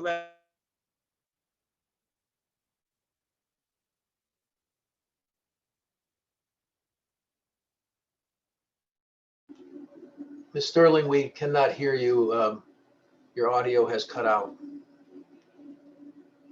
pandemic. Group home staff receive low wages and lack of proper resources to do our job most effectively in caring for our state's most vulnerable population. More founding would mean liable wages, allowing us to spend more time with our families instead of working tons of overtime or two and three jobs, basically. I am in school full time and I'm 30 working. seconds, Ms. Sterling, 30 And seconds. I'm still trying just to make ends meet. I am tired and overwhelmed. Many choose not to notice our value important work we do as a majority Black and brown female workforce across long-term care sectors. We shouldn't have to fight for the respect we deserve as human beings simply because most of us weren't born white and male. We deserve respect and dignity, time with our families, and livable wages, just like every other working person in the state. We need treatment from the state that reflects 3 the minutes, 3 minutes. virtual services we provide, as well as the sacrifices we've made while risking our lives over the course of the pandemic. It's time for corporations and the ultra-rich to pay their fair share in taxes, just like the rest of us. This would give the state a revenue it needs to increase funding for our group homes. This would give my co-workers and I what we need to get by and continue providing the quality and that we desperately need at this moment. Please pass the SB 821 and the HB 6187. Thank you for your time. Thank you very much, Ms. Sterling, for your testimony. Tom? Yep, Joelle Fishman. Joelle Fishman. Hello, can you hear me? We hear you fine. Great. Senator Fonfara, thank you. Representative Scanlon, members of Finance, Revenue and Bonding.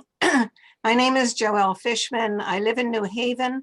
I'm testifying with the Recovery for All Coalition and on behalf of the Connecticut Communist Party in favor of HB 6187 and SB 821, restructuring certain taxes and tax equity. The COVID-19 pandemic has exposed long-term and extreme inequalities of wealth and race in our state. It is not a distinction we should be proud of, and one that we can and must fix. We all recognize the heroism of essential workers who have kept us moving at risk to their own lives. And personally, I deeply appreciate the providers who care for my 99-year-old mother, Edie, in her home. These essential workers, along with the majority of all people in Connecticut who are struggling in this crisis, deserve better than an austerity budget that cuts vital services and leaves them continuing to contribute a greater percent of their income in taxes than our state's billionaires who have added $3.6 billion collectively to their wealth during the pandemic. To truly honor essential workers and recognize their value, it's necessary to examine how and why they and their families and communities, disproportionately Black, Latinx, and people of color, are being left behind. 25 years ago, the Coalition to End Child Poverty in Connecticut showed the result of regressive tax policies is disallowing our children the opportunity to flourish.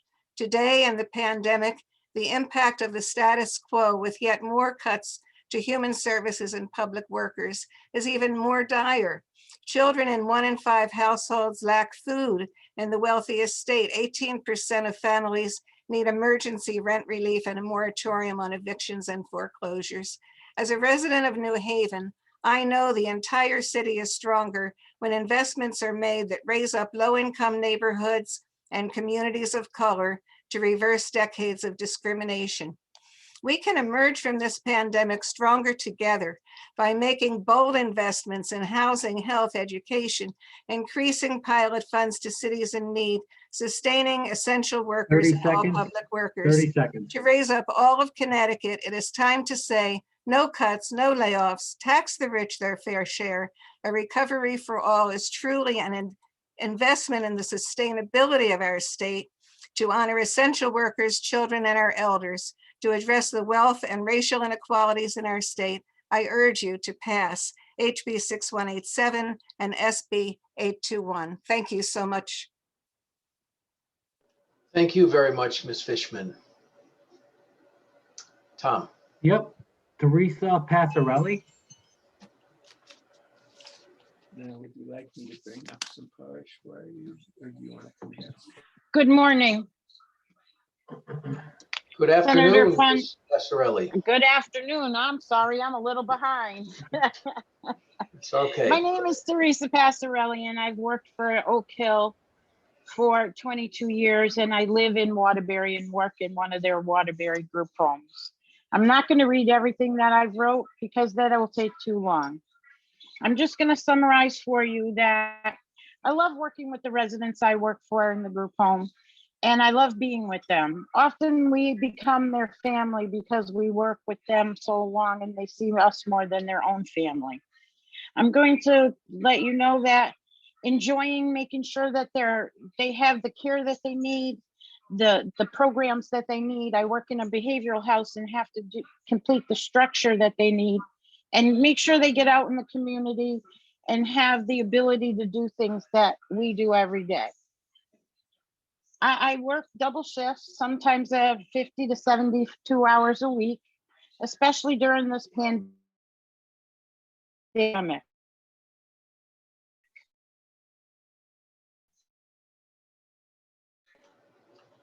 Looks like I find my want to say cousin who I have a cousin who I live with, and he became very ill, and I couldn't go advocate for him in the hospital during his time of need because I got stuck working in the group home. So sometimes their needs are more important than my needs for my family. We all sit here and work sometimes 72 hours a week, our second and third jobs. We really could use some better quality assistance in healthcare, for health insurance for ourselves, better pay raises, and not have to work long, hard hours all the time.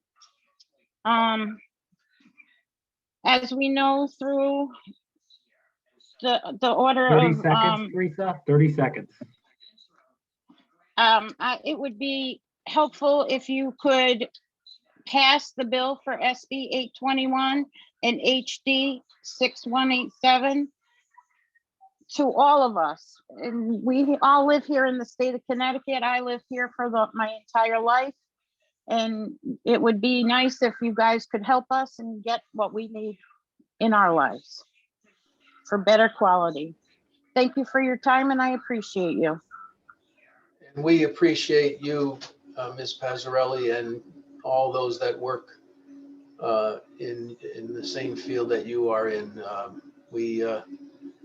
Whenever we have family members who need care, and someday us as well, we want the best, and we see that in the dedication. I've seen it in my family, and we're grateful to you. Thank you very much. Thank you. Next, we have Andrew Gearing, followed by David Glyden. Andrew Gearing. Good afternoon. Can you hear me? Hear you fine. Great. Good afternoon to the leadership and distinguished members of the Finance Committee. My name is Andrew Gearing. I'm a lifelong resident of Connecticut, a third-generation New Havener, and a proud product of America's working class. I'm here today in solidarity with the Recovery for All Coalition and in strong support of HB 6187, SB 821, and any proposal to increase taxes for the highest income bracket. I would never ask you, and no one has asked you today, to raise taxes on any middle class or working class residents. I'm only asking you to fashion a bill somehow that requires billionaires and multimillionaires, the statistical 1%, to pay their fair share. During COVID-19, these billionaires and millionaires have, by and large, not had to worry about unemployment, homelessness, or hunger. The experience for working class residents has been very different. Every legislator on this call has at least stopped by one of thousands of food distribution events across our state, where desperate people lined up, sometimes for hours in the cold, for a little bit of food to feed their family. In the last year, our disadvantaged residents have had it the worst, but almost all of us have experienced some degree of stress, hardship, and sacrifice. All of us except for Connecticut's 1%, whose financial position actually improved as they made millions off the stock market. And as you heard today, this frenzy followed a decade in the 10 years following the Great Recession, during which the 1% captured 100% of income gains, while income for the other 99% of our residents remained stagnant. These extremely unfair conditions require extreme measures. But the proposals I've seen in these bills aren't even all that extreme. They're just common sense. In order to effectively raise revenue, we need to restructure our tax system to go after the people who actually have the money and actually can afford to pay these taxes. Because right now, the middle class is bearing more than we can afford. We know from the law of diminishing marginal utility that an extra dollar means a lot more for a poor person than it does to a rich person. And people who can afford to pay more ought to pay more.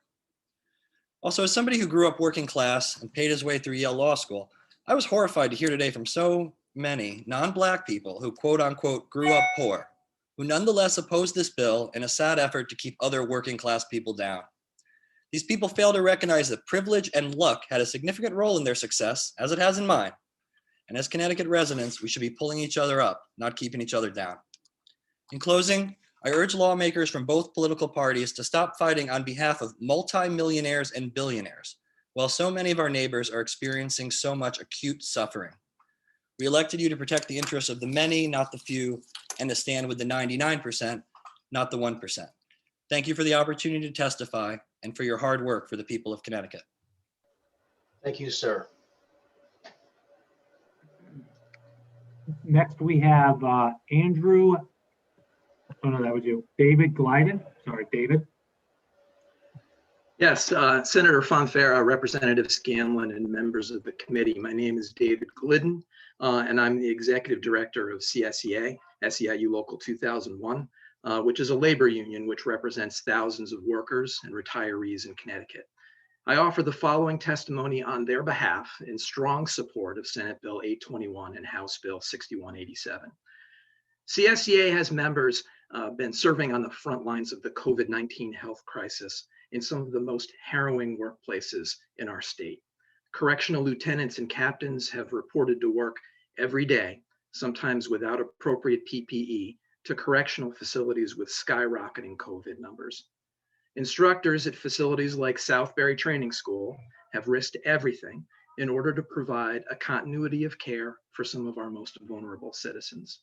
School bus drivers kept the wheels turning for Connecticut families, delivering students safely to the classroom. Paraeducators took it from there, providing close contact, one-on-one instruction to our kids with special needs. At-home childcare workers continued to welcome little ones into their homes in order to allow parents to go to work. These examples barely scratch the surface of what CSEA members in particular do and what Connecticut workers in general do during the pandemic.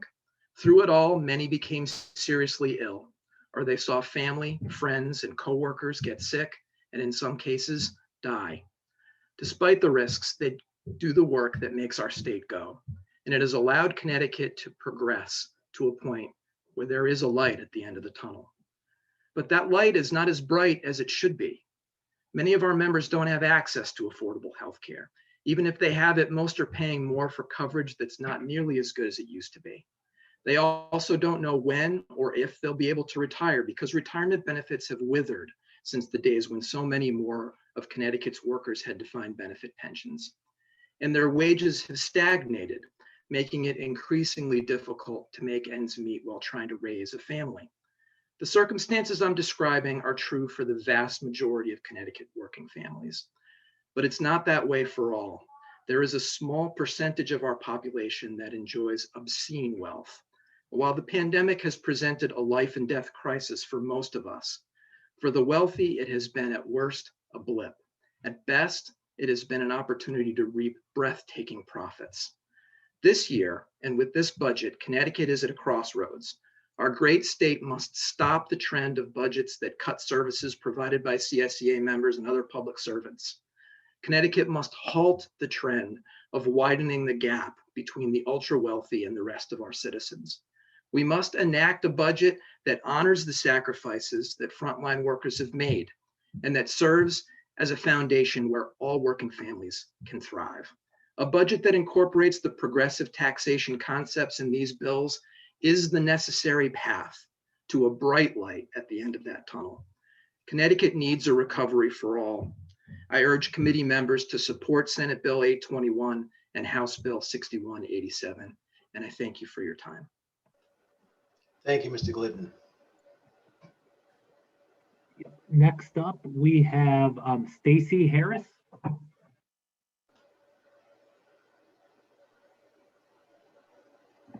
Good afternoon, Chairman Fonfara, Chairman Scanlon, and members of the Finance, Revenue, and Bonding Committee. My name is Stacy Harris Birdsong, and I'm the president of AFSCME Council 4, Local 3194, which represents employees at the Capital Region Education Council, where I also work as a lead educator. I am here to testify in favor of HB 6187, an act concerning the reconstruction of certain taxes and tax equity, and SB 821, an act concerning the reformation of certain tax and tax equity. HB 6187 and SB 821 would help fund critical public services and invest in communities instead of another austerity budget. For years, Connecticut has underfunded their obligation to ECS and put a greater burden on local property taxes. This causes a disparate impact in school districts that serve minority communities, creates a greater economic and education inequity. This is mainly due to decades of long injustice from exclusionary housing policies that segregated minority communities. If you look at the top school districts in the state, they all tend to be wealthy, low tax, homogeneous populations with diverse districts struggle because of inadequate funding. Governor Lamont's proposed budget freezes ECS funding and depends on federal funds to increase the revenue. But we need to plan for this when the federal funds stop so we can lift up disadvantaged communities. These bills could fully fund the new ECS formula and develop universal pre-K, raising the income rates on individuals who make over $500,000 and individuals who make over $1 million. HB 6187 and SB 821 would help create equity and bring justice to our state by investing in the communities that need it the most. We can help resolve the lingering inequity in education funding and help lift up all of our working families. I am strongly urging the committee to support the working families in Connecticut by passing HB 6187 and SB 821. Thank you for your time. I apologize, I'm nervous, but this is a passion from my heart. Thank you so much for the time and opportunity. I hope you guys will do the right thing. Have a great day. Thank you, Ms. Harris Birdsong. We really appreciate your testimony. And if you were nervous, we could not tell that. You did a great job. Thank you so much. I have a question, Senator Fonfara. Ah, yes. Representative Zupkis, good afternoon. Good afternoon. Thank you, Mr. Chair, and thank you for coming. Stacy, you didn't sound nervous at all, but I do have a question for you. You admitted you talked about the ECS funding. Do you know how much New Haven gets in ECS funding by any chance? Do you have any idea? You're on mute. Sorry, for some reason my computer tends to be sticking whenever I try to unmute, so I try not to mute. I do have the numbers. I actually wrote them down, but I don't have them right here. But I did go through the numbers yesterday. I did go through the numbers for the funding from New Haven yesterday. Yes, ma'am, I do. Great, because I know in 2020 they got over 158 million, and it's due to go up and for them to get more, so over 161 million. So I just wanted to make sure that you knew that, and I'm glad that you did. Yes, ma'am, I did look that up. Thank you so much. Great. But also all of the community. So thank you so much. Thank you. Thank you. Thank you, Stacy. Yeah. Next up, we have David Hayden. David. Peace. Good afternoon. Senator Fonfara, distinguished members of the committee. My name is David Haddon. I want to thank my Senator Kevin Witkos for sponsoring Senate Bill 169, which I fully support, to clarify that the property tax exemption of Connecticut Institute for the Blind extends to the property of its subsidiaries. In addition to living in Simsbury, I'm the board chair of the Connecticut Institute for the Blind. We're a 501c3 charitable organization, and each year we serve over 40,000 people with intellectual and physical disabilities, and with our affiliate Gilead, persons with mental health needs. I'm also the father of a young man who needed assistance in all aspects of daily living, who was beautifully served in a group home run by CIB Oak Hill through the end of his natural life at the age of 35. Existing law flatly provides that all property of Connecticut Institute for the Blind shall be exempt from taxation. Seems clear enough. We own several, at CIB, several of our group homes are owned in a separate 100% owned subsidiary to comply with federal HUD regulations in order to obtain financing for the construction of those houses through the duration of that financing at considerable savings to the state. Citing the technical argument that those group homes aren't actually owned by Oak Hill CIB, we're faced with an increasing number of assessments by local municipalities for property taxes. The argument for assessment defies common sense and the plain intent of the existing statute. It requires us to devote precious resources to hire attorneys and devote staff attention to defend against those claims or settle them as best we can. Every dollar we spend in that direction frustrates our ability to discharge our charitable mission with the scarce resources we have to provide human services to those in need. Senate Bill 169 would simply clarify that existing law applies not only to property directly owned by Oak Hill, but also to property owned by its 100% 30 seconds, sir, 30 seconds. So I urge you please to support 169, and I'd be happy to respond to any questions the committee may have, and appreciate your time and attention. Mr. Haddon, you cut out when you were reading your what the bill would allow for. You were saying that not only the properties that directly owned by the Institute, but that's where you cut out. It would apply not only to those properties directly owned by CIB Oak Hill, but also to properties like a group home held in a 100% owned subsidiary, a different corporation, but 100% owned by CIB Oak Hill. And is the other, are the separate corporation a nonprofit as well? Yes, we're all part of the same 501c3 charitable exemption. So it is all property held by a larger 501c3 and applied for charitable purposes.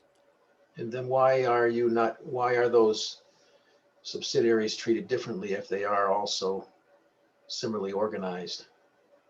It frankly defies our understanding, Senator. I think the concern is that there is an existing statute on the books that flatly states that property owned by CIB is exempt from taxation.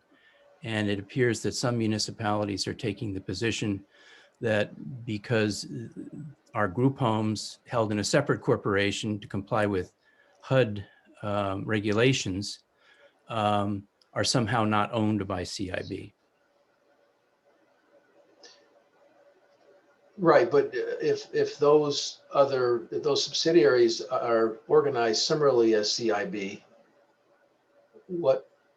unless you were given the tax exempt status by a special act by the legislature, which I doubt is the case, but I don't understand why they'd be treated differently if they're similarly organized. Senator, I can't explain the logic or the thinking behind the assessors. And this is simply to clarify that property that is within the Oak Hill umbrella, that is clearly used for charitable purposes should qualify for exemption from the property tax. We will follow up with your senator. That would be great. And if I can provide any further information or respond to any further questions, I'd be happy to do so. Thank you, sir. Thank you. Next up, we have Margaret Henderson. Margaret Henderson.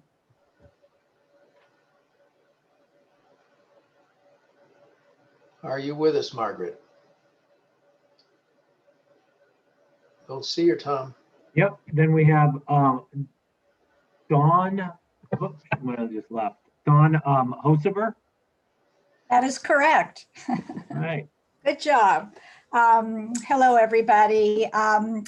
Dear Chair, Honorable Chairs, Fontara, Representative Scanlon, and the ranking members of the Finance and Revenue Bonding Committee. On behalf of BioCT and our member companies, we are writing in support to House Bill 5182, an act concerning the cap on research and development tax credits. BioCT represents over 250 life science companies, academic institutions, service providers, and patient organizations, many directly engaged in the research and development of manufacturing innovative products to improve patients' lives. The bioscience industry in Connecticut is a strategic and growing technology component of the state's economy, with more than 22,000 employed across 1,300 individual business establishments. Bioscience innovation in health, energy, agriculture supports state and local communities in a variety of ways, including job creation, construction, tax revenue, and other economic impact values. In Connecticut, there is room for significant growth. The Connecticut Research and Development Tax Credit has shrunk over the years from 65% to 50.01% as recently as 2018, which is sending out the wrong message to the industry both in and outside the state. This moving target makes it particularly challenging for companies who want to make long-term investments in Connecticut. Connecticut may be well served to look at similar incentives offered in Massachusetts with the Massachusetts Life Science Center. For instance, small Connecticut biotech companies operating at a loss may currently exchange the credit for 50% of its value. In Massachusetts, bio companies may exchange up to 90% of the credit value as long as job creation metrics are reached. An increase in the credit exchange could make a significant impact on smaller biotech companies that may operate at a loss for years until R&D development comes to fruition. These types of incentives can make Connecticut a national leader in biotechnology through continuing partnerships between policymakers, academic research organizations, and companies large and small to advance this vital sector. R&D investment is fundamental to supporting an environment of innovation in Connecticut. A tax environment favorable to R&D investment means smaller and mid-sized bio companies will find Connecticut more attractive to set down roots and grow. Equally important to creating 30-second warning, 30 seconds. Equally important to creating an attractive tax environment is predictability and consistency for both small and large companies. We urge this committee to analyze the cap with a long-term mindset and establish a percentage that is both attractive investment and sustainable over the long run. Thank you very much. And I'm thrilled that Bill Claffey and Representative Iaccarino had a great conversation about this morning. Thank you, Ms. Hosever. If we want to try Margaret Henderson, are you available yet? Margaret Henderson? If not, we have Shomit Sengupta. I did see him. There he is. Sorry, good morning. Good morning. Senator Fonfara, Representative Scanlon, members of the committee, thank you for allowing me the opportunity to speak. My name is Shomit Sengupta. I've been a home care worker for 3 years, and I currently provide services for 3 gentlemen, one through DSS, and 2 others through a home care agency. I'm testifying today in support of Senate Bill 821 and House Bill 6187. Allied pays me $15.23 per hour with no sick pay or health insurance. I also work for home care agencies, and they pay $12 per hour. Unlike a lot of home care workers, I'm fortunate in many ways. I have parents who are still alive. I do not have to, I don't have family or children to support, and I'm in relatively good health. But I worry what will happen should my health suffer. What should happen if I need a procedure or dental work that is not covered by Husky? I worry about my future. I wonder if I'll ever feel secure enough to get married or have kids. I wonder if I'll ever be able to retire. One of my responsibilities is taking clients out to restaurants, medical appointments, grocery stores, and sometimes even concerts, festivals, and other such events. I've driven as far as Pacific Standard Tavern, an 80-mile round trip, Holyoke Mall, 94 miles, and Mohegan Sun, 120 miles. Yet, we get no mileage reimbursement whatsoever, not one penny. In 2020, I drove my clients a total of 1,579.5 miles, which works out to $908.21 using the IRS standard mileage rate. This year, I've driven 492 miles. In addition to the gas and vehicle maintenance, when we go to restaurants, concerts, and etc., I have to buy tickets, food, and parking for myself out of my own pocket. There have been days that my net take-home pay has been almost zero. My car has also been vomited in, urinated in, defecated in, and I've had to pay to get my car cleaned. And yet, when I attempted to get compensation from Allied, I was basically told that it's not their problem because they're not the employer. I spend money on the bare minimum of maintenance and repairs necessary to keep this old car running. 30-second warning, sir. Thank you. But it's not cheap. And we're called heroes. We're called essential workers, yet we're denied a living wage, sick pay, and other benefits.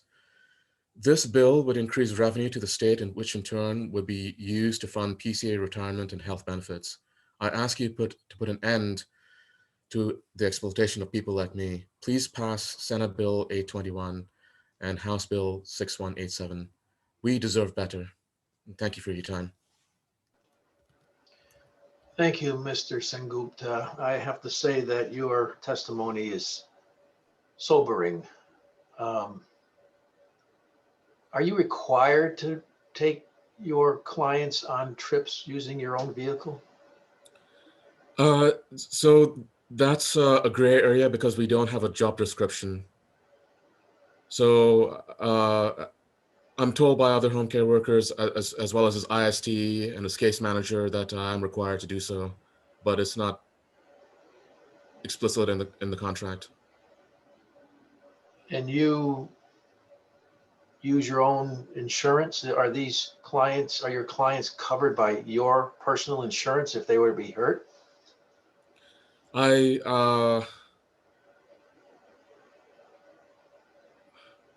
don't know. To be perfectly sincere, I'm not sure. It puts you at a great risk. Yes. And I don't believe I'm bonded or insured for other projects. that's obviously on top of having days where you may actually owe more than you've earned. Exactly. I guess it would be harsh to say, why would you keep doing this? We're fortunate that we have people that do, but it just doesn't make sense. We can say, as you said in your testimony, that we call you heroes, but we don't treat you as such, do we? I appreciate you saying that. Thank you so much for your testimony today. That's why we have these hearings, to learn and understand. Senator Fonfara, you said in an earlier hearing last year, I think, that Connecticut has some of the cleanest air and some of the best schools. So I'm optimistic that you are generally trying to help us. So I appreciate it. Thank you very much. Thank you, sir. Tom? Yep, next up, we have William Myerson. I know William's here. There you are. Hi, good afternoon, senators and representatives. My name is Bill Myerson. I live in New Haven and teach history at Housatonic Community College in Bridgeport. I'm a member of 4Cs and Recovery for All. And thank you for the opportunity to share my experience and my support for HB 6187 and SB 821. The pandemic has done tremendous damage to our economy and hurt to the lives of working people, with communities of color especially hard hit. This is no less true than with the community college students that I teach. About half the students I teach come from Bridgeport, the rest from neighboring suburbs. At Housatonic, more than a third of the students are Latinx, nearly a third are Black, less than a third are white, and a small number are South Asian and Middle Eastern. And every class I've taught reflects this demographic. Many are first and second generation immigrants, but the one thing that they share in common is they are all virtually from working class families, and most are workers themselves, and most are part-time because they work. Several of my students contracted COVID working in frontline jobs or from family members who were also essential workers. As a result, they had to leave school to recover and or help sick family members. They work longer hours if they can to make up for lost family income due to jobs lost. But the consequences of the pandemic have, of course, hurt all students. And not surprisingly, enrollment has dropped significantly, and the dropout rate has risen dramatically. It is unfortunately also not surprising that a disproportionate number of students who have dropped out since the pandemic are Black and brown. When I've asked students, Black, brown, and white, why they have dropped out, most say that even with financial aid, they can't afford to continue. This is tragic. The pandemic has exacerbated the dropout rate, but even before the pandemic, affordability and declining enrollment was already a problem. Returning to the status quo is not good enough. Currently, only first-time, full-time students can attend community college tuition-free, less than half the total number of students at Housatonic. 30-second warning, sir. Okay, thank you. Connecticut needs revenue if we intend to seriously address the current crisis. Working people need services to recover from this pandemic. Public higher education needs more funding. Every community college student, regardless of immigration status, needs tuition-free education. And the wealthiest residents, many of whom got richer since this pandemic, must do their part so all Connecticut residents can recover and thrive. Thank you very much.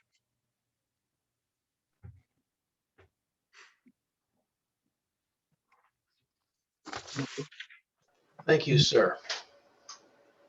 Yep, moving on. Yep. Margaret Henderson, are you there yet? If not, we have Stanley Phillips.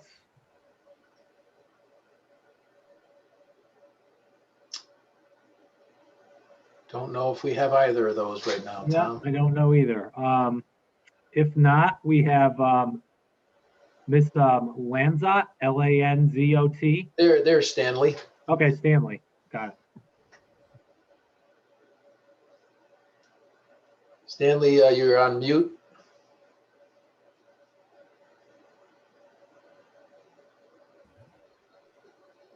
You took yourself off and put yourself back on.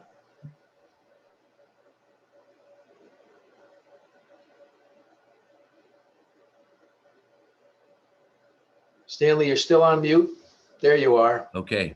All right. Sorry We got about you. that. My apologies. Chairman, members of the Finance, Revenue, and Bonding Committee, and all legislators. I'm here to speak about Senate Bill 171. And I'm going to alter my text that I sent in because of some of what I've seen or heard. A lot of confusion about property taxes. Am I for it or against it? I'm ambivalent. But I think everyone should know what the proposed bill means. This is a tax which provides state revenue in the amount of $1 mil or $1 for every $1,000 of assessed value in excess of $300,000 of assessed value on residential property, but $1 for every 1,000 assessed value on commercial property with no exempt amount. I have seen it written, and it was sent to me, quote, "It will apply to all houses assessed at 300,000 or more, as well as all commercial property," which is misleading because for the residential property owner, it amounts to only $1 if your house is assessed at $301,000, not $301. For a $400,000 assessed home, the tax is $100. Yes, a tax, and obviously one that is subject to increase when the next legislature is looking to find additional revenue and increases the mill rate from 1 to some higher number, the real fear factor.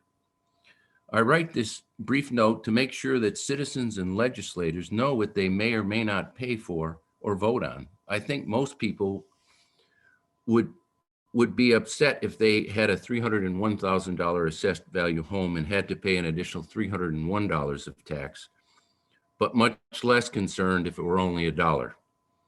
For commercial property tax, the tax is $100, $1 for every 1,000. So they'd pay $100 for $100,000. I had a part about how this is somewhat in conflict with the current property tax credit, but I'm going to skip over that so I can get to the other points. Bottom line is this is confusing for most. My guess is that those affected by 171 will be the more well-to-do who really do not get the property tax credit anyway. For most citizens, this bill will have no effect. It's obviously designed to increase the taxes of people more well-to-do, which in principle I am not opposed to, but our state must weigh the implication of such moves and consider this as just another reason why more citizens might choose to relocate to other states with lower taxes. 30 seconds, Mr. Phillips, 30 seconds. Okay, out of curiosity this morning, I took a random sample of 5 people who listed themselves as opposed to this bill and looked up their assessed property values. In 4 of the 5 instances, this bill would have no impact on them since their assessed values were less than 300,000. In fact, one person stated, as my accountant says, "Which state are you going to move to for retirement?" To him, I suggest you find a new accountant if this bill is the reason to move, since that person's home value is nowhere near 300,000 and would not be affected. In principle, I would state that I'm opposed to new taxes of any kind, particularly those that provide more incentive for more people to leave our state. We somehow need to live within our means. If I might add, one of the earlier people who talked, and she spoke about a mansion tax, I contacted her. And she similarly was misinformed. And in fact, I will probably help her out with her taxes going forward in one way or another. She was followed by someone who spoke about the Millionaires Club and her willingness to pay. And interestingly enough, 6187 and 821 have provisions for increasing taxes on property, but it's more targeted and at higher levels. Hopefully, 680, these 2 bills that most people are talking about today, people will get, the Senate and the legislature will get together and put together a great bill that works. There's a lot of good stuff in there, in particular the earned income tax credit. So I'm endorsing those bills also. So thank you. And I'm certainly open for any questions, please. Well, as usual, Stanley, you've engendered a couple. Good. So starting with Representative Kavros DeGraw. Thank you so much, Mr. Chairman, and thanks to my wonderful constituent Stanley for coming again to testify, because I frequently say I don't know if anybody knows our tax code the way that you do, and I so appreciate that. In terms of the piece that you had skipped over about the property tax, could you just share a little bit about what you were going to say in that piece? Well, basically, it goes back to 1994. There was a property tax credit that was instituted, and basically people could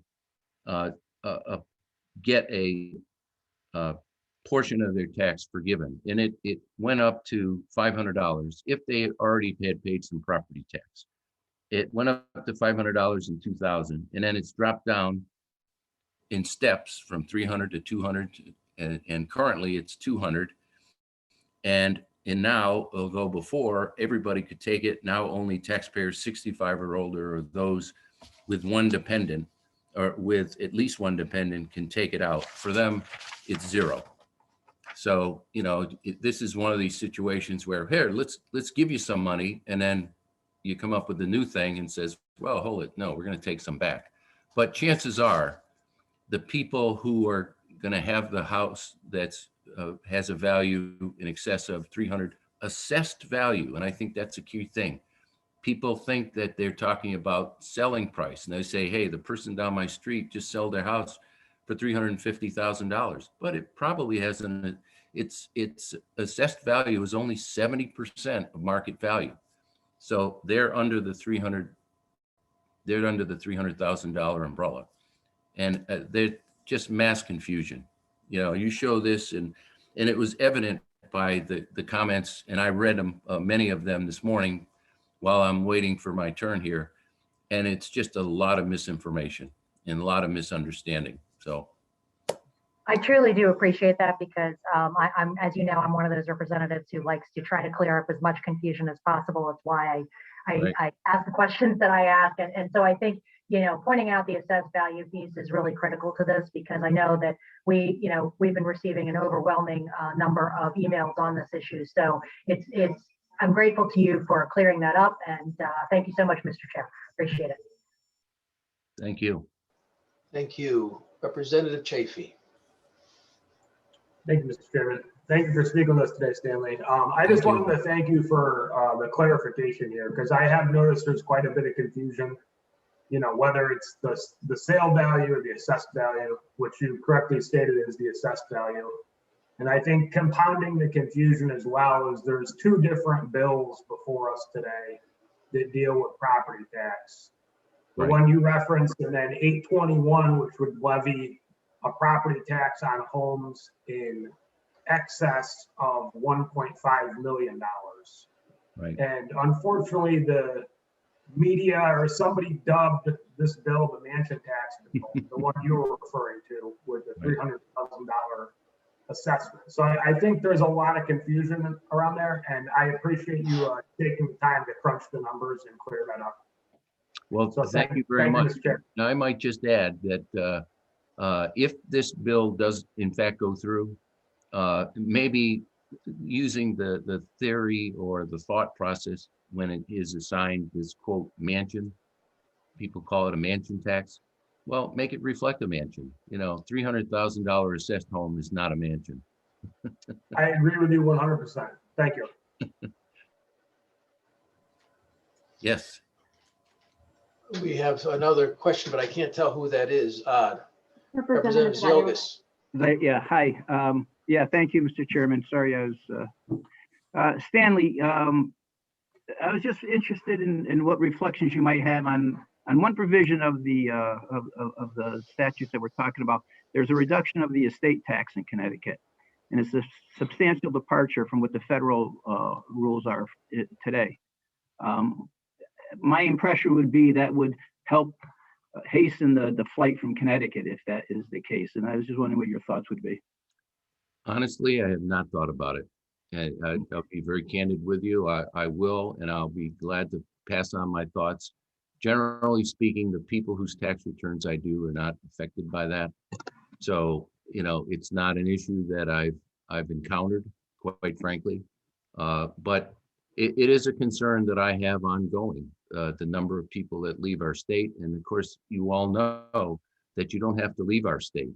You can do the 50-50 deal, which people do. They do a half a year plus a day, and they avoid a lot of taxation here in the state of Connecticut. So that is a very big concern of mine. And Similar, the bill I talked about last week, and believe me, this is 2 weeks in a row, never did it before, except last year at the office building. The people that are leaving the state are not necessarily the lower income people, but the higher income people who are, getting hammered. And it's a concern. And, it's the people that I golf with, not the people that, are working in the stores or something. It's sad. It's truly sad. Yeah, I would just But like you to but give. I will get back to you on that. Yeah, I would like you to give some reflection to the idea, at least there's a state tax credit for deduction against your federal. That would disappear if we lower it. And it's going to have some offsets that are going to be a consequence to that. And I think it's not being represented in the discussions anywhere. Right. And unfortunately, there's a lot of other confusing things that are going on that I don't think you want me to waste time on or spend time on. But I think the bill is just a little too complicated for that easy conversation. There are portions that are, but there's a lot in this that we haven't discussed yet. Right. Okay. Thank you, Stanley. Thank you. Thank you, Mr. Chairman. Thank you, sir. Stanley, I have a question. I don't see any other hands up. Is it your belief that Connecticut is not an expensive state or as expensive a state for people who are lower income than those that are upper income? That's an interesting question. I think let me answer in one respect. As I looked at the bill 6187 and 821, I found that one of the proposals in there was a doubling of the earned income tax credit. And the earned income tax credit is just a phenomenal thing. And fortunately, I have been able to do many tax returns for people that have benefited from it. And I don't have a survey from other states or whatever, but our current one, which was 25% originally, and it's bounced around on a little, and they're talking about doubling it up to, you're talking about doubling it to the 50%. That's outstanding. That's absolutely outstanding. I've had other states who's, I've done tax returns for people from other states, and it's maybe 1%, 2%. It's like insignificant. And that in itself is a very good thing. So it's always a matter of how does it affect the individual. But I don't think that, besides property tax values, and of course, as you know, the tax cut program that was passed in 2017, where they put the cap on $10,000 for itemized deductions for property. That put us at the state of Connecticut and other states at a big disadvantage. So, but it's an equation. Everybody has to work out their own. You didn't exactly answer the question, but I'm sorry. My apologies. That's okay. I just it seems that the contention about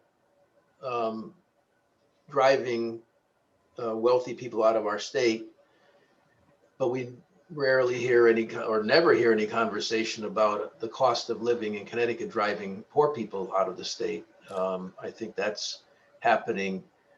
I don't know if it's ever studied the way that it seems to be studied about wealthy people leaving our state, and there's a difference of opinion, strong difference of opinion on that, and many held by people on this committee. But still, I rarely, if ever, have heard anybody discuss a study looking at the cost of living in Connecticut driving poor people out or less wealthy people out of the state. And neither have I. And I can't recall a single person whose taxes that I've done over the years who said to me that they were getting out of the state for that reason. And it's more of the people I've met in social environments. For what reason, Tom, Stanley? I say that I have never heard anybody say that with a lower income, somebody whose taxes that I might do, which, if it's a VITA site, theoretically, we stop at 55,000 AGI. They're not leaving the state for that reason. They might leave the state because it's too cold here, but we all might think of that. I suspect a lot of wealthy people do that as well, but Sure.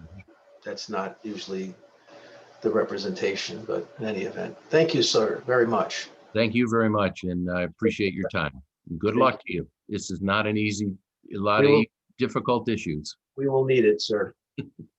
Tom, Next up, we have Oh. Margaret Henderson. sorry, Christina. I know Margaret was just here. There she is. I'm here. Hi. Sorry, I was away. My name is Margaret. I live in Danbury, and I'm the Social Action Chair at our Unitarian Universalist congregation here. And I'm here today to speak strongly in support of 6187 and 821. The pandemic and the resulting recession have not only revealed, but really exacerbated the extreme differences in privilege in Connecticut. The scale of this crisis demands a bold response. We, the people, are suffering, and our state has a responsibility to meet our needs. I think that's the first duty of a state, to protect its citizens. In Connecticut, 80% of people of color live in only 10 of the 169 townships. This makes it fairly easy for most advantaged, wealthy white people not to see the daily distress or conditions that people in the other cities labor under. We've talked about segregation, I think, today. This is less true in Danbury, where 40% of our residents are immigrants or come from immigrant families. Our public schools here are suffering from a severe lack of funding, only about $12,000 per student, which is about a third of what the students down the street in Ridgefield get. Many of our students don't speak English at home, so we need more funding for education. And it's not only the classroom education, it's also support services like counseling to deal with behavior issues from stresses and things like that in a crisis like the current one. People here have also increased their use of food banks dramatically during the pandemic, as they have all across Connecticut. Many people have lost jobs or had their hours reduced, making it difficult to pay rent. So they're stressed about being evicted.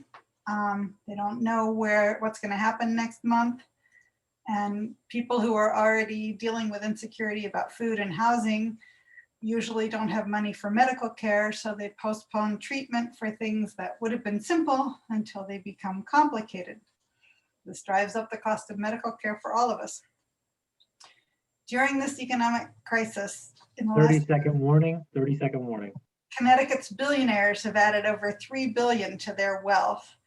Our tax system is actually regressive, with people making $50,000 a year paying 3 times the effective tax rate of those making $700,000, while people are literally dying from neglect. Governor Lamont's budget does not address these needs. It cuts pilot payments, it cuts grants to schools, it cuts wages, freezes, not cuts, those things.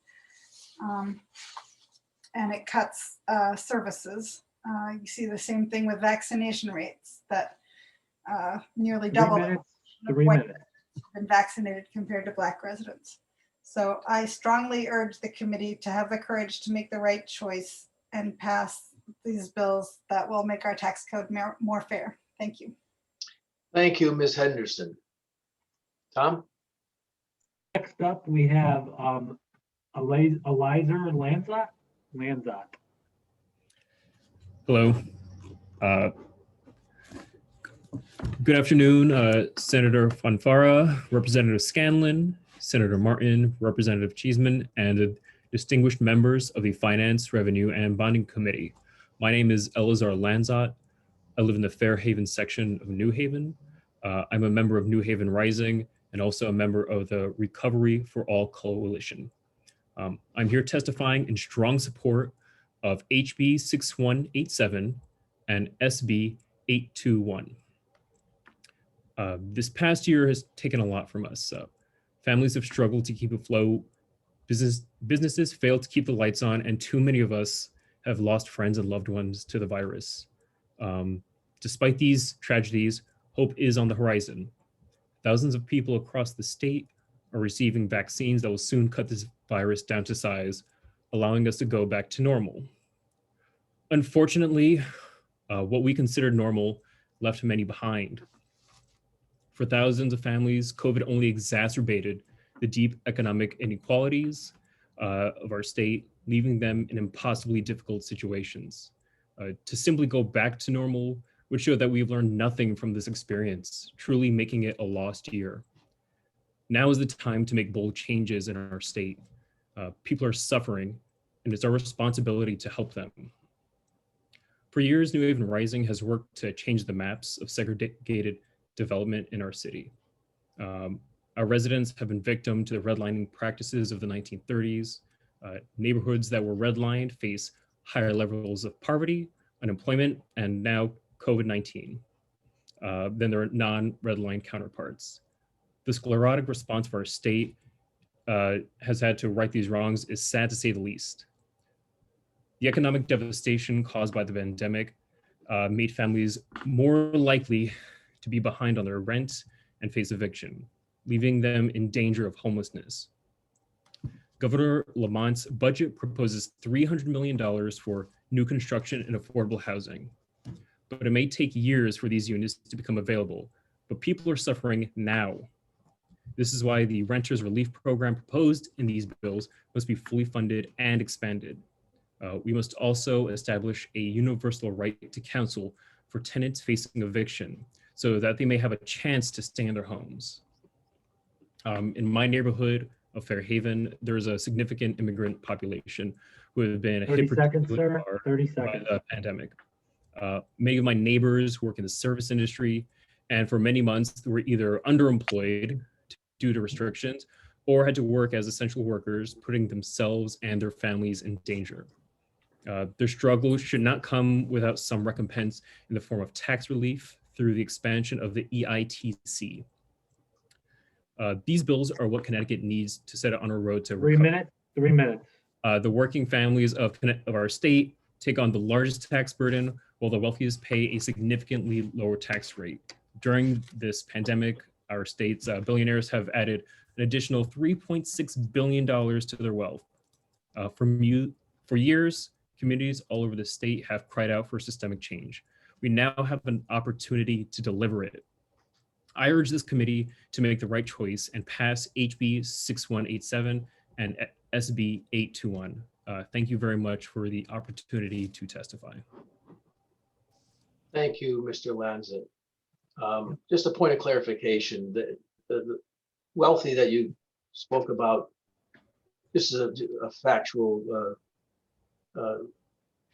clarification that they don't pay a lower rate.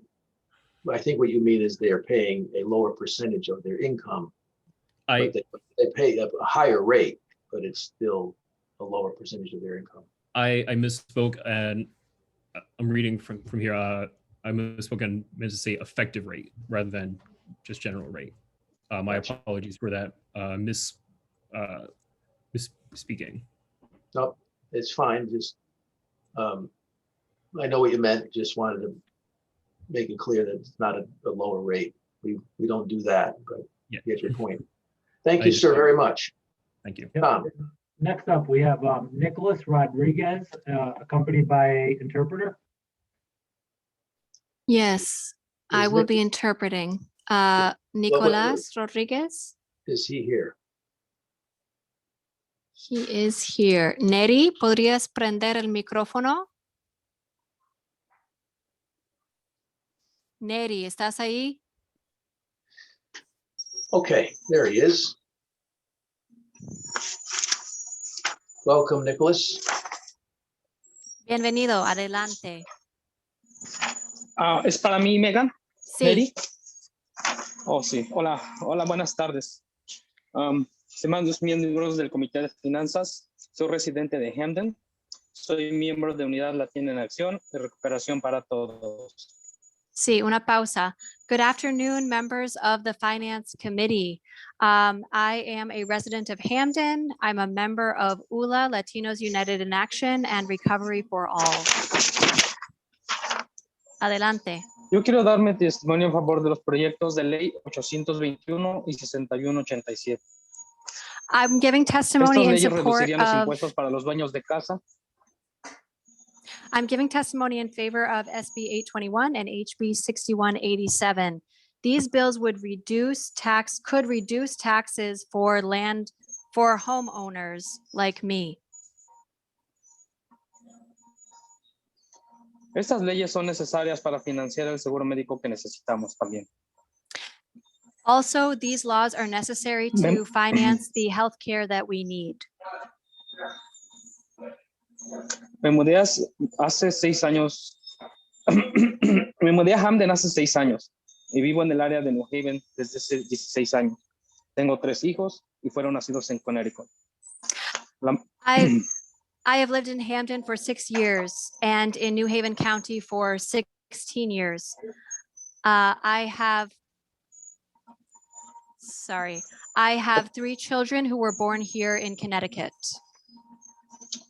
Mi esposa y yo trabajamos en una fábrica desde hace 21 años, pero la fábrica no nos ofrece seguro médico. En el último año, My wife and I work in a factory. We have worked in a factory for 21 years, but the factory does not offer us health insurance.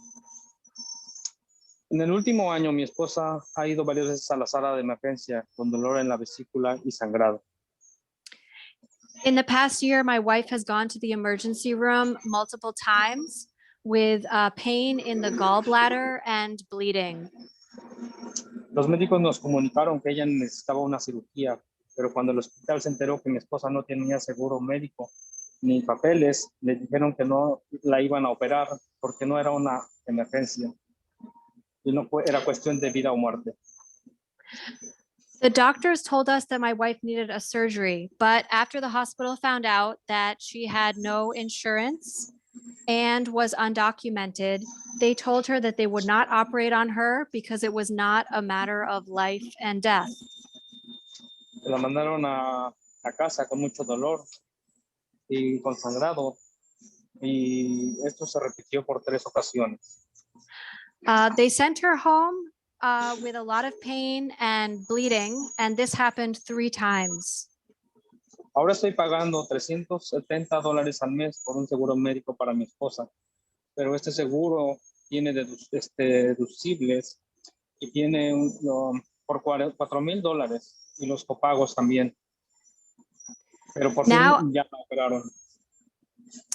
Now I'm paying $370 per month for medical insurance for my wife, but there is a $4,000 deductible and I also have to pay co-pays. She finally had the surgery. We're coming up on 4 minutes, just FYI, 4 minutes. Al mismo tiempo estoy pagando por el seguro de mis hijos porque no calificaron para Husky B. Supuestamente mis ingresos son altos, pero yo realmente no lo son. At the same time, I'm paying medical bills for my children because they qualify for Husky B. They don't qualify for Husky A. Nosotros estamos viviendo al día a día, de cheque a cheque. Todavía yo sufro las secuelas del COVID-19, pero no dejo de trabajar porque tenemos muchos gastos, los cuales incluyen la hipoteca de la casa, los impuestos de la casa, las cuales son muy caros, más las facturas médicas. My children don't qualify for Husky A because supposedly my income is too high, but we are living paycheck to paycheck. I had COVID-19. I still suffer symptoms, but I can't stop working because we have so many expenses. We're paying the mortgage, the taxes on the house, which are way too high, and all the medical bills. We're coming up on 5 minutes. Okay. Neri, perdón, si podría ir concluyendo. Siga Falta adelante. poco. Mi esposa va a necesitar otra cirugía en el futuro y no sé cómo la voy a pagar. Estoy sufriendo de mucha ansiedad y no puedo dormir. Uno de mis hijos también está sufriendo ansiedad. Hemos sido honestos y nunca hemos mentido sobre nuestros ingresos. Siempre pagamos nuestros impuestos y el día que yo necesito ayuda, nadie nos ayuda. So I'm coming to the end. My wife needs another surgery and I don't know how I'm going to pay for it. I'm currently suffering from anxiety and sleep deprivation, and one of my kids is suffering as well from anxiety, seeing everything that's going on. We have been honest about our income, we pay taxes, and we do everything correctly, but now that we need help, no one is helping us. Necesitamos un seguro médico accesible y gratuito para todos. La clase trabajadora está sufriendo. We need affordable and free health insurance for everyone. The working class is suffering. Tengo que trabajar los fines de semana y ya no tengo tiempo para dedicarle a mis hijos. Les pido que por favor aprueben las leyes 821 y 6187 para hacer un rescate económico para la gente trabajadora y para los dueños de casa como yo. So Ms. I have to Rodriguez, work. This is the end. This is the end. please? Yes, this is the very end. The last sentence is, I have to work on the weekends as well as Monday through Friday. And I don't have time to spend with my children. So I ask you to please approve these laws for a bailout for workers like me and for homeowners like me. Thank you very much. Thank you. Muchas gracias. Gracias. Thank you very much. We're going to call on Senator Kushner. We called on her earlier, but she was unavailable. I'm sure she was tied up with other committee responsibilities. So we'll turn to Senator Kushner at this time. Thank you so much, Chairman Fanfara. You're correct. I was chairing other meetings. And I want to thank you and Representative Scanlon and the ranking members and all the members of the Finance Committee for allowing me to testify today. I have written testimony that I will not read from. I will submit it, but I want to say that as a member of the legislature, relatively new member of the legislature, I was appointed to the Appropriations Committee that does the other side of the financing for the state of Connecticut. And I quickly learned how difficult it is for us to make appropriations because we have to do it within our means. Senator Kushner, just to clarify that they don't do the financing, they do the spending. Well, I should say the budgeting, okay? I'll leave it at that, but you are correct. We do the spending, but the spending that is so essential to our state. And what we always hear is, okay, you have to do it within the means. And, you know, of course, that comes from the work that you do in your committee and how we raise funds so that we can do all the good work that we need to do in the state. I also want to say that when I was running for office in 2018 and again in 2020, what I often heard from people is the middle class and working people just can't afford to pay more. We are just stretched so thin and we're finding so hard to difficult to live. And then I would talk, and I was pretty straightforward. I was very straightforward. And I would say, well, what do you think if we had a fair tax system where super wealthy people in our state paid more? And, you know, I would say that got very high marks, very generally accepted. And even from people who consider themselves to be super wealthy. There were those in my district who said, I can afford to give more. I can afford to pay more. And I agree with you. We need to have more for our schools. We need to have more for our healthcare system. We need to have more for housing. We are facing an incredible pandemic, an opioid crisis.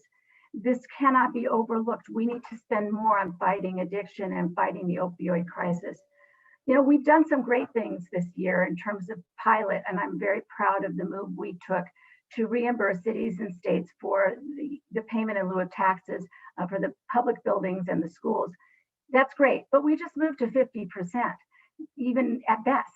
And so for me, I felt it was very important to participate with a group of my colleagues in co-introducing Senate Bill 821.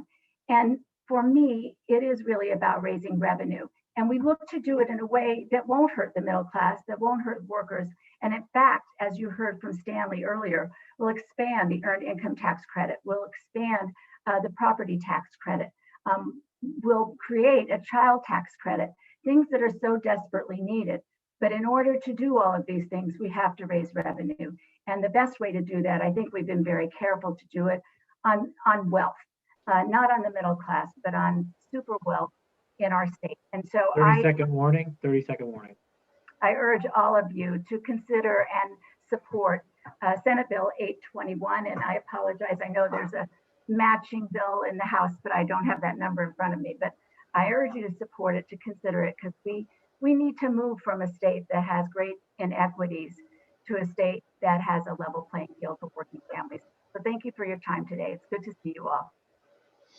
Thank you, Senator. And while we have many more speakers after you, I just like to say as a introducer of this legislation, and I'm sure you worked on it and not just put your name on it, knowing you, that there's rarely, if ever, any talk about in this process of generating more revenue about growing the economy. And I know of no way better to generate revenue than a strong economy. It generates far more money than what increasing the tax would accomplish. It's stunning how much, when our economy is going strong, how much we generate in revenue and how much the GDP goes up. So can you tell me, in your deliberations with those that in writing this bill, why there was not at least based on the product, some effort made to focus as well, not in place of a tax structure change, but also in terms of helping to grow the economy? Well, I think, in terms of my participation and my interest in growing the economy, and I agree with you, it's a very important way in which we can help out working families in our state, particularly because when we grow the economy, we are giving people, more opportunity for work, and hopefully work that will pay a little better than the service level jobs that we currently find so dominant in our economy. But I think that it's very hard to predict. I know we have Commissioner Lehman working hard on economic development, but I have seen these efforts before. I've lived in the state for 30 years, and I've seen a lot of discussion about economic development. I am all for that, 100%. And I've looked at ways in our community that we can encourage economic development by bringing in new industries and new businesses. I'm very cognizant of how important that is, but I think that it's hard to predict how we're going to really make sure that happens.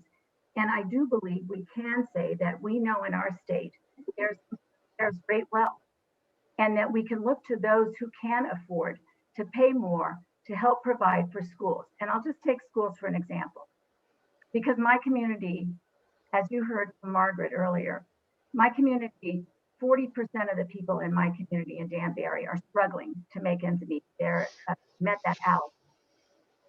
We don't have enough money invested in our schools. And I recognize that we have the ECS funding, which also I believe needs to be fully funded and more quickly than the schedule that we're on. But in addition to that, I'm not sure it's enough. I'm not sure my community will ever be able to afford what some of our wealthier communities in the Connecticut can pay through property taxes. So for me, I like the structure of additional monies on very high level properties that will go into a pot of money for the whole state, and that will begin to equal the playing field, equalize and bring equity to our school system. So towns like mine will be able to have the same level of quality education that you see in some of the wealthier communities. And so I agree with you about economic development. I think it's an important piece of the puzzle, and I appreciate your work on that, because I know you're very dedicated to that. And I don't think these things are at odds. I think they're very complementary. I couldn't agree more. They're not at odds, but they don't seem to get the same, even if it were a minority of reflection in terms of the effort. It's disappointing to me that that's not recognized, because it's fact that the government doesn't print money. It taxes people who have somehow generated the revenue. And this conversation is about whether we ought to tax people who have more income. And that's a debate that our committee will certainly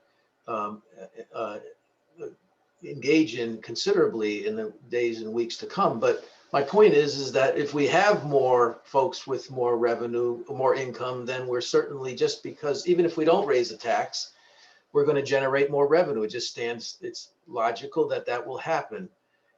So I think this proposal would, and I don't know, I'm not predicting the outcome here at all, Senator. I'm just saying that it would certainly engender a different conversation than what we've had here today on the two sides of where people stand on these proposals. If the bills had a corresponding aspect that would also encourage more growth in our economy. But thank you so much for your testimony. I always enjoy hearing you. And I have a hand up, and I don't know who that is. Yep, Rep. Mushinsky. Representative Mushinsky, you have the floor, madam. Thank you, Mr. Chairman. I just want to chime in on your dialogue here with the chairman of the Labor Committee. Before you came up, Senator, we had a discussion about training people for openings in manufacturing, which in my district, we have openings we cannot fill, and they pay $70,000 a year, really good money. And I'm trying to get more emphasis on getting people into these training in the community college territories so that we can fill these slots and people would make a lot more money doing a single job. They wouldn't have to work multiple jobs. And I share Senator Fonfara's frustration here is that I too would like to see some of this investment into training people who are low wage folks and getting them ready to enter into high wage fields. And it would make such a difference in their lives. I know the jobs are open. I know some of my manufacturers are bringing people in from other states to fill these jobs, which is crazy. And hopefully your committee is working with Commerce Committee and Higher Ed and Workforce to make this connection between the community colleges and advanced manufacturing training. If we do that, if we put some of our money in that direction, we are going to employ people at very good wages. I really appreciate your comments, and I feel like it's just there are so many areas like this where we could, if we had the resources, the financial resources, we could really make big change in the state. And you know, I know we're going through some changes in the Department of Labor with a new Office of Workforce Strategies that the governor has put together, and it's working in conjunction with the ECD. I have elevated my voice. I don't want to say I'm a loud voice, but I am a voice for including labor in that discussion. I haven't seen enough of that because I do think organizations of workers have an intimate knowledge with how to recruit and get to working families and get people into these programs. But you also underscore a really important thing. We don't have enough money for our community colleges. We don't have enough money for our state universities. We need to be very focused on and really planning how do we put together the growing industries like manufacturing or industries where we know they may not be growing, but there are certainly opportunities there. How do we put those together with the university programs, the college programs that we have? And so and there are some great programs out there. Platform to Employment has done tremendous work getting people, you know, from long-term unemployed people who are facing reentry to good middle-class jobs. And I think that's what we all want. I think there's tremendous opportunity in Connecticut. I love this state, and I can't imagine why anyone would leave. But I do recognize that some of the concerns that have been raised about 30-second warning on the 5-minute questioning. Oh, I didn't know there was one. We don't have that in labor. I was just going to say that in terms of people leaving the state, you know, I would love to see some of the taxes that we're talking about on wealth implemented at a federal level so we can go big like President Biden has said. But I'm ready to go big in the state of Connecticut, even if the country isn't there yet. Thank you. Thank you. Representative Meskers. Thank you, Senator Kushner, and thank you, Chair. I appreciate the chance to speak. So I sit with the background of Greenwich, so with an assumption that I'm in a certain position in life, and I'm a boy from the Bronx. I paid for my college education waiting tables in graduate school and worked successfully on Wall Street. So it's not in the defense of a position. You know, I heard what Senator Fonfara said, and I'll take it from a very macro point to try to figure out where and how the solution rests. The state has been in not just a no growth strategy for the last 10 years on the economy, but on a population basis. So over the last 10 years, as our expenses, whether it be, as you see with the insurance and the debates on public policy or not, and the costs of insurance and healthcare and home care, et cetera, our costs continue to rise, but our tax base hasn't increased to the extent that job growth hasn't been there. I think the figures I saw were $120,000 jobs on those who left the state for employment, and those coming into the state were on the 80 or 90,000. So there's a disparity in the newcomers versus those people there. So generating the wealth in the state is important. I think the debate, I would leave the debate open on the tax question, but I understand the concern.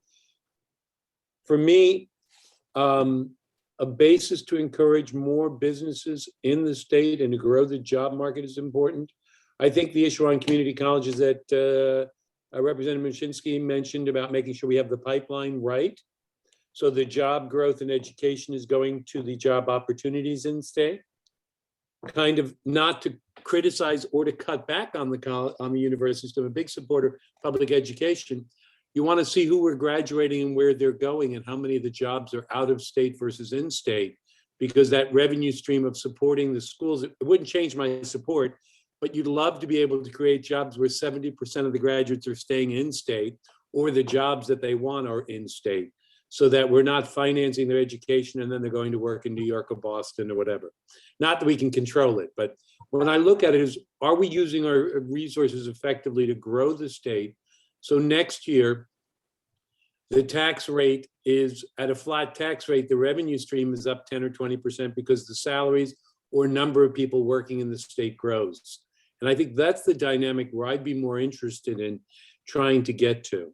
And so when you talk about the taxing policy coming off the back of COVID, I understand there's been a wealth created, but I'm concerned that those are federal issues on those tax policies on capital gains and wealth, and that at the local level, I wouldn't want to lose those.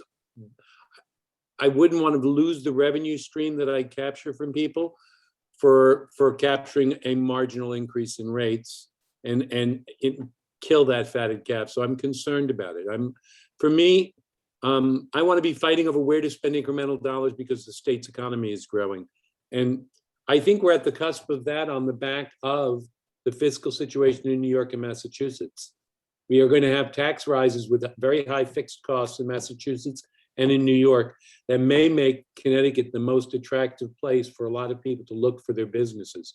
And I'm concerned that we're signaling 30 seconds. In front of a federal aid package, that we're signaling a willingness to raise taxes when we're picking up, what is it, something like $4 billion in aid from the federal government. So I'm a little more concerned, but I'm not, it's not like I'm so critical, but I'm concerned it might be the wrong way we're going. I'm open for the dialogue. Representative Meskers is not giving you much time for an answer, Senator. I apologize. That's okay. I will just say, I'd love to have this conversation with you, but I would say that there's also an equity question here. And I'm sorry, that's where I come from. Yeah. And there is something inequitable. I think Senator Fonfara correctly stated that it may be that the percentage is not lower for super wealthy people, but the percentage of their income is dramatically lower. And to me, there are basic equity questions at work here as well. So, you're right, there are times of change tremendously, and we are getting some federal dollars, but these problems existed in Connecticut for a long time. And so from where I'm coming from and where I'm looking at, it's also about creating some equity in our state, much needed. So, but I'd love to have a continued conversation. I appreciate that. Sorry for taking up so much time. Okay. For the enlightenment of the public, even though we are all legislators, we don't always get to have an opportunity to dialogue on a specific issue like this. And as you can tell, when we get it, we have to resist taking advantage of it. But it's healthy, I think, anyway. Senator Kushner, thank you so much for your testimony here today. Thank you for giving me the time. I appreciate it. It's good to see And you ought to try the 5-minute rule. It does put a boundary around things. It sounds pretty good to me. Thank you. And Tracy Nurse, I believe you're up. And you're on mute, Tracy.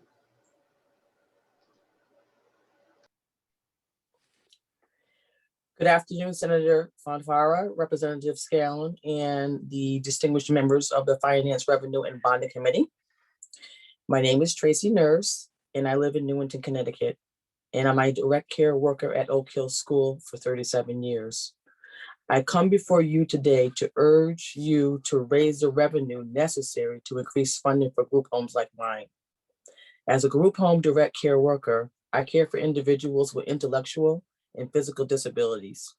The teaching and caring we provide for our individuals allow them to live more comfortable and fulfilling lives.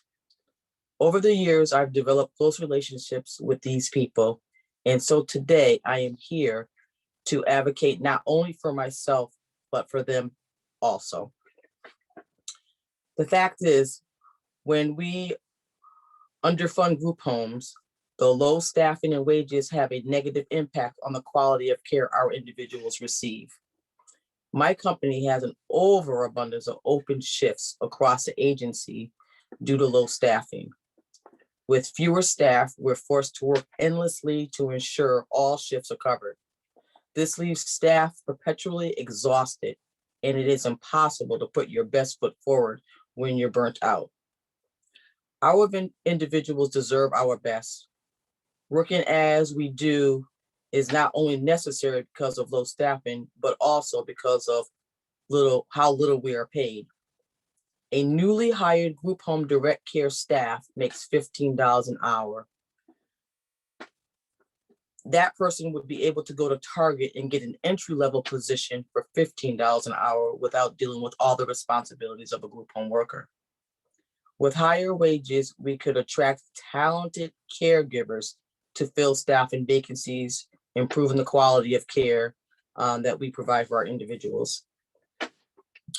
The wages in this industry doesn't just make it hard to hire new staff, but also to retain existing staff.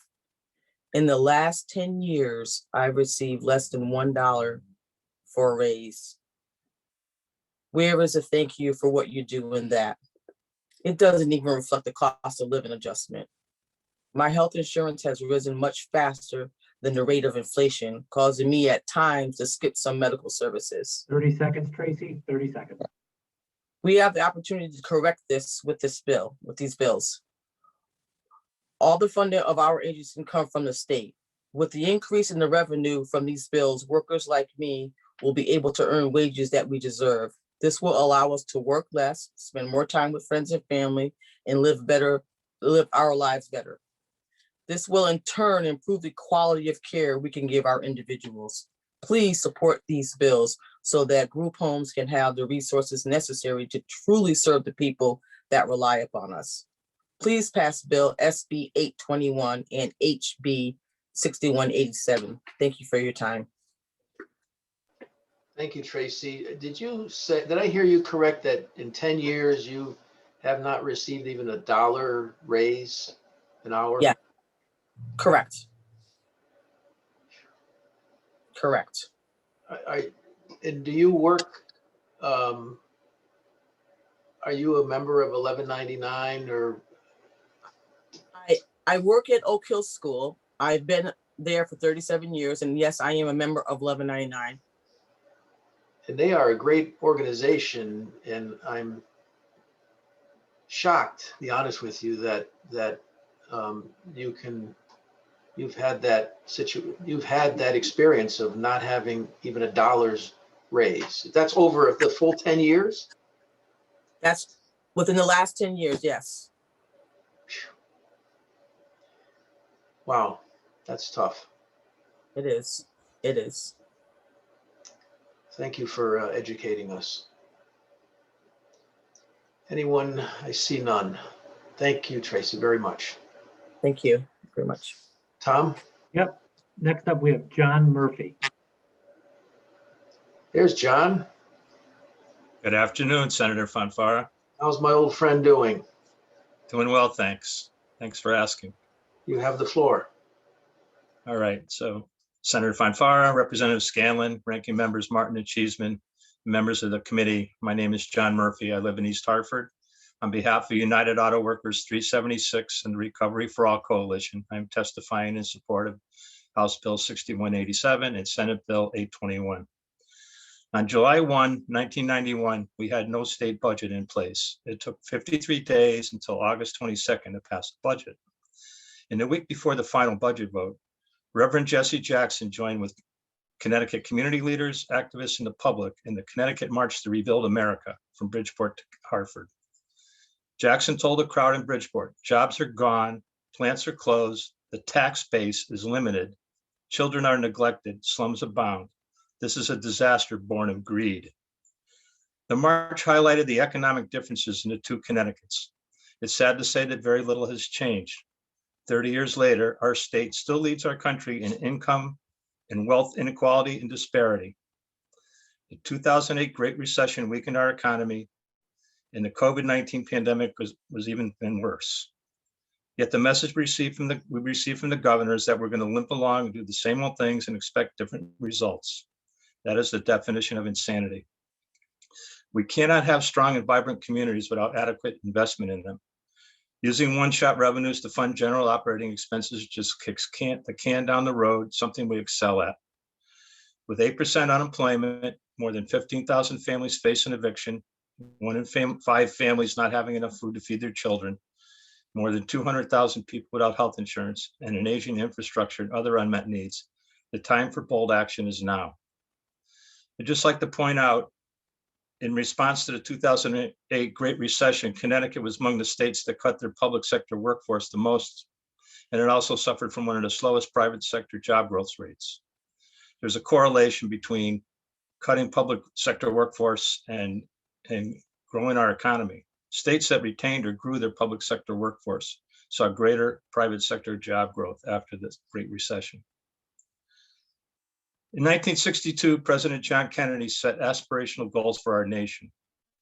We choose not to go to the moon in this decade and do the other things, not because they're easy, but because they're hard, because that goal will serve to organize and measure the best of our energies and skills, because that challenge is one we are willing to accept, one that we are unwilling to postpone, and one that of which we intend to win. Building more equitable, just, and thriving communities is hard. 30 seconds, sir. 30 seconds. Investment is needed to build a better Connecticut, not just for now, but for years to come. Please show the political will and courage to pass House Bill 6187 and Senate Bill 821. Thank you. Thank you, John, very much. Any questions? Seeing none. Next up, Anson Smith. I know that Anson has been very patient there in his car. You noticed. Yes.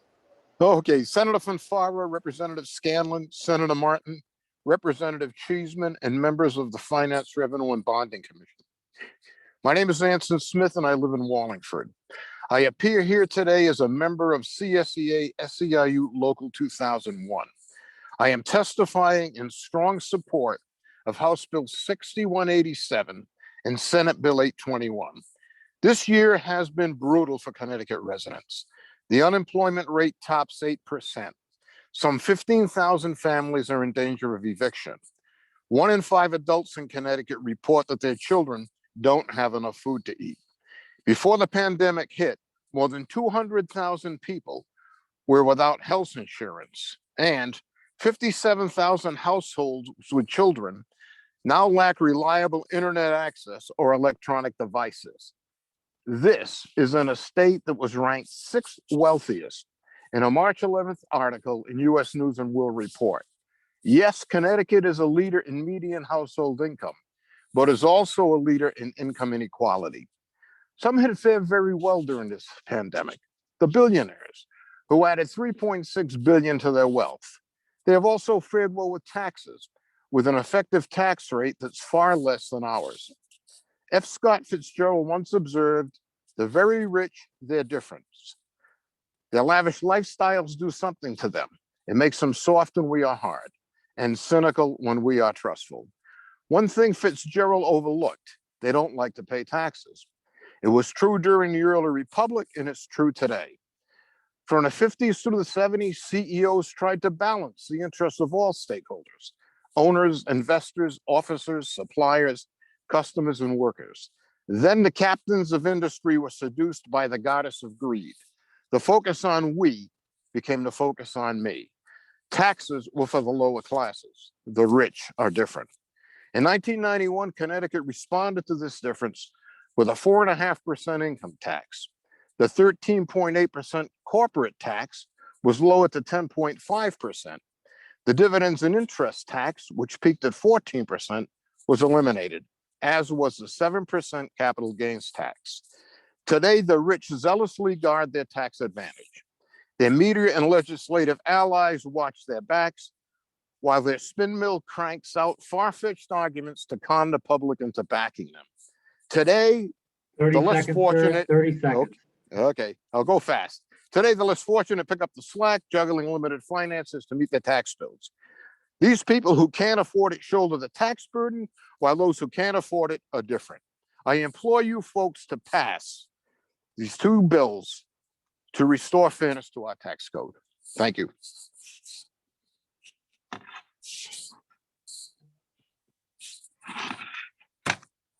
I'm victim of my own observations. So Anson, thank you very much for your testimony and your patience, sitting in your car waiting to speak to us. Appreciate your comments. And I see no questions for you, sir. You're off the hook. Tom? Thank you. Yep. Sally Terrell, Miss Sally Terrell. Ms. All Terrell. right. Good afternoon, and thank you to the distinguished members of the Finance Committee for your time today. My name is Sally Terrell. I live in Collinsville. I'm a professor of English at Tunxus Community College, a chapter chair of the Four Cs, SEIU, a member of SEIU Local 1973, and the Recovery for All Coalition. I'm here today to strongly support these two tax equity bills. In a 30-year teaching career, I've had the joy and privilege of working with over 6,000 community college students in their quest to become college students, graduates, members of Connecticut's workforce. But the COVID pandemic, which has worsened economic disparity, along with misdirected resources wasted on a proposed consolidation of public colleges and universities, present grave threats to our state's most vulnerable populations and their most powerful vehicle for economic mobility. Since testimony involves sharing stories, I'm basing mine on the TED Talk, The Danger of the Single Story by Chimamanda Adichie. If you haven't had a chance to see it, please check it out. Hers is an inspiring story, and it calls us all to consider how we know the things we know. My students' stories are wonderfully varied and unique, but the common thread for those who struggle isn't only about their academic ability. It's the fraying thread holding their lives together outside the classroom. The young man working 3 jobs so he can afford the 1 car to drive his entire family, a single mom living in public housing, dropping her shield of anger to share her grief over her partner's death while trying to make ends meet and pass composition on her 3rd attempt, and a young woman crying in the Tunxus parking lot, pushing herself to get out of that car and into my communication class after driving from a 3rd shift job. There are so many stories. Every day, these students fight to convince themselves that it and they are worth it. The threads holding my family together fell apart when I was 6, and it was the security and support I had from a well-funded public school that saved me. I try to provide the same support for my students, whatever it takes, but I have fewer resources to offer them as I walk them to the offices and people who can connect them with the resources they so desperately need. A related problem is the assumption that the Connecticut Community College system needs to be torn down and rebuilt, resulting in some fiscal mismanagement at the Board of Regents. This assumption exemplifies the danger of a single story. Adichie reminds us, it's not that the story isn't partially true. It's that it's incomplete. Other stories that block grants for higher ed have plummeted and the wealth gap has widened need to be heard and fully understood. We need to fund the powerful local work at community colleges because students are not systems. Every day I see students struggle. To take advantage of educational opportunities, they need the resources we can't always provide in classrooms: food on the table, reliable transportation and internet, mental health services. These bills invest in those who need our help and who in turn will do their 30 part seconds. to drive the 30 economic seconds. recovery in Connecticut. Please pass these bills so students can author a story they and we can be proud of. Thank you so much. I'm willing to answer questions. Thank you very much. There don't seem to be any for you today. Tom? Next up, we have Lucas Blinn. Lucas Blinn. Here's Lucas. Good morning, good afternoon, Senator Fonfara, Representative Scanlon, and members of the committee. My name is Lucas Blinn. I live in Wallingford, and I'm a PCA caring for a consumer with an intellectual disability who receives DDS services. I like the fact that this job allows me to help my consumer live a quality of life that he would be unable to have without direct support. I like that I get to help him experience things in the community and discuss with him the hobbies and interests that we share. I enjoy that I get to help him with employment and increasing his dependence. Today, I am here to support Senate Bill 821 and House Bill 6187. Though I love my job, the job doesn't love me back. There's not much else I can count on from this job. We don't have paid sick leave, so if we get sick, we lose a day's pay, and many of us go back to work much sooner than we should. If we had paid sick days, we would be able to care for ourselves and not worry about a health crisis putting us in financial ruin. We deserve to be treated as the professionals we are. We love our consumers, we love our jobs, but we need the basic human rights that are long overdue to this workforce. Jeff Bezos, CEO of Amazon, will generate more dollars during my testimony than I will all year. He's bringing in approximately $3,714 per second, or $22,884 a minute, $13.5 million an hour.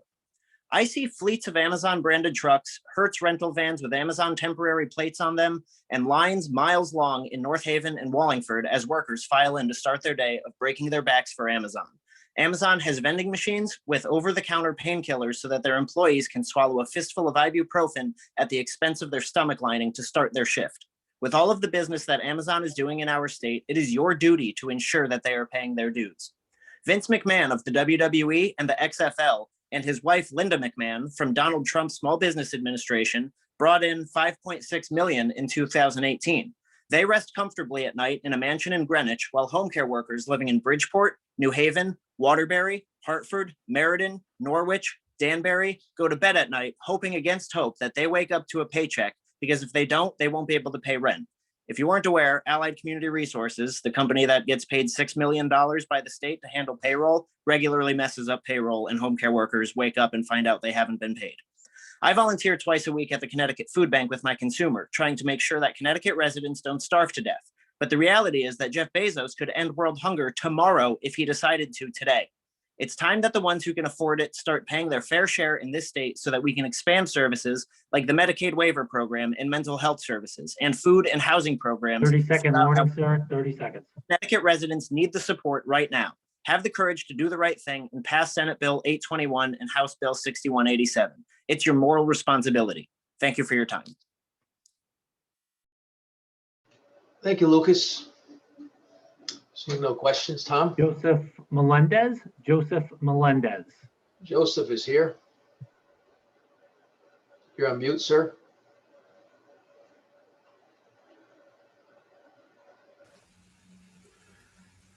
Well, good afternoon. I've been listening to this on and off throughout the day, and quite honestly, been very shocked at what I've heard. I've been a resident here for over 25 years, and I'm here specifically to comment about Bill 171 and 172. I guess I'm one of those 1%ers that happens to be unfortunately living in Greenwich, whose taxes have gone up over 300% in the 15 years that I've been living in my current residence. I understand the plight of all of these folks, but I think what's being missed, and the gentleman talked about it earlier today, is mobility. Wealthy people have mobility. And for myself, my house is being listed, I'm leaving. My business is leaving. I cannot afford to stay here anymore. I love Connecticut. I'm a boater. I've enjoyed the coastline, but I can enjoy the coastline in Florida and I don't pay any taxes. So for everybody who wants something, I understand there's a million reasons why they should get something. We just can't afford it. This state is bankrupt. And anybody who says different is not being truthful. We have more liabilities than we can fund. And really what we should be trying to figure out is how do we get businesses back? How do we get people to stay? I think I heard a number earlier, 168,000 people have left the state. I know in my community alone, half of my neighbors have left. They've left and they've gone to Florida. And if they're not in Florida, they're in Nashville, Tennessee, or they're in Texas. And what do those states all have in common? Number one, they have robust economies. Number two, they have no state income taxes. Okay, so maybe there's something to understanding why people flee Connecticut, why people flee New Jersey, why people are fleeing New York. Okay, and maybe we need to reflect and understand that, yes, you can impose as many taxes as you want. The only people that are going to get hurt are the very people that you're intending to help, because they're the ones who can't leave. They're the ones who, this time around, it may only be $1 of incremental tax on their properties, but in 10 years from now, it'll be a lot more. Just like it was when the original income tax was passed in the state. So, I've enjoyed, as I said, I've enjoyed living here. I've run my businesses here, but it doesn't make economic sense to stay here anymore. And especially in light of these two proposed bills, it just, again, 30 seconds, sir, 30 seconds. Everybody can point to the rich down in Greenwich. But as you know, Greenwich has no more resident billionaires. Why? Because they left. Thank you for your time. Mr. Melendez, before you go, there are some questions, but I'd like to, did you leave us? There you are. No, I'm here. Okay, great. Move around on my screen. That's why I said that, depending on who comes on. And, but and this is not in no way a reflection on my views on the bills before us today. But I want to ask you, is that really where we are as a society, that in a state that educates better, in my opinion, better than any other state in the country, for most of our residents, certainly not all of our residents get the benefit of that quality education, but most of our state residents do. The children of this state get a quality education that costs a lot of money. And I think that's a great point. And, but your point. Well, I'd like to stop you right there, because my kids went to private school. They went to Catholic school. Okay. All right. So the annual tuition at the Catholic school was $10,000 a year. In Greenwich, we spend close to $40,000 per child. Why? Why? Well, that's the choice of your town. No, but that's not the choice. There's a thing called the teachers' unions and what the cost of running these schools are. That is the choice of your town to be able to, and you know what? It's wonderful that a town like yours has the ability to pay that kind of money for educating its children and do so many other things for its children and its residents that most towns in this state cannot. God bless them. But the question is, and by the way, your business is here. I'm sure you located your business here, started it here, maybe for a reason.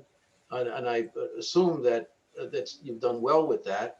But is that really where we are as a society, that, okay, I did well with this, but now I'm gonna pursue what's best for me by going somewhere else? And I just don't understand, frankly, whether, if that's the extent of our role as members of a community, that it's a wonderful question to ask, and all you have to do is look at how many people have left the state over the last couple of years. So whether you want to direct it to me personally or direct it to the 168,000 people who have already left, I mean, this is not going to be something that stops, because at the end of the day, the cost of living here is very expensive. And people like myself, I'm at retirement age, I'm done. I'm done paying for the types of taxes that we're paying in this state. And so, again, I suggest everybody take a page from the states where, guess what? They do fund schools, they do fund projects, they do fund benefits for the unfortunate. And I'm not suggesting that people who need a safety net don't get a safety net. I'm not suggesting that. But what I'm suggesting is you can do it in a way that is economically beneficial. And we just need to take a lesson from Florida, Texas, Tennessee, and you can see that you can provide services, but at the same time, keep the cost of living down and grow your economy. It's all about growing your economy. If you grow your economy, you'll have more revenues. We haven't grown our economy at all. I couldn't agree more. I couldn't agree more with that statement. And I've said that repeatedly as chair of this committee, that we as a legislature spend very little time on the conversation of how to grow the state's economy. Couldn't agree more with you. But I also have a 5-year tax holiday and see how many businesses come to Connecticut. I also feel that if and by the way, I don't know if any studies ever been done, but I'm venture a guess that a greater percentage, if you did an analysis of that 168,000 or whatever the number is of people who have left the state of Connecticut, I guarantee you a greater percentage of those are of middle income or even less that have left our state.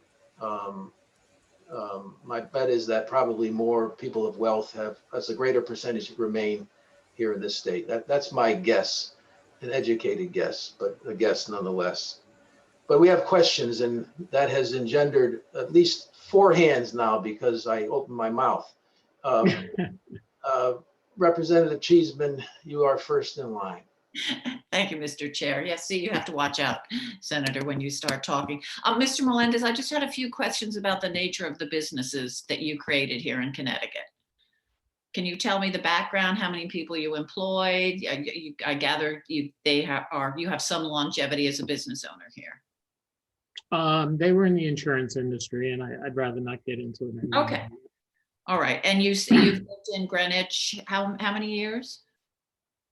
24, 25. And raised your children? Yes. In the state. Were you originally a Connecticut resident? No, New York resident. Okay. But what brought you to Connecticut in the first place? Just business opportunity. Because the climate seemed conducive to starting a business here? No, I got a job offer here 25 years ago. Okay. And talking about, people relocating out of Connecticut, I've heard the conversation, and I will agree with Senator Fanfara that we all want to provide opportunities for every person, every child in Connecticut.